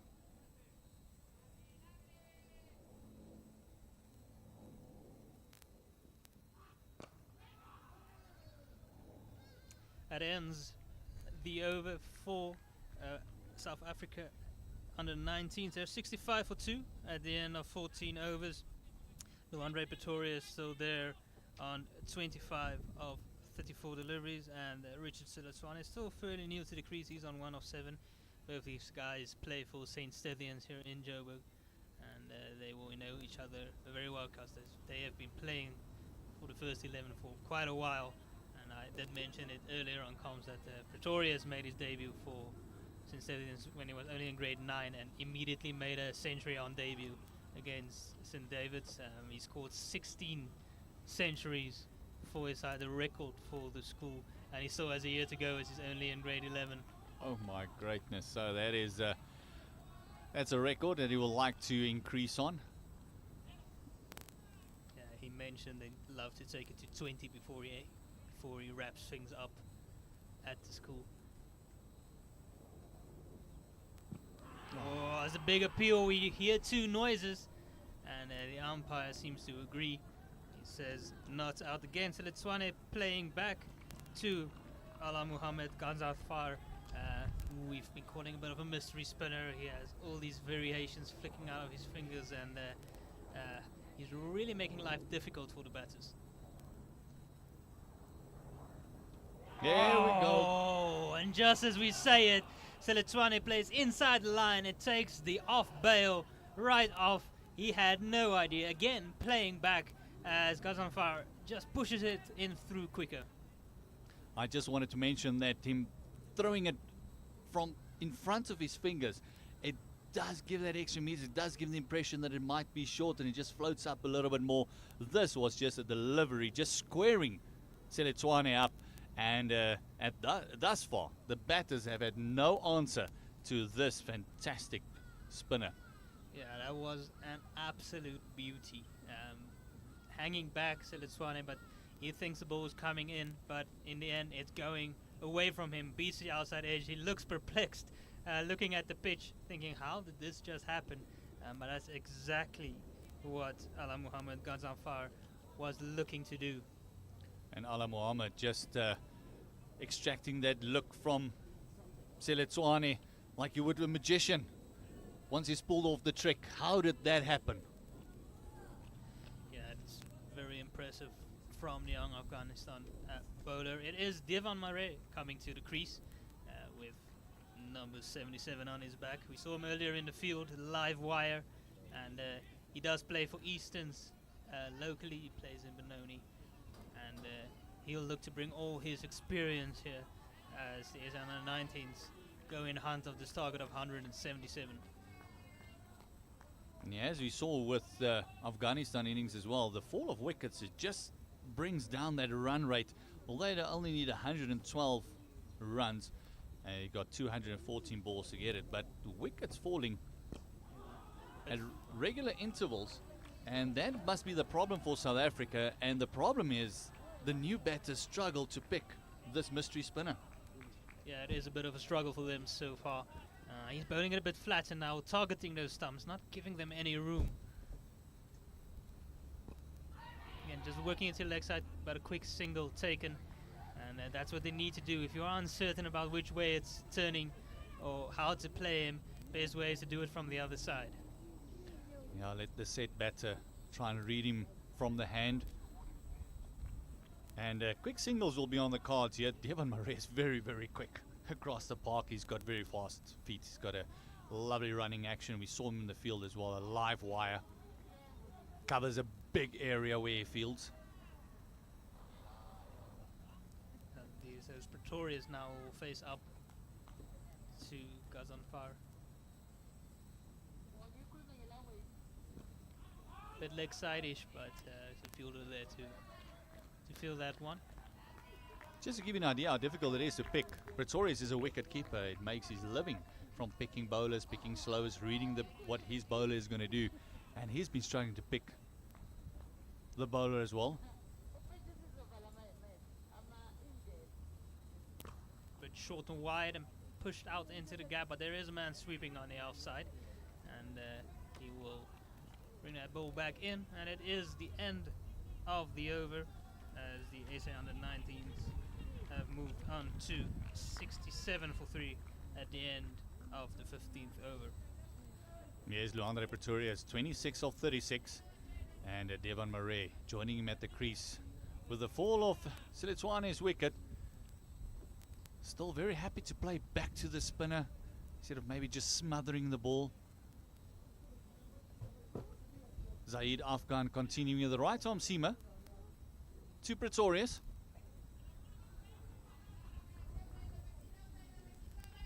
Yeah, Pretorius he struggled initially to get going. He had a few dot balls, didn't get those boundaries he usually looks for, but since then has got going well. He's been asked to be that guy who bats through the innings, take it deep, while Steve Stork has been given the instruction to go hard in the power play, to really not hold anything back. I've been talking a bit to the parents, and they were saying that that's the instruction to Stork, and that He doesn't have to worry if he loses his wicket, it happens, but he needs to go hard and put all the pressure on the bowlers.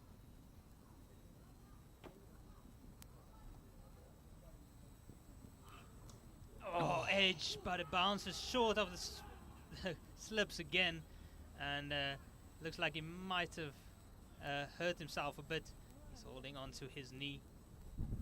Yeah, it looked like as soon as he tried to pick that up and throw, because Murray was coming, scampering through for that single, he might have just got stuck in the ground a bit and just twisting the knee. A little bit uncomfortable there, might be the ankle. Just holding on to his legs, as you say, it might be that shin area or knee. It's hard to say from here, but just taking a moment to quickly recuperate. It doesn't look too bad. We should get going again soon. Yeah, there's so many exciting players to look out for in this tri-series, and they're not forgetting the World Cup is around the corner as well. A lot of players debuting on that world-class stage. We've seen so many IPL contracts, we've seen so many Big Bash contracts, so many international contracts coming from that Under-19 World Cup, where the call-ups have been to that into their countryside. And that's what they'll be hoping for. Zahid Afghan bowling to Devon Murray. And Devon Murray was not only the fielder of the week, but he was also the batter of the week for Kaya Majola week. Short and pulled, but too early on it. Again, we see the ball just not coming up quite as much as they expect, and not as quick onto the bat either. Yeah, it's almost like it's pitching and sliding onto the mat and actually bouncing off the deck. We've seen so many of those pull shots go straight.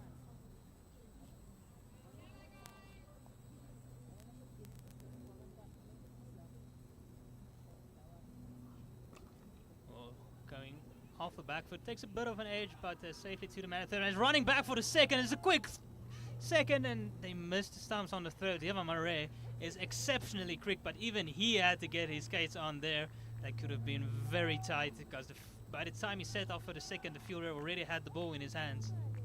Yeah, a little bit of jet shoes there. I'm pretty sure I saw some smoke coming out there in those last few steps. He had to get the jets out. And as we mentioned earlier, he is very quick, but my goodness, better throw might have seen him in trouble there. Afghanistan just has to make these little moments count for them if they want to make inroads into this batting, very strong South African batting lineup. Those are the moments you hope for.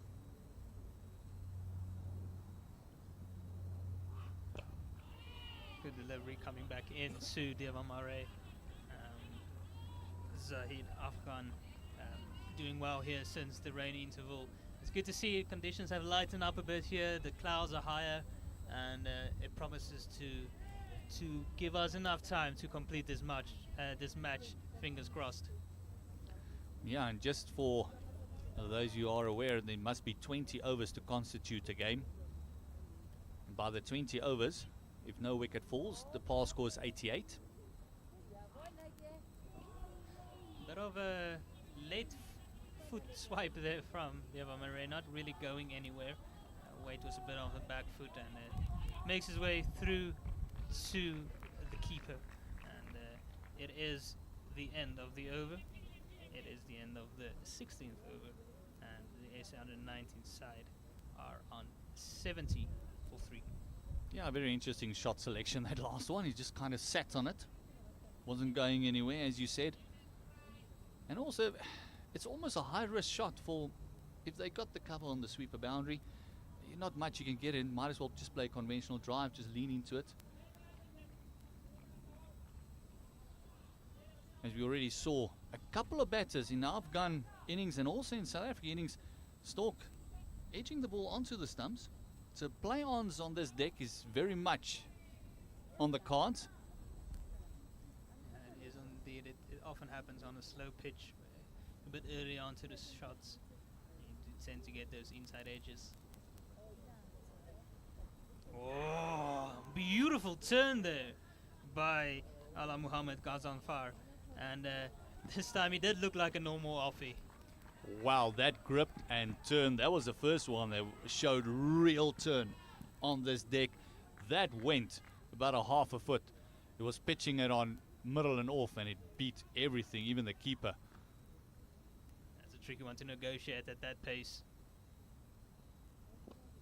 Floated up a bit more. As Pretoria does the right thing and gets off strike. Brings Devon Murray on strike, who will now need to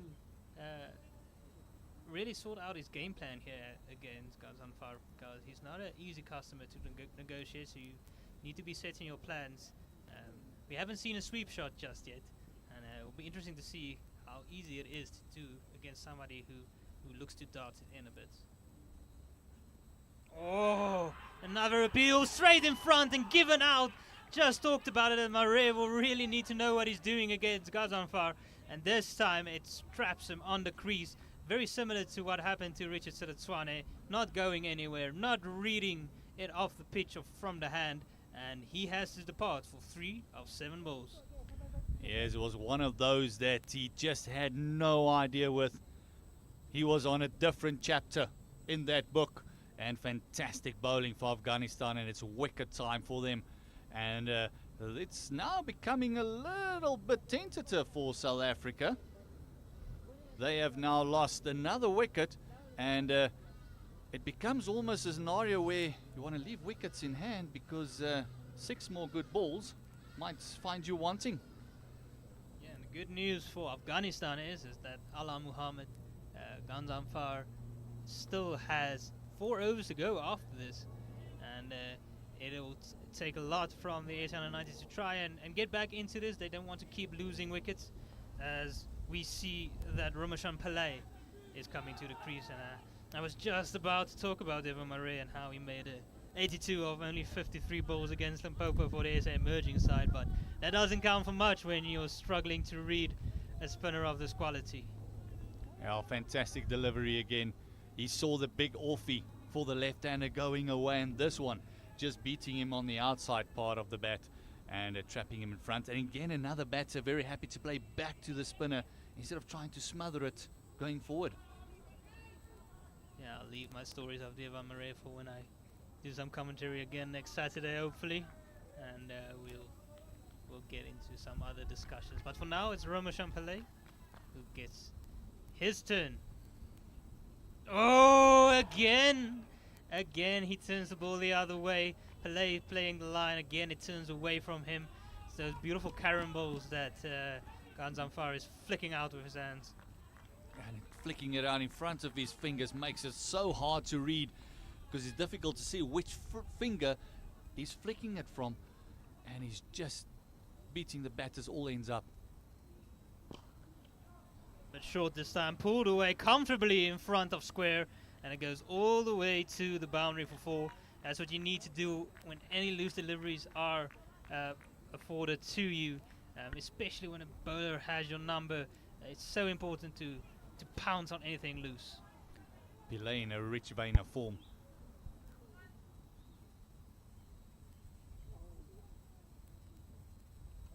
Oh, it takes the edge, and it flies between the keeper and the man at slip, and the bowler cannot believe it, but that one travelled quickly. Yeah, a lot of reactions from the keeper and the slip fielder, but it was almost after the ball had passed them already. That Pillay held nothing back in that one. He wanted to drive that one, as we see the replay. See, he just wanted to slash at it. And a lucky boundary to bring up the end of the over. Yeah, the idea might be to try and put some pressure back here on Ala Muhammad Gazanfar, just to try and throw him off his game, because he has really been on it all day so far. He's already taken 3 wickets for the 21 runs. That last over, more expensive than the others, but a bit of a lucky one, that last delivery. Short and wide, maybe not that wide, but manufactured by Pretorius. Yeah, it was the one he didn't shimmy across, just stood his ground, just trying to pierce that offside field, but just managing to hit point. You could just see Point rubbing his hands there a little. That was very well timed, make a lovely crack off the bat. It might just show that Pretorius' timing is coming in. He's 28 of 40. He did need that one massive 6 and 3 boundaries thus far.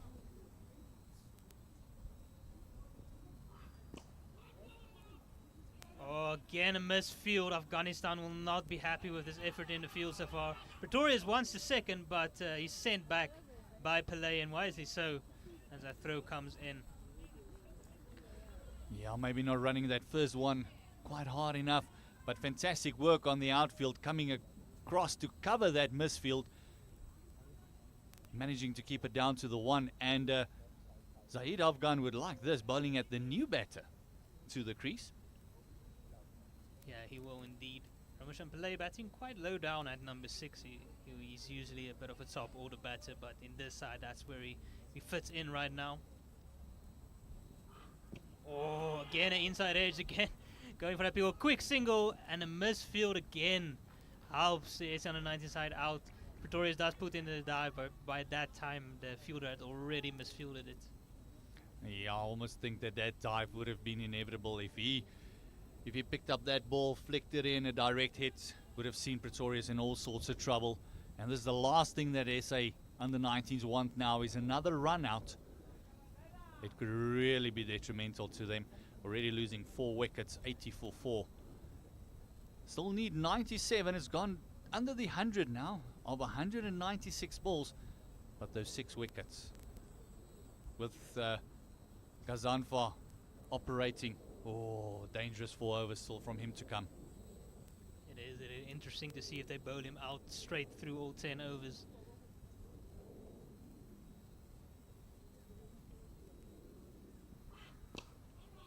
Right out of the middle of the bat this time from Pretorius. Did talk about him earlier, idolizing Quentin de Kock. Plays with that same Gunnar Moore bat that he used to play with before he shifted brands. And yeah, he's normally a very attacking batter.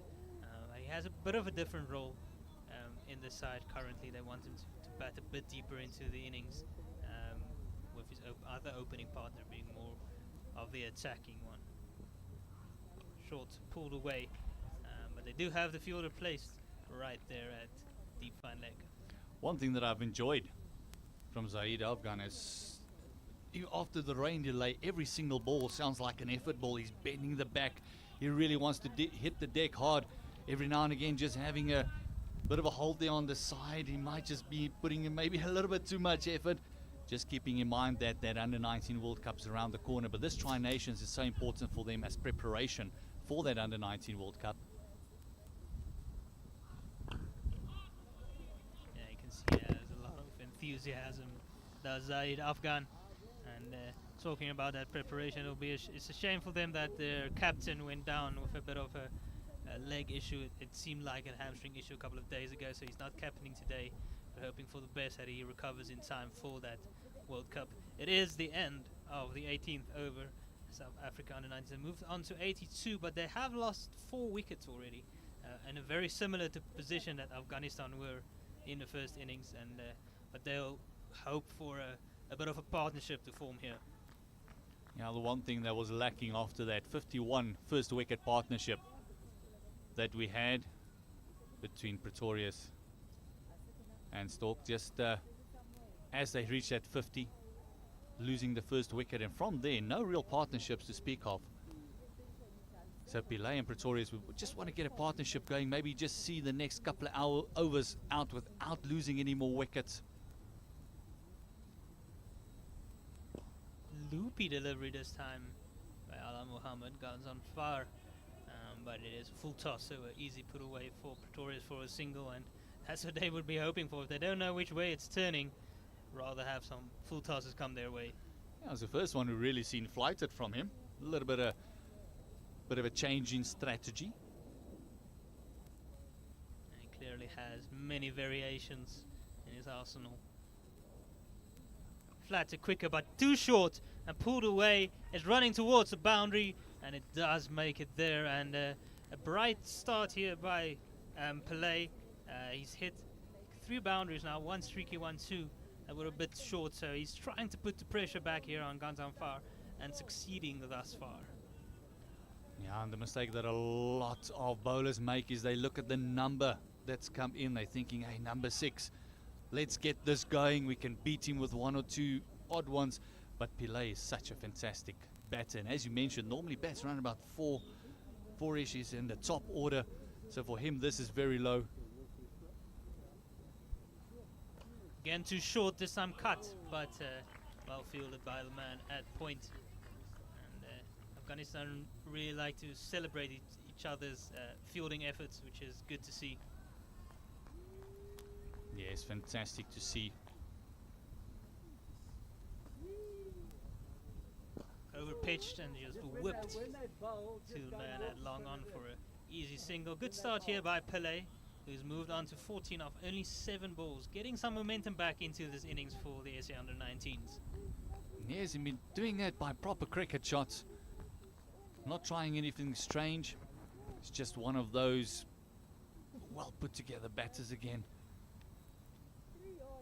Again to full over pitch, but again let's slip through does the Afghanistan fielder at cover. Sohail Khan Zurmatai will be upset that he didn't manage to stop that one. Yeah, we just see a couple of misfields here. Afghanistan might just be... It's another fielder that might have just split the finger open. See the 12 men coming in and they're just allowing the pressure that's been built just to release with these little misfields, little mishaps in the field.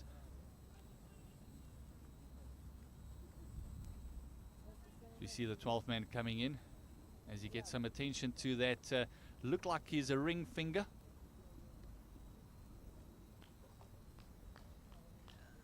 Gazanfar continuing here, trying to torment the batters. Again, that very same delivery that dismissed Seletwane earlier and LBW Diva Mare not too long ago. Again, beats the bat of Romesh Pillay. Every time they've looked to go back to him and just play the line, he's been able to beat them on the outside edge. Yeah, and again, that one also gripped and turned. I think that's actually what saved Pillay there. That one actually turned a lot. And I think that one turned a little bit less. He would have been in all sorts of trouble again. It's just that length this time round. We're forcing them back. They're not reading him whatsoever, especially when he throws that leggy to the right-handers. That was the end of the over. Yeah, South Africa under 19s have moved on to 18-9 for full at the end of the 19th over. And Luandre Pretorius still sitting comfortable on 32 of 46 deliveries. Play with a quick start. He's on 14 of 9.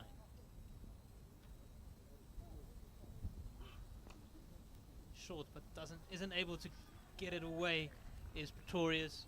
Let's try and have a look here at the field setting. There is a man at third man, but no one out sweeping on the offside, so you really missed out there. Yeah, I should have picked that gap again, just trying to force it into the gap instead of just timing it. We mentioned the quickness of the outfield, not really necessary to muscle it. If you time it just past the fielder. And that third man is very, very square.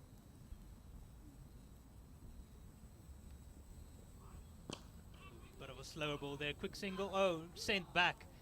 Pele and wisely so once again. Quick across the outfield there. But off running around. It was Arabgu Momand who ran around to cut that off. We have a mid on, a mid off, a mid wicket. Man out a deep square leg, a deep fine leg. The one slip fielder, a third man, point, cover.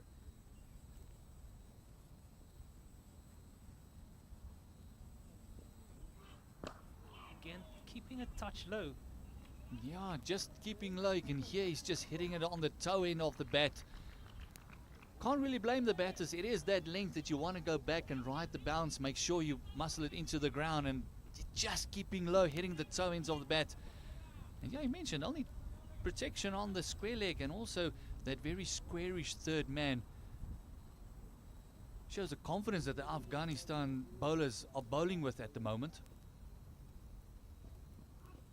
Short, wide and cut away. This time he finds the middle of the bat, and this time it finds the boundary.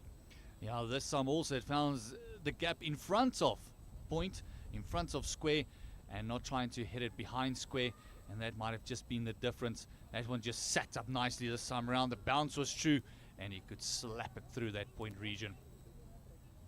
Yeah, it's fraught with danger bowling out there with no man out on the cover boundary or the point boundary. And easy pickings for Pretoria is a typical left-hander who loves his cut shot with the ball coming across him. I think the idea for the Afghanistan bowlers is, if you're going to bowl that length, just tuck him up a little bit more.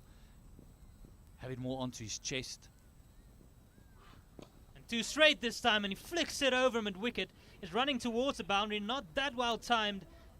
They're racing after it, and they just about reel it in. And Pretoria does come back for the 3rd run. And good fielding there on the boundary and chased it all the way.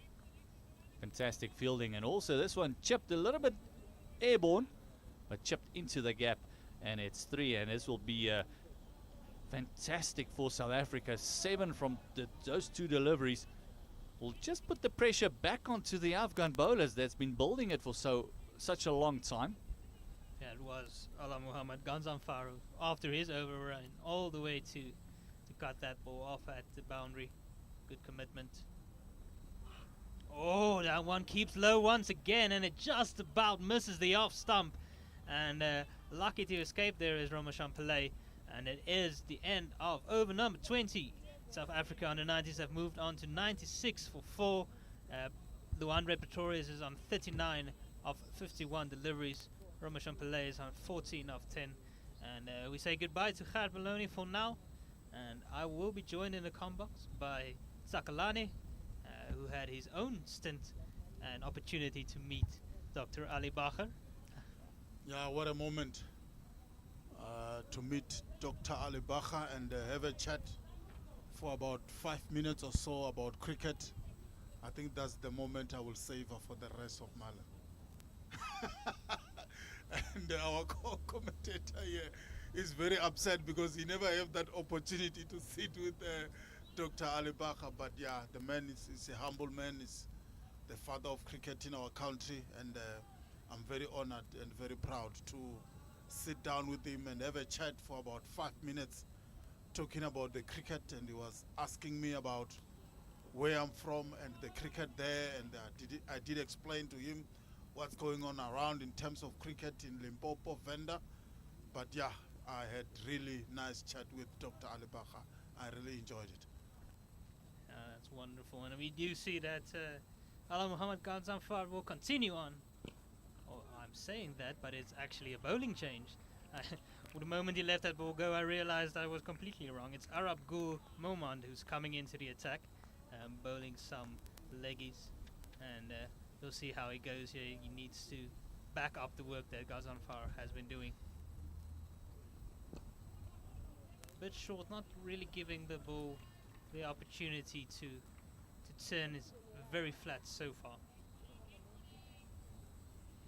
It's been good bowling by Afghanistan. South Africa now 96 for 4. This time floated a bit fuller and just worked down to long on. And Pretoria sitting comfortable. He's moved on to 14 now of 53 deliveries, so going at a good pace on what's been a tricky surface at times. Some balls have kept a bit low, has stopped a little bit. Pillay has come in and injected some energy again into this innings. Yeah, we thought because it was bright sunshine in the morning, it was going to be a true pitch. Oh, beautiful googly goes right between bat and pad for Pillay, and I was just praising him how he's brought some energy into this innings, but that was so beautifully bowled by Momand. Yeah, another one buys the dust. South Africa lose their 5th wicket rather for 96 runs, and they are starting to be in a spot of bother. Ramachan Pillay lose the wicket, and South Africa are on 97 for 4 after 20.3 overs. Yeah, the 5th wicket going down now, and it's under 19s struggling a bit here. We were talking about the target not being that high, but clearly the pitch has enough in it for the bowlers. The batters haven't found it that easy, and we do see that new man is striding to the crease. It seems to be Juan James, the next batter in. Plays for Western Province for the senior side already.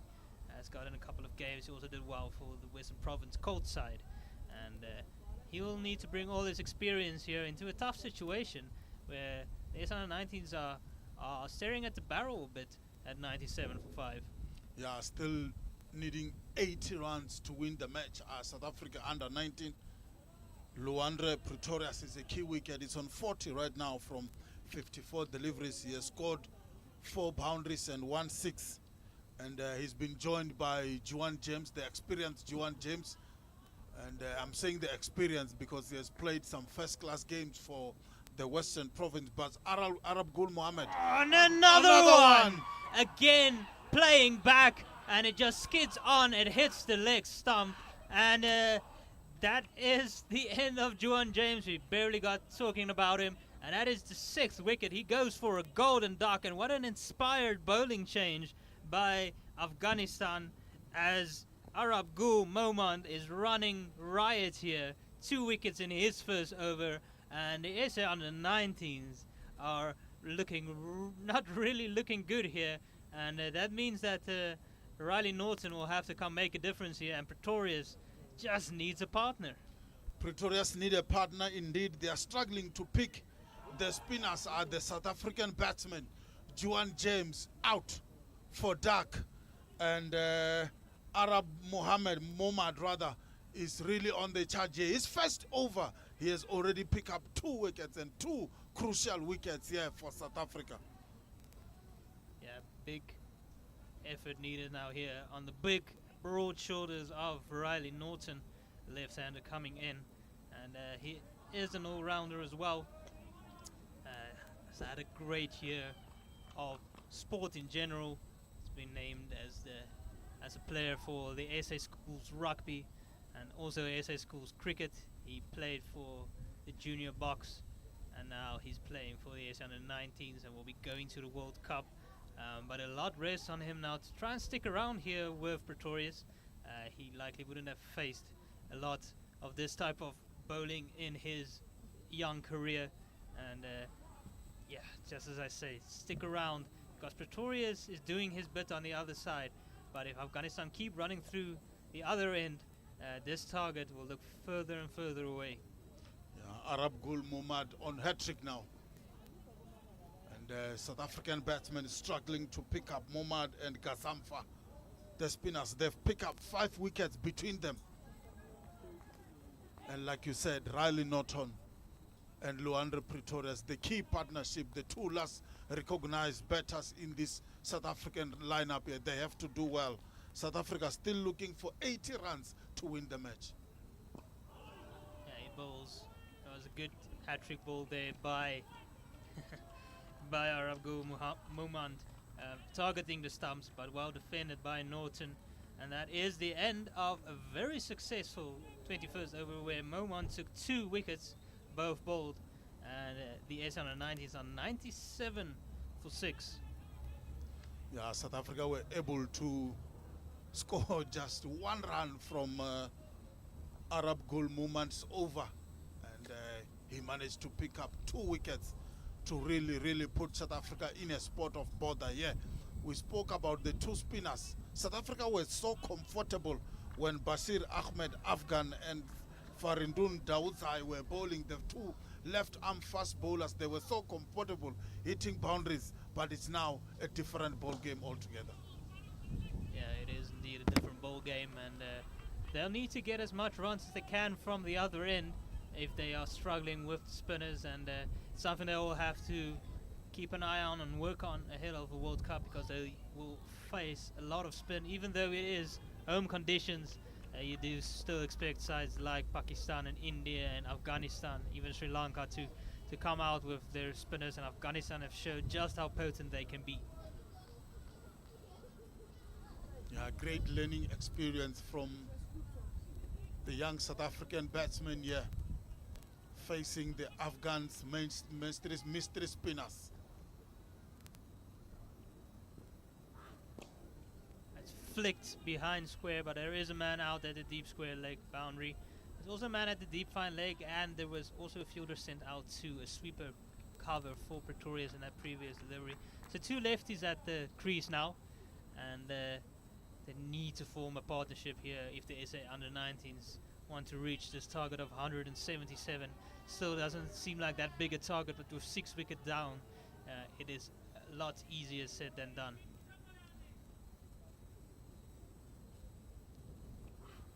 Full delivery, going for that Yorker, just squirts out into the offside, and well dug out by Norton. Big man getting his bat down in time. Yeah, Zahid Afghan, they're bowling it a bit fuller. And South Africa, you mentioned it, Werner.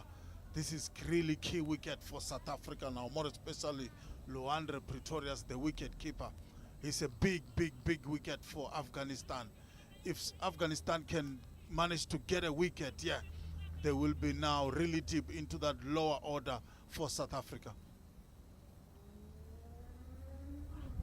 Short and down leg side, misses out does Pretorius, but it is a wide, and yeah, plenty of work still to do here as the SA Under-19s bring up their century. They're 100, but they are already 6 wickets down, and they need to consolidate a bit here. Only the bowlers still to come after this. Yeah, they really need to consolidate a bit, and they've got the experience. You were mentioning the all-round ability of Riley Norton. South Africa will definitely need that right now. Yeah, Zahid Afghan into his 6th over on the trot here, putting in a big stint here for Afghanistan Under-19s. Following up well from the way that Farandun Dawood bowled from the southern end as well. Yeah, Riley Norton, when he was bowling, he bowled 5 overs and pick up 1 wicket for 17. He really bowled well as the second change for South Africa, and his all-round ability is needed. Yeah, he has to bowl well with Luandre Pretorius. Oh, on the pads, slight appeal, but on the leg side, and Pretorius again will feel he missed out there. No deep mid-wicket in place. He was looking to flick it over again, but missed out. Riley Norton has, as I said, had a stellar year, and he's even been appointed as the head boy of Paul Roos for next year as he goes into his matric here. Bit of a discussion here with the bowler from Gazanfar, giving him a bit of advice. Shorts on the pads, flicked, but again, straight to that man at deep square leg, and they will trot through for another single. Pretorius just moving along comfortably, and we do see the end of the 22nd over as SA Under-19s have moved on to 101 for 6, and they've had most trouble with the spinners of Afghanistan. It's been Ala Muhammad Gazanfar with 3 for 28 in his 7 overs, and now we've seen the introduction of Arab Gul Momand, who immediately took 2 wickets in his very first over, and he will continue from the northern side. Yeah, South Africa lose Steve Stock for 25, David Tiga for 8, Richard Selechwane for 1, Devan Mare for 3, Ramashan Pile, he was looking so comfortable on the crease, but he was out for 14. Juan James, first ball, out for naught, and now on the crease is Riley Norton. Yeah, Pretorius again just working away comfortably. He's been able to rotate the strike against the spin, giving the strike to the other batter, and Riley Norton will look to do more of the same. He's been bowling very flat and quick as Arab Gul Momand, targeting those stumps, not giving any room. Oh, inside edge, past that man. They've brought in now under the helmet on the leg side, a short leg. They've brought him in there, feeling very confident about the abilities of Arab Gul Momand and looking for that inside edge onto the pad. He's looking threatening. Oh, and he beats the outside edge this time, turning the ball both ways, making the life difficult for the SA Under-19 batters.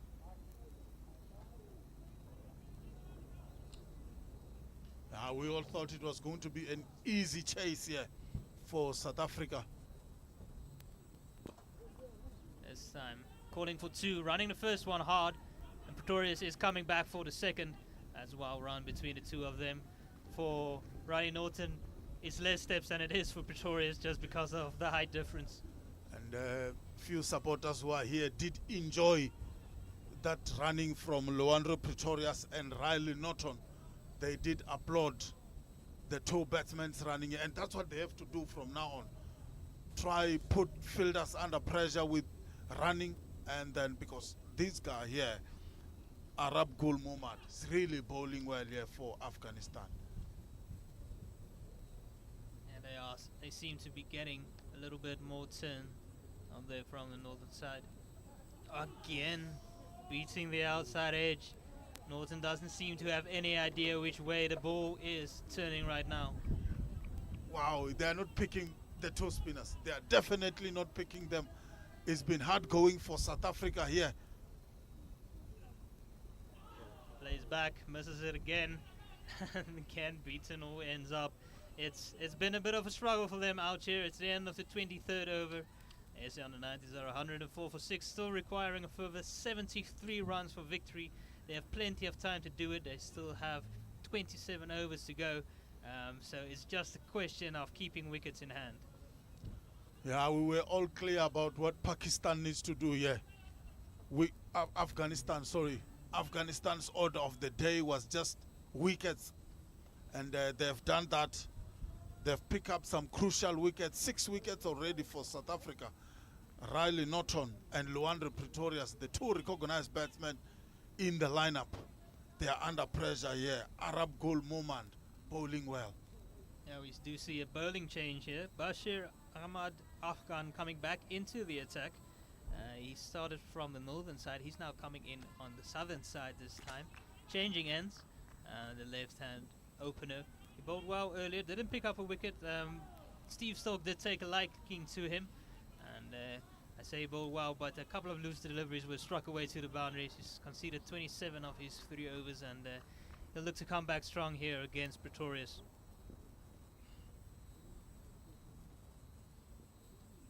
Short and wide, not the start he would have wanted, but Pretorius misses out once again, gets a bottom edge through to the keeper. This time they do have their field set a bit for it. They do have a sweeper out on the boundary on the offside and also a third man, but Pretorius will still back himself to beat them. Yeah, I feel maybe Afghanistan are missing a trick here. I think I should have continued with the spinner. This is the last recognized partnership or batters in the lineup. Put them under pressure with spin bowling. They are not picking them at all. Much better delivery there from Bashir Ahmed Afghan. Just kept out by Pretorius. The rest of the field settings, just run through it quickly, as a man at point, at cover, a mid on, a mid off, mid wicket, and also a deep square leg and a deep fine leg on the boundary. So looking to bowl back off the length here. Ask Pretorius to hit square off the wicket. If he strays too full, he might be pumped over the fielders at mid on and mid off, so he can't too full with the current field setting.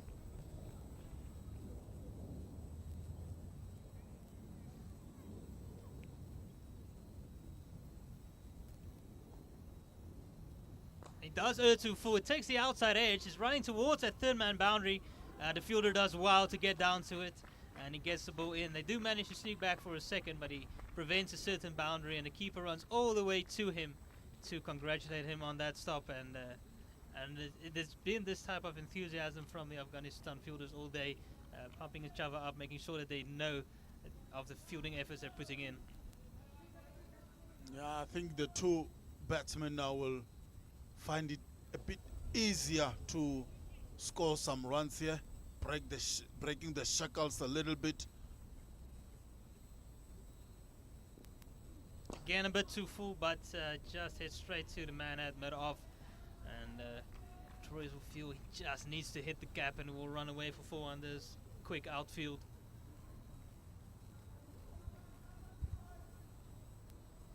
Bashir Khan Ahmed. You want to have a reference bit against to his previous match and how it fared there. Of course, he did bowl. He bowled 10 overs. He conceded 59 runs, took the 1 wicket. So he'll look to get back into the wickets column here. South Africa now 106 for 6 after 23.5 overs. And they still need 71 runs from 158 balls. For South Africa, they don't have to worry about the run rate here. They just have to keep wickets in hand, more especially Luandre Pretorius. He has to be there until the end if South Africa wants to win this match here and get the points on the board. He's crucial to this run chase. Pretorius goes for a big one outside the off stump. It's too wide from Bashir. Let me correct myself there. It's not Bashir this time. It is Bashir. Yeah. I made Afghan. And he needs to get his lines a bit tight here. We talked about the field set being square outside on the boundaries. And he's overpitched a couple of times in this over. He's gotten away with it so far. Just needs to hit an area here. Same about Kweanama Parker earlier on in the day. 2 forward, struck out, but it is to that man on the sweeper boundary. Goes a bit too square, does Pretorius, but that does bring the end of the over, as the ASA under 19s have now moved on to 108 for 6 at the end of 24 overs. I think South African batsmen are enjoying facing Bashir Ahmed Afghan. He has bowled 4 overs and they've scored 30 runs already from his bowling. They seem to enjoy the fast bowling here by Afghanistan bowlers, but they do struggle when the mystery spinners are bowling. They are really not picking them up at all, and I think that's where maybe the Afghan captain is missing a trick here. I would have continued with the 2 mystery spinners, bowled them out their full 10 overs. Again, he does enjoy bowling. That googly does, Arab Gul Momand.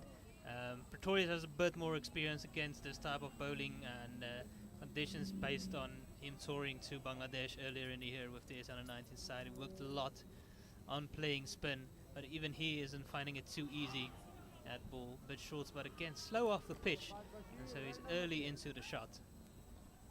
Look at the energy from the Afghanistan fielders. They are sensing something here. They are sensing the wicket. They are sensing the victory.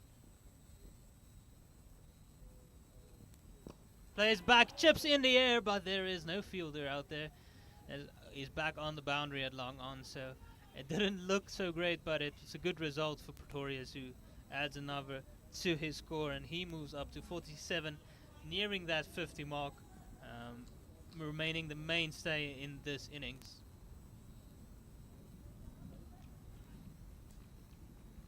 I've seen Ryan Norton hit some big shots, but this occasion it calls for a different approach. But over pitch this time and easy to negotiate. He struggled with anything that's on a good length, not knowing which way it will turn. So he'll welcome anything that's a bit full.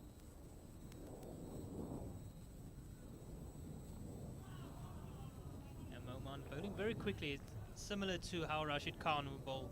He really gets through the crease, pushes it through quicker as well. Yeah, and he goes through his over so quickly. By the time you know it, he's on the 5th over. Yeah, he's attacking those stumps all the time, and he's, as you say, so quick through the over. It does end that over already, and SA under 19s are 109 at the end of over number 25.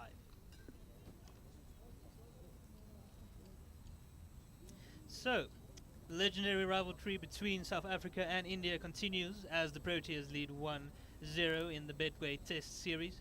Get your tickets now from Pick Ticket Pro for the New Zealand Test Series taking place at Newlands Cricket Stadium from the 3rd to the 7th of January 2024. Don't miss out, and let's go South Africa, be part of it, and Wazanabe.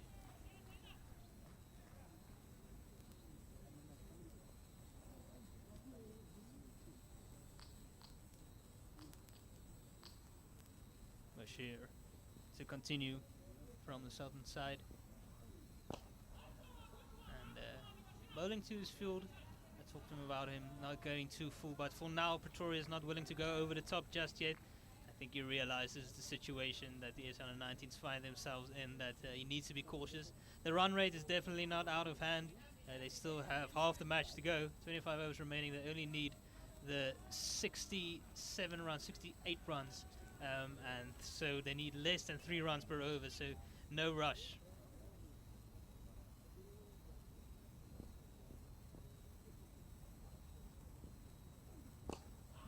Again attacking those stumps, and it's been a good comeback here from Bashir Ahmed Afghan, and he's not giving those easy loose deliveries currently, and making sure that he brings that RBW involved into play. Yeah, he struggled early on in the power play, but he come back strongly.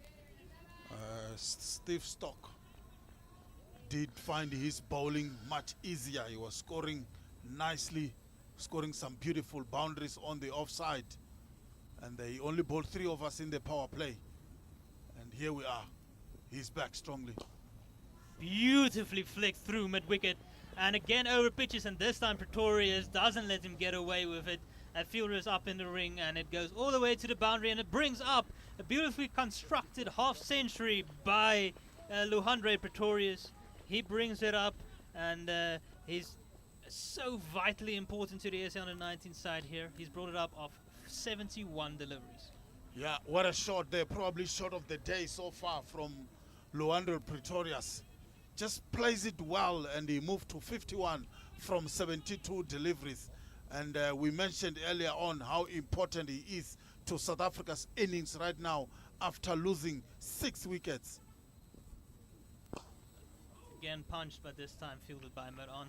This is Luhandre Pretorius' home ground when he plays club cricket. He plays here at Old Eds, does Pretorius, and he's struck a number of runs for them, and so he'll feel very comfortable here, and he's looked the part.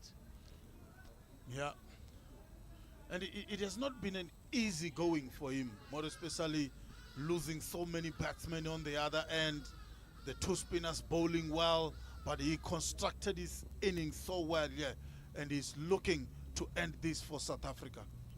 Oh, and he plays it onto his stumps. Just as we were talking about the importance of him batting through this innings, he is a bit of a lazy push at the ball, not really committing to it, just dangling his bat out there. And again, we see on this slow pitch, the ball taking the inside edge onto the stumps, and a massive, massive wicket for Afghanistan, and we can say they are right on top of this game right now. Yeah, Afghanistan on top, and Afghan getting the wicket of Luhandre Pretorius. No foot movement, really. He was just there throwing the bat onto that one, like you said. It's a lazy shot just after getting his half-century in a ground that where he plays his club cricket. He loses his wicket for 51, and South Africa are now 113 for 7 after 25.5 over. Big trouble now for South Africa. Yeah, he gets applause as he goes off the field, but he is looking very disappointed, and rightfully so. He knows how important the situation was, and not really committing to the shot. Is half-hearted in between shots, really. It doesn't seem like he knew exactly what he was trying to do, and we do see the new batter coming to the crease, and it's Nkobane Mukwena.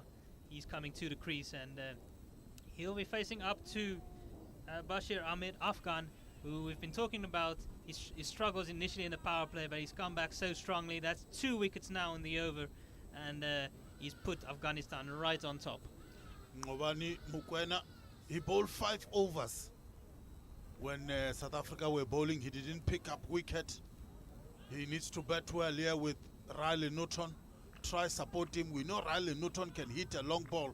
He's got the ability to take South Africa here and maybe help South Africa get a win. But Ngobani needs to stay in and be that partner that can hang in there for Riley Newton. Good delivery outside the off stump, and that does end the over, as South Africa have now fallen to 113 for 7 at the end of over number 26, and Riley Norton, all the pressure is now on his big broad shoulders to take the game forward. Oh, what a bowling by Afghanistan. We spoke about Bashir Ahmed Afghan. I thought maybe the captain should have continued with the spinner, but he proved me wrong. And Bashir Ahmed Afghan pick up the key wicket of Luandre Pretorius for 51 runs. So continuing here is Aragul Momand. And I talked about his similarities to Rashid Khan in his style, and he's actually also wearing 19 on his back, which is the same number that Rashid Khan wears for Afghanistan. So I won't be surprised if there's a bit of a correlation there, and that he might idolize the still actually young Afghanistan bowler who has plenty of experience, of course, all around the world. But I believe he's still only 25, and the amount of wickets he's taken for Afghanistan is incredible. So not a bad player to plan your game on, to shape your bowling on. Yeah, he's still targeting those stumps of Norton, bringing those pads, those stumps, that edge into play. And Norton has been unable to really score of him so far. Yeah, he has only scored 3 runs of 12 deliveries he has faced so far. It has been difficult for South African batsmen. Maybe just after that 5th over, I think the wicket of Steve Stock at the top was really crucial for Afghanistan. Back, and this time Norton is able to get the ball away and get to the other end, and that means that Nkobane Mokoena has the tough task of facing up to Momand.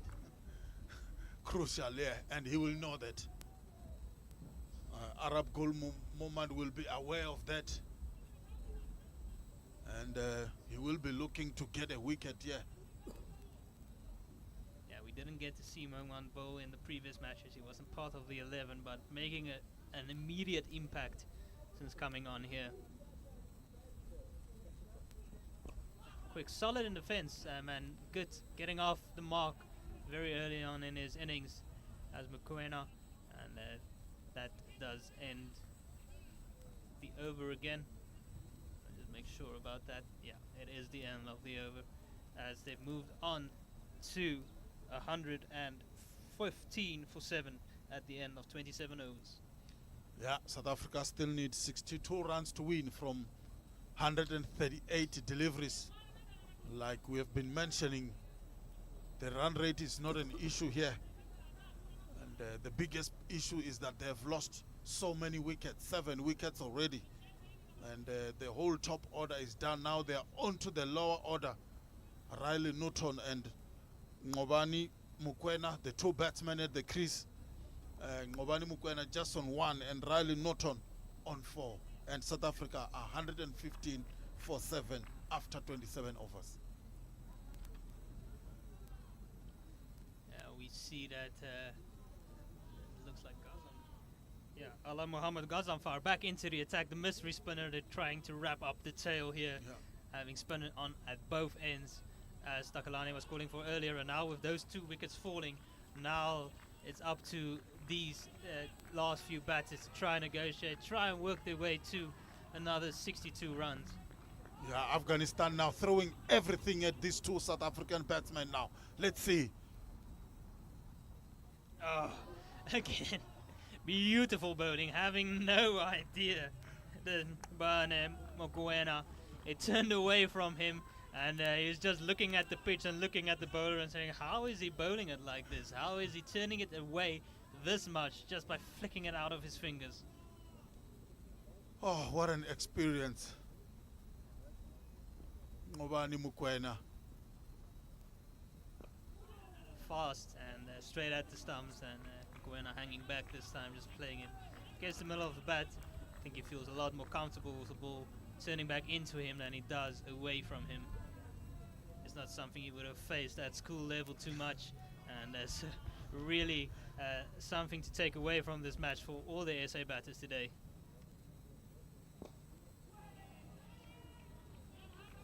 It's almost worth just trying to play these overs out of Ala Muhammad Ghazanfar, who only has the 2 overs remaining after this, so they need to get through it so that they at least have 1 pacer at this southern end. It takes the edge and it goes straight to slip. And just as I was talking about him not looking comfortable with the ball turning away, it happens just like that. He goes forward, it takes the outside edge. Slip fielder with good hands takes it nice, softly. And the 8th wicket goes down. The SA under-19 is capitulating here against the spin of Afghanistan. 115 for 8. And Ganzafar takes his 4th. Yeah, Gazamfa, what a bowling. We called it earlier. He should have come back maybe a bit earlier. But once again, picking up his 4th wicket, Ngobani Mukwena, beaten all hands up. And he's out for 1 from 4 deliveries. South Africa in deep trouble here now. 115 for 8 after 27.4 overs. And they still need the whole 62 runs to win the match. And they're only left with 2 wickets. And the 2 spinners of Afghanistan are really doing the damage here. South Africa batters are struggling to pick them up. Yes, it's been a real struggle for South Africa ever since that opening partnership was broken. They got off to such a good start early on with Steve Stork and Luandre Pretorius running amok in the power play. But since then, they've rapidly lost wickets, and they're struggling to get themselves back into this match. I'm just trying to look at what was the score when Steve Stork went. It was 51. Yeah. 51 when Steve Stork got out, pulling it or edging the ball back onto his stumps. And since then, it's been a rapid succession of wickets. After that, David Seeger was dismissed for 8. Richard Seletswane for 1. Devan Mare for 3. Pele for 14. James for 0. Mukowena for 1. It's just been it's been a rapid fall of the wickets, and we do see that it looks like Kwenama Parker has come to the wicket, and he is able to hold the bat a bit, but again, this is not the type of bowling he'll be used to.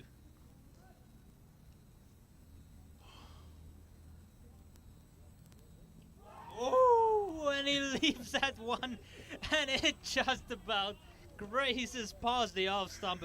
I'll call it a brave leave. Yeah, that's the bravest leave I've ever seen. Kwenama Parker. Wow.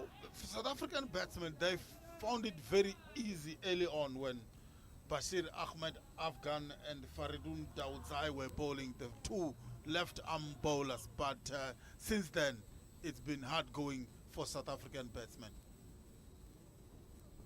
Again, same type of delivery from Ganzafar, but this time coming forward and defending it wisely. Kwenama Parker. It's the end of over number 28. South Africa under 19 is reeling at 115 for 8. Yeah.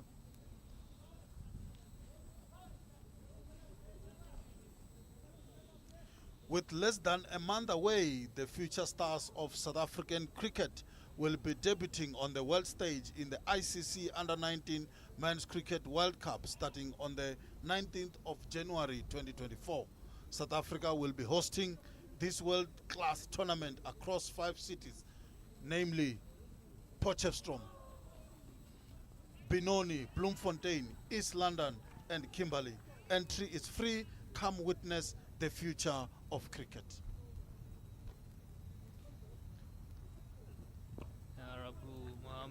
Momand, rather, continuing with his power, continually attacking those stumps, and I keep seeing that comparison with Rashid Khan. The way Yeah, even the bowling action also. the action is similar, Yeah. and the way he attacks those stumps and the pace at which he bowls it Yeah, makes it how we walk back like everything is to return Rashid Khan. it really is quite similar. And what riches Afghanistan have and the types of spinners they have that come through. These guys get snapped up in the T20 league, so if these types of guys, Momand and Ganzafar, have good World Cups, don't be surprised if you see them in T20 leagues next year. Yeah, the way they are bowling today here, they will definitely have a good World Cup.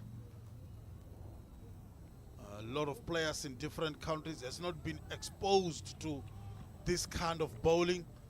They look comfortable and composed when the faster bowlers are bowling, but yeah, with the missed spin, look at that delivery again. That's just show how the spinners are doing well here today. Yeah, again beating the outside edge is Momand, who's looked so good since coming into the attack from the northern side. And big work here for Mapaka. Bit short, but it's on the pads. It's struck right in front and it's out once again. That's the 9th wicket to have fallen. And Kwena Mapaka playing across the line. It was onto him quicker than he expected. Momand has gone on to get his 3rd wicket. He's only conceded the 8 runs. And Afghanistan looking to wrap things up real quickly here. Yeah, Momand once again, Arab Gul Momand. Another one bites the dust for South Africa. This time around, it's Kwena Mapaka losing his wicket. And South Africa reeling on 116 for 8 after 28.5 overs. For me, this is now the end for South Africa. Afghanistan, what a bowling. We thought the score that they've put on was not good enough, but they knew that if they continue to pick up wickets regularly, they can be able to win this match. And oh boy, they've managed to do that. There are 2 spinners, Arab Gul Muhammad and Gazamfa, showing the South African that they can bowl some of the difficult deliveries to play in a cricket pitch. Yeah, Kwena Mapaka shuffling across his stumps, trying to hit a 2 square against Arab Gul Momand, and struck right in front. That's his 3rd wicket. It's also 4 wickets for Allah Muhammad Gazamfar.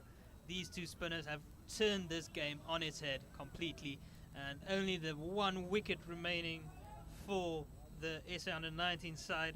It's the bowler who bowled so beautifully earlier in the day, Martin Kumalu. It's a completely different task on his hands now, and you feel for the youngster to come in this type of situation. He won't be accustomed to this type of bowling, and Riley Norton just not able to get the strike. Yeah, what do you do now as Riley Norton? You throw everything at it. You're betting with the last wicket now. Martin Kumalo, Afghanistan, 1 wicket to go to win the match. And again, turns back into Martin Kumalu, does well to keep it out. It is the end of over number 29, and the SA Under-19s are 116 for 9. Only the 1 wicket left to go for Afghanistan, and Gazamfar will likely back himself to get that wicket. Afghanistan have a good record of late in South Africa, and if they do manage to win this one, it will be their 3rd win in a row against South Africa in South Africa. Yeah, they've played 5 times with South Africa, and they've managed to win 3 games in a row, like you said. The last time South Africa won, I think it was in 2014. South Africa under-19 play against Afghanistan in 2014. That was the last time they won against Afghanistan. Yeah, their last 2 victories was by 5 wickets and 7 wickets respectively. Riley Norton finally getting the strike. I think he needs to really farm the strike now here. He'll need to hit some lasty blows, because we don't know how long Martin Kumalu will be able to stick around, so he might have to pull out some of those slog sweeps he's known for. Yeah, just a correction there. There goes the big hit, but he doesn't quite get it, and he refuses to take the run. And I'd say that's the right decision. Rather him trying to hit a few 6s here and giving the strike to Martin Kumalu. Yeah, the last time South Africa beat Afghanistan was actually in 2019. He tries to go for a slog sweep. It's in the air, man at mid-wicket's running around, but he won't be able to get there. Lands in no man's land between him and the long on running in. Didn't get anything of it, did Riley Norton, but he'll remain on strike. Still, again, refusing the single. He knows it's boundaries or nothing right now. Yeah, the young man is faced with a mountain to climb here. Comes down the wicket, hit hard, straight down the wicket, and crashes into the side screen. The umpire just about evading that ball, and that is exactly what we can expect from Riley Norton right now. Yeah, that's how he needs to go about this. He has to score boundaries from now on. No singles at all. Tries to cut this one, but misses it completely. One ball remaining in this over, and the field hasn't changed just yet. There it is. It makes sense with the last ball of the over that they're bringing in the field now to try and prevent him from retaining the strike for the next over. Yeah, good ploy there by the Afghanistan captain. Riley Newton, what do you do from here? Goes for a big shot and he gets another boundary down the ground. And he says to Martin Kumalo, you take the next over and try and get me back on strike, but I'll take the boundary opportunities while I get them. That is the end of over number 30 as the SA Under-90s have moved on to 124 for 9. Riley Norton himself has now moved on to 13 of 24 deliveries. And we might have a commentary change here from Gert coming in. Yeah, Riley Newton there saying to Martin Kumalo, he has to face the next over of Arab Gul Momad. Yeah, Takalani joining you for maybe the last right of this innings.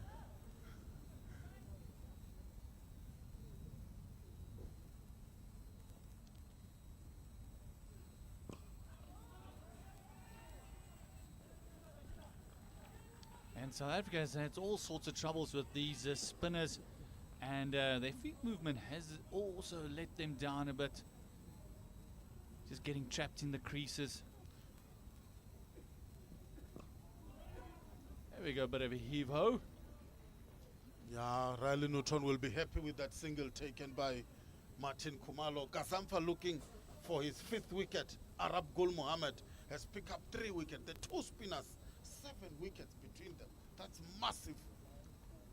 Yeah, and if you look, those 7 wickets, who they were. Yeah, It was all the big fish. Crucial wickets for South Africa. That really dented South Africa's run chase here today. I mean, Afghanistan just need 1 wicket to win the match, and South Africa need 53 runs, which looks like a mountain to climb here right now, because the 2 spinners are really bowling now in tandem, and they are not giving anything away. Yeah, not just a mountain, it is a massive Mount Everest to climb at the moment. I love the fact that Riley Norton is actually taking them on, getting prepared for that Under-19 World Cup. It's going to be a world class. Yeah, 4 deliveries left in this over. I think the first 3 has to go for boundaries. Look to take a single in the last ball. Reverse sweep, misfield, and this one will go for 4. And believe it or not, that is the first sweep we've seen in the entire match. Yeah, it was swept hard. The fine leg third man fielder there didn't have any chance to stop that one, and it goes to boundary. We spoke about the first 3 deliveries that he has to go for boundaries. First ball, a boundary. That's a good start, Riley Norton.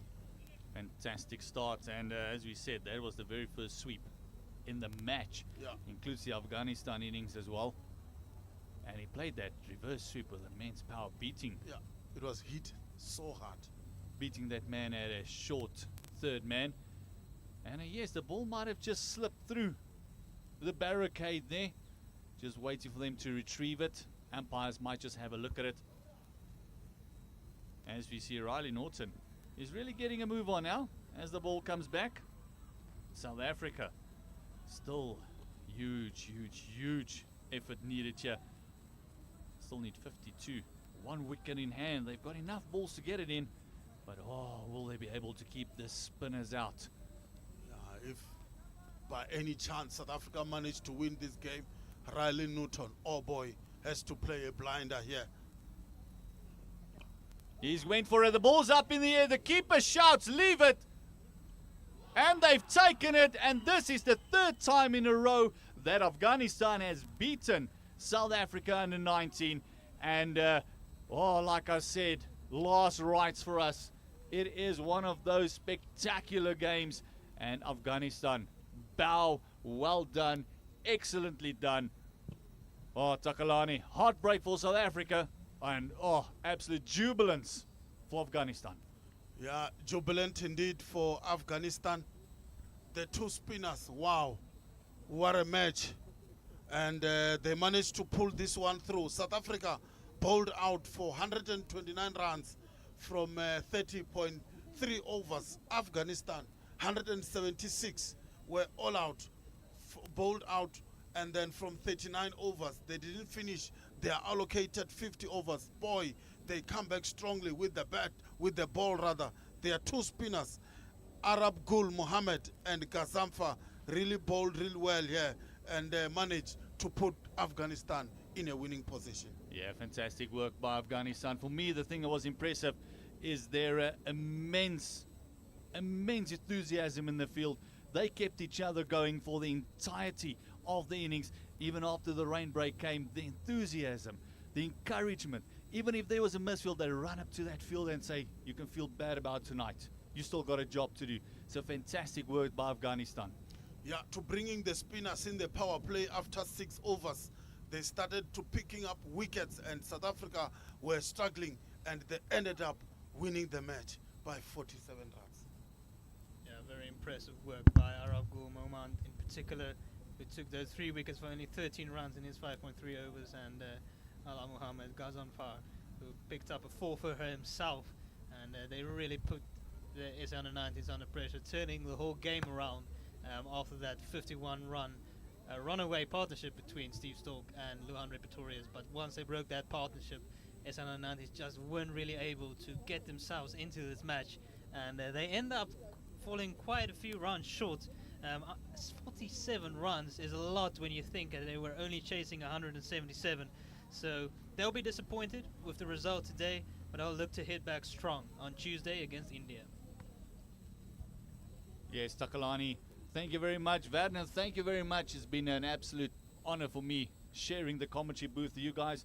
To all the production team from Pitch Vision and to everyone helping today, what a massive production. Guys, thank you very much. You did a great job. There was 1 or 2 demons in the technology as well this morning, but you did a fantastic job to sort that out. And not talking about the other demons around with the factors that you had to attend with as well. So great job, guys. Thank you very, very much. It has been an absolute pleasure working with you guys. And Takalani, as always, the legend of Limpopo. Thank you very much. It's been an honor. Have yourself a blessed day. Don't forget to join us again. It is Tuesday, the 2nd of January. We got South Africa taking on India under 19 here at Old Eds. Join us again on the YouTube channel and also the CSA channel.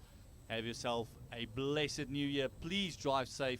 Keep the dogs safe from all the fireworks that's going to go off at 12 o'clock tonight.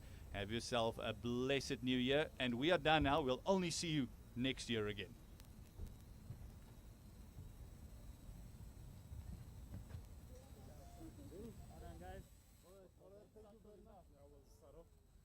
I hope somebody was watching. I hope somebody of them was watching that. Thank you. Maybe like 30 seconds. Thank you, man. Thank you very much. See you on Tuesday. I'm here the whole time. See you on Tuesday, my guy. Are you here? Yes. See you guys on Tuesday. It's the big one. Right? Come on. Oh, fantastic. Oh, no. Yeah, I'm salty. I wasn't selected. I was like, what? They bring the proper stuff and then I'm not here. What it helps is that we don't speak over each other. You can see that, okay, the other one is, oh no, like,